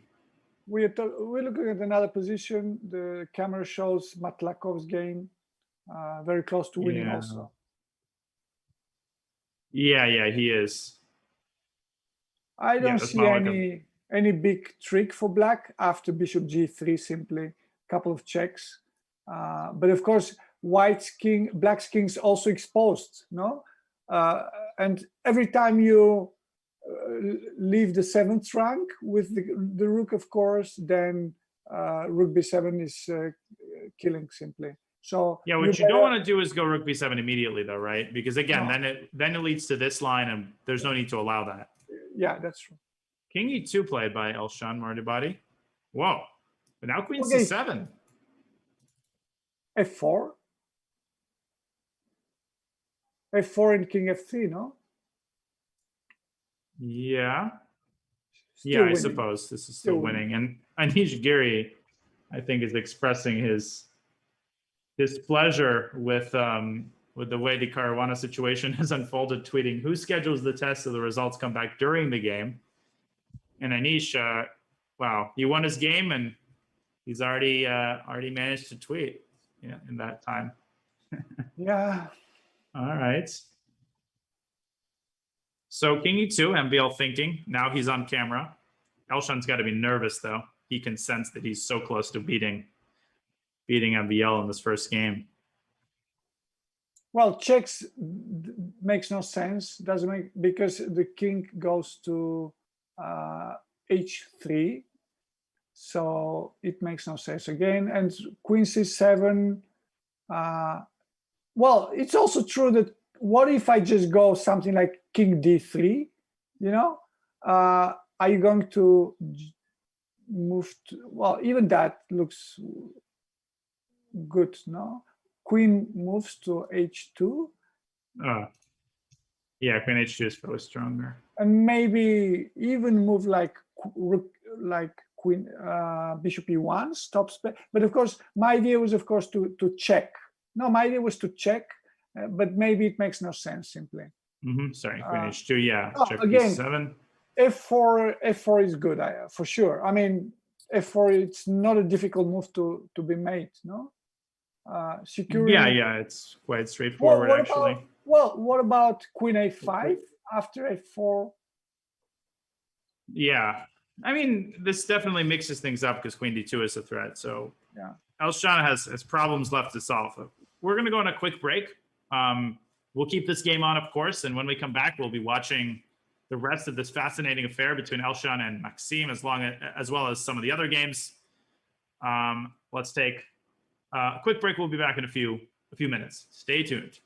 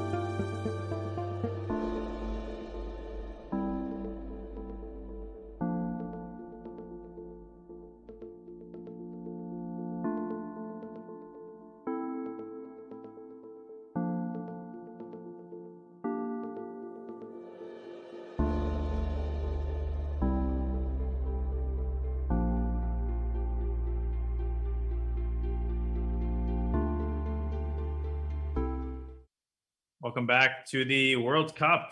And as the game is winding down, we've got a couple high-profile matches still going, whose result is up in the air. Our biggest, well, we see on camera Yakovenko Gareev. We'll bring that to you shortly. But first, let's have a look at the developments in Moradiabadi against MVL, as Elshan is on the cusp of winning, but maybe not so clear.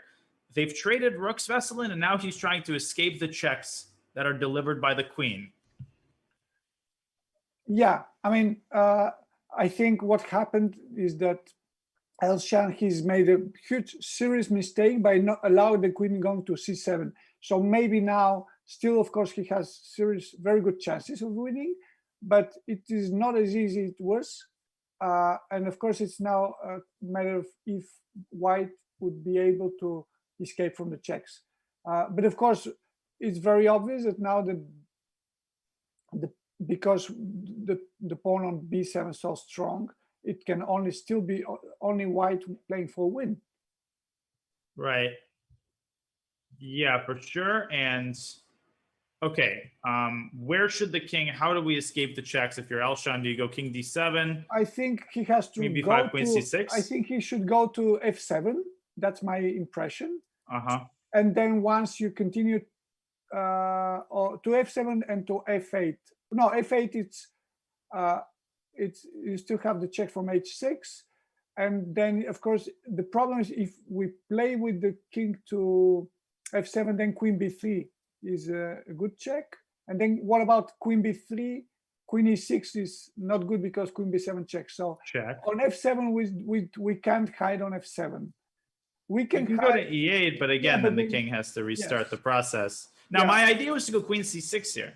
I thought maybe Yeah. you can go queen c6. Of course, and queen f5, and then And now king e8, king e8, and and then king f7, yes. and bishop f6, something like Yes, this. yes. Timur draws, by the way. Timur and Yakovenko drew.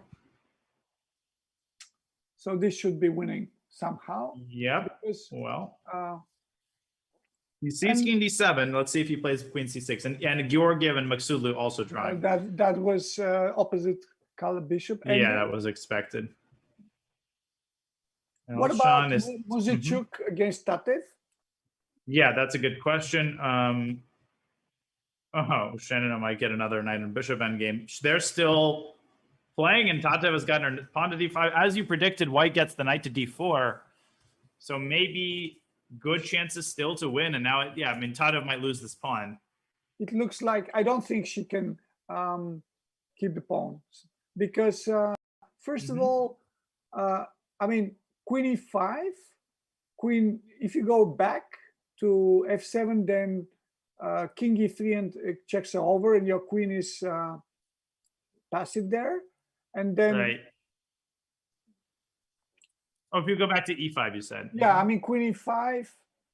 Oh, whoa. What about g5, king f5? But then we still have. I mean, this is close.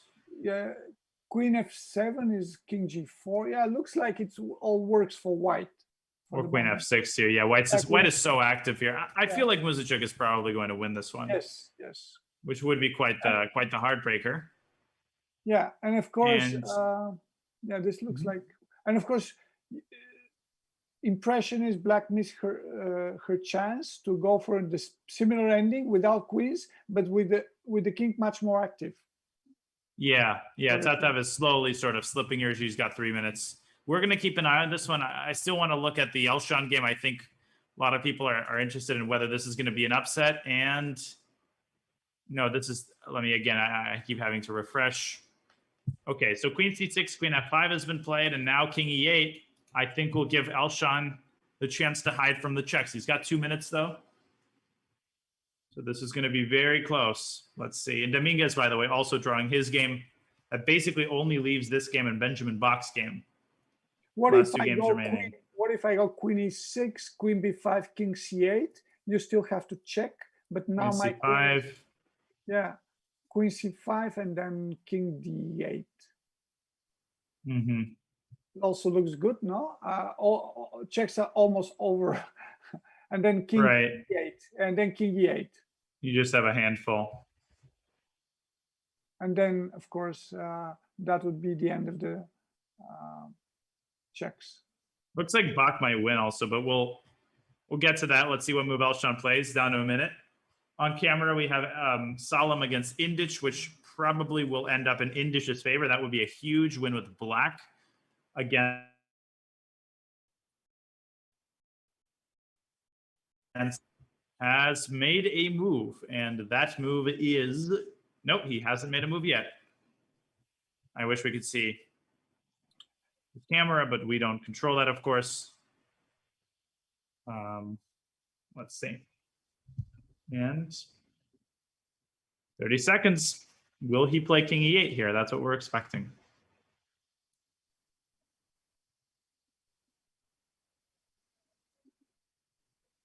Okay. King E8, there it is. He's played it. So if Fabiano wants to get the prize Magnus got, he should resign the second game, so they could play a normal match. No. Say that again. I mean, if Fabiano wants the prize Magnus got for fair play, he should just drop his queen in the second game. Indeed, and he's tweeted just now the following: I hope Mr. Megarans is feeling well. He seemed to be completely fine during the game. So the way the match ended was a very unpleasant shock. I'll take a test tomorrow to determine if I was exposed to COVID, and hopefully I can continue the event after that. So that is a tweet from Fabiano Caruana, who won by forfeit, of course, when Megaranto's test came back positive during the game.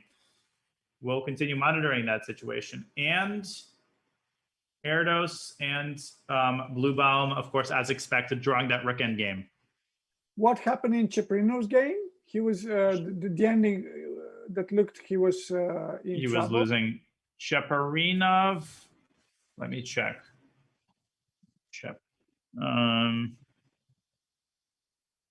He lost. Yeah, Cheparinov lost. Okay, let's go back to Maxim. King E8 was played, and he checked on E5. So again, well, but we're missing, or we are not. I mean, Queen G7 is existing. Queen G7 is nothing, yeah, because just King E6 and then of course maybe I cover now with Bishop to E7, no? King D7, Queen F7, Bishop E7, Queen F5. It just seems like, and King E8. Yeah. But okay, I mean, also at the end, Bishop F4 still has to be dealt with. I think he resigned, maybe. No. He did resign. Well, I don't know. Because the kings, they're both Wait a in minute. the center. No way. There's no way this came in an draw.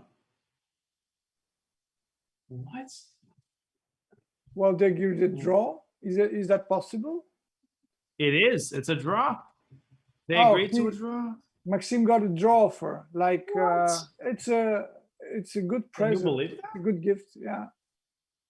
Are we missing something? I mean, no. I mean, Elshon is in time pressure, so obviously. Well, maybe do you think he was considering something like he was afraid of move like but of course the move the King F7 threatens mate, so I think he was worried. I mean, if I may, I think he was worried about this position. But okay, even Queen E4. I mean, like literally, it doesn't look like Black is in trouble. White is in trouble of losing. No, Queen E4. No, 0. Yeah, Queen E4 and Queen D7, Bishop E7, and you can resign. I think. No, but Queen E4 maybe D3 was better than, but still, of course. It just takes Bishop C3. It's possible, or Queen E7 maybe, and King F8.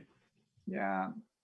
Okay. That's crazy, but I guess he panicked. So let's come back to the Matlakov game, who is about to, it's over. He just made the second queen.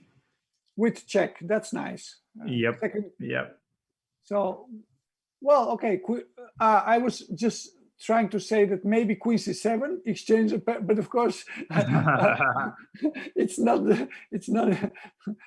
even possible. So it's they're still playing. Okay. It's game over here. Let's check into the, we'll keep this game on camera. Queen G8 played, and I think Grederson is going to resign here. He's just losing the rook.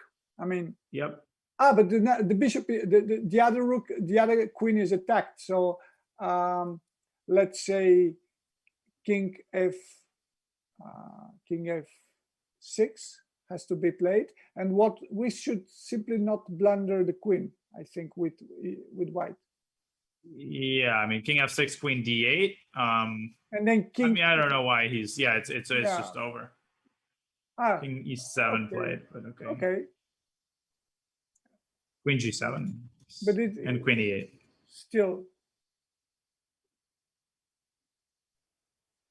Yeah, king e7, queen g7, king e6, queen e8, and we're going to see resignation. Also, queen g4 looks interesting, just to collect all the pawns. With check. Right. All right, there it is. Queen g7, king e6, and queen e8 is going to end the game right here and right now. That's going to leave only one game. I would definitely take on g4 and get the same position, but okay, queen e8. And take the knight with check also looks very good for white. Yeah, I think it's time to resign. He's going to lose every piece on the board and then get checkmated. We're going to see a handshake right now. We do. There it is. And Matlikov wins the first game in very nice fashion against Grederson. Let's switch back to, I think, the last game in the open section, Bach against Sevian. I think Benjamin's about to win this because f4. Yeah. Looks winning. Yeah, looks winning, of course. But yep. And now rook h1, and very important, this check on g6. And you get mated if you go king f5, and if you go king h5, then white takes and it's over. Exactly. Yeah. So. And rook f6, I don't see any. I mean, it's just forced, no? After. Of course, black can go to h5, but then still it's completely not clear what to do after a move like king e4 or king f3. So everything except rook f6 is winning. Right, and I should say that there's also the solemn game, which might be the most competitive one. Oh, this one's close. But still, black should be much better, no? I mean, so many pawns up looks better for black for sure. Okay, yeah, I guess white should try king g3, king f4. I don't know. In fact, was it white to move? It's white to move right now. Yeah, white to move. Yeah, this is white to move. Then, of course, that's not so clear. If black's able to protect his pawns, of course. Well, he's not doing that. He's touching the rook. Nope. He wants rook. I don't know what it is that he wants to play. Rook d3. I believe that's a mistake because now black has a choice between b4, b3, and then of course b2 would be. Okay, what about b4 now? Simply. Yeah. So b4. I guess he wants to go back to d4. Okay, if you go back, then maybe. What if I go rook b8? Then I guess d7. Rook b8, I guess I go d7, yeah, and then rook takes and then b4. I go back. Yeah, but and then it's still at some chances, yeah. Yeah. So yeah, maybe it's not as stupid as I thought initially. And what if I go rook a8?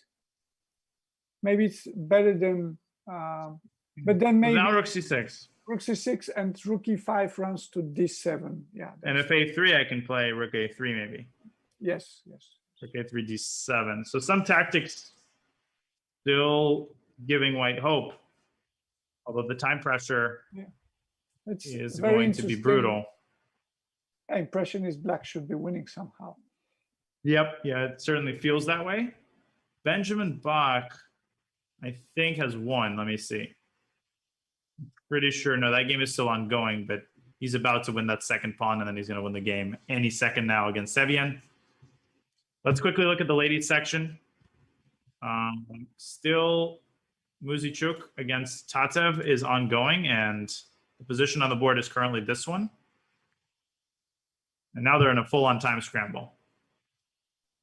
Yeah, but then the queen should be on not on f1, but on e1, because otherwise that would be too easy.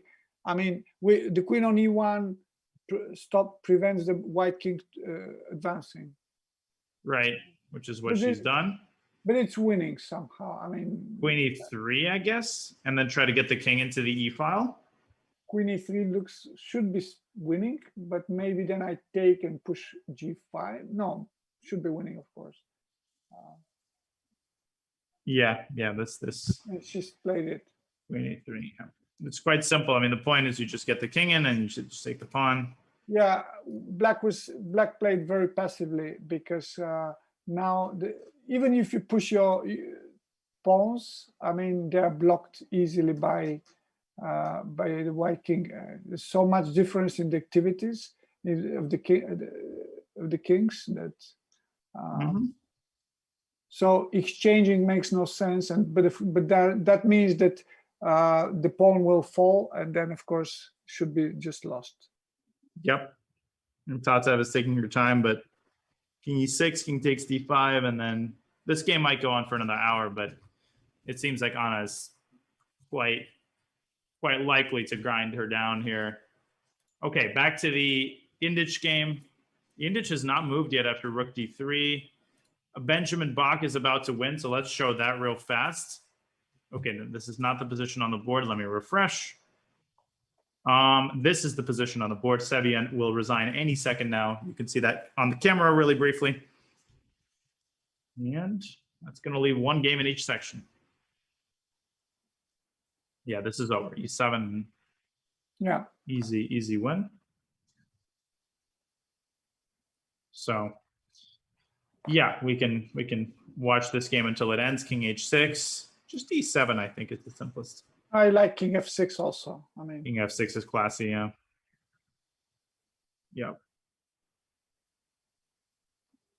Yeah, rook b8. By the way, b4 was played. Yeah, and rook b8.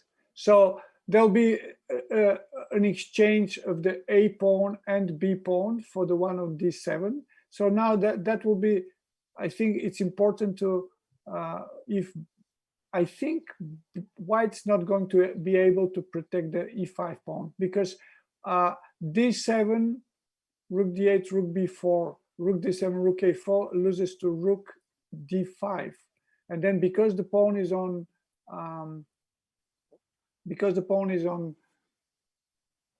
the rook is on a4, you can't protect your pawn. Well, if only your king was on g3, you would be able to take and go king f4. But always these one tempo always decides these kinds of positions. Yes, that's the drama of chess. It's always one tempo, almost always. Yeah, so, and Sevian resigns. Okay. Benjamin wins. Sevian will have to win with white tomorrow, which, you know, is not impossible, but very, very difficult. Bach is extremely solid. And that leaves just this game. All right. Well, he's thinking after rook b8 is solemn.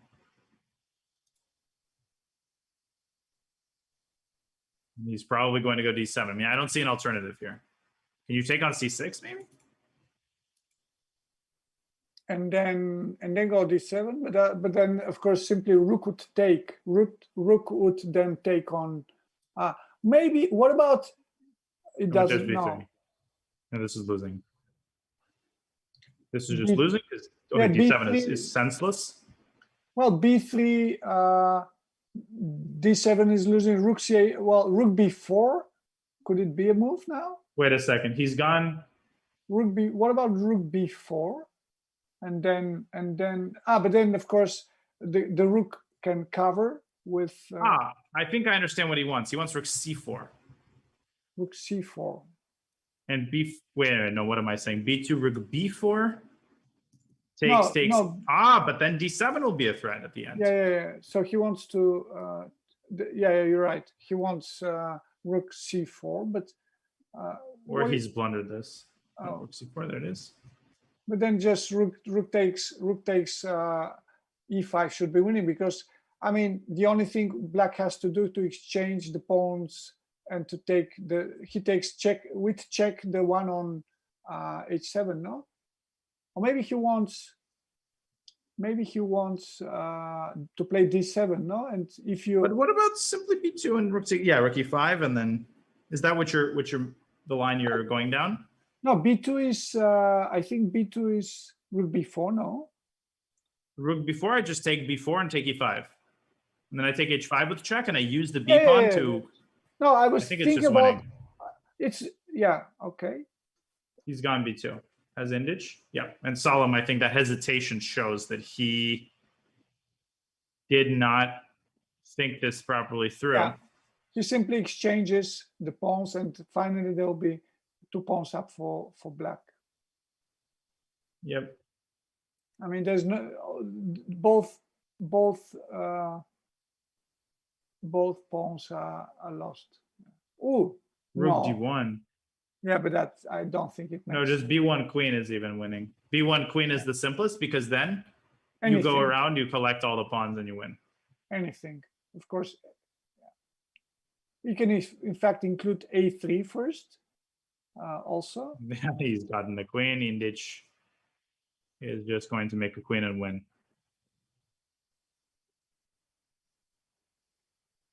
Taking its time, but yeah, with yeah.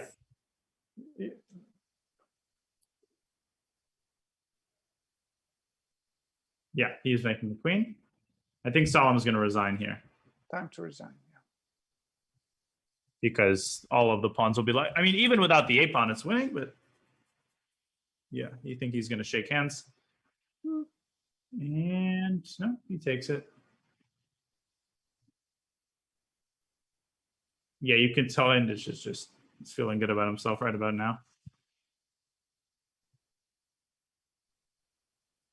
Yeah.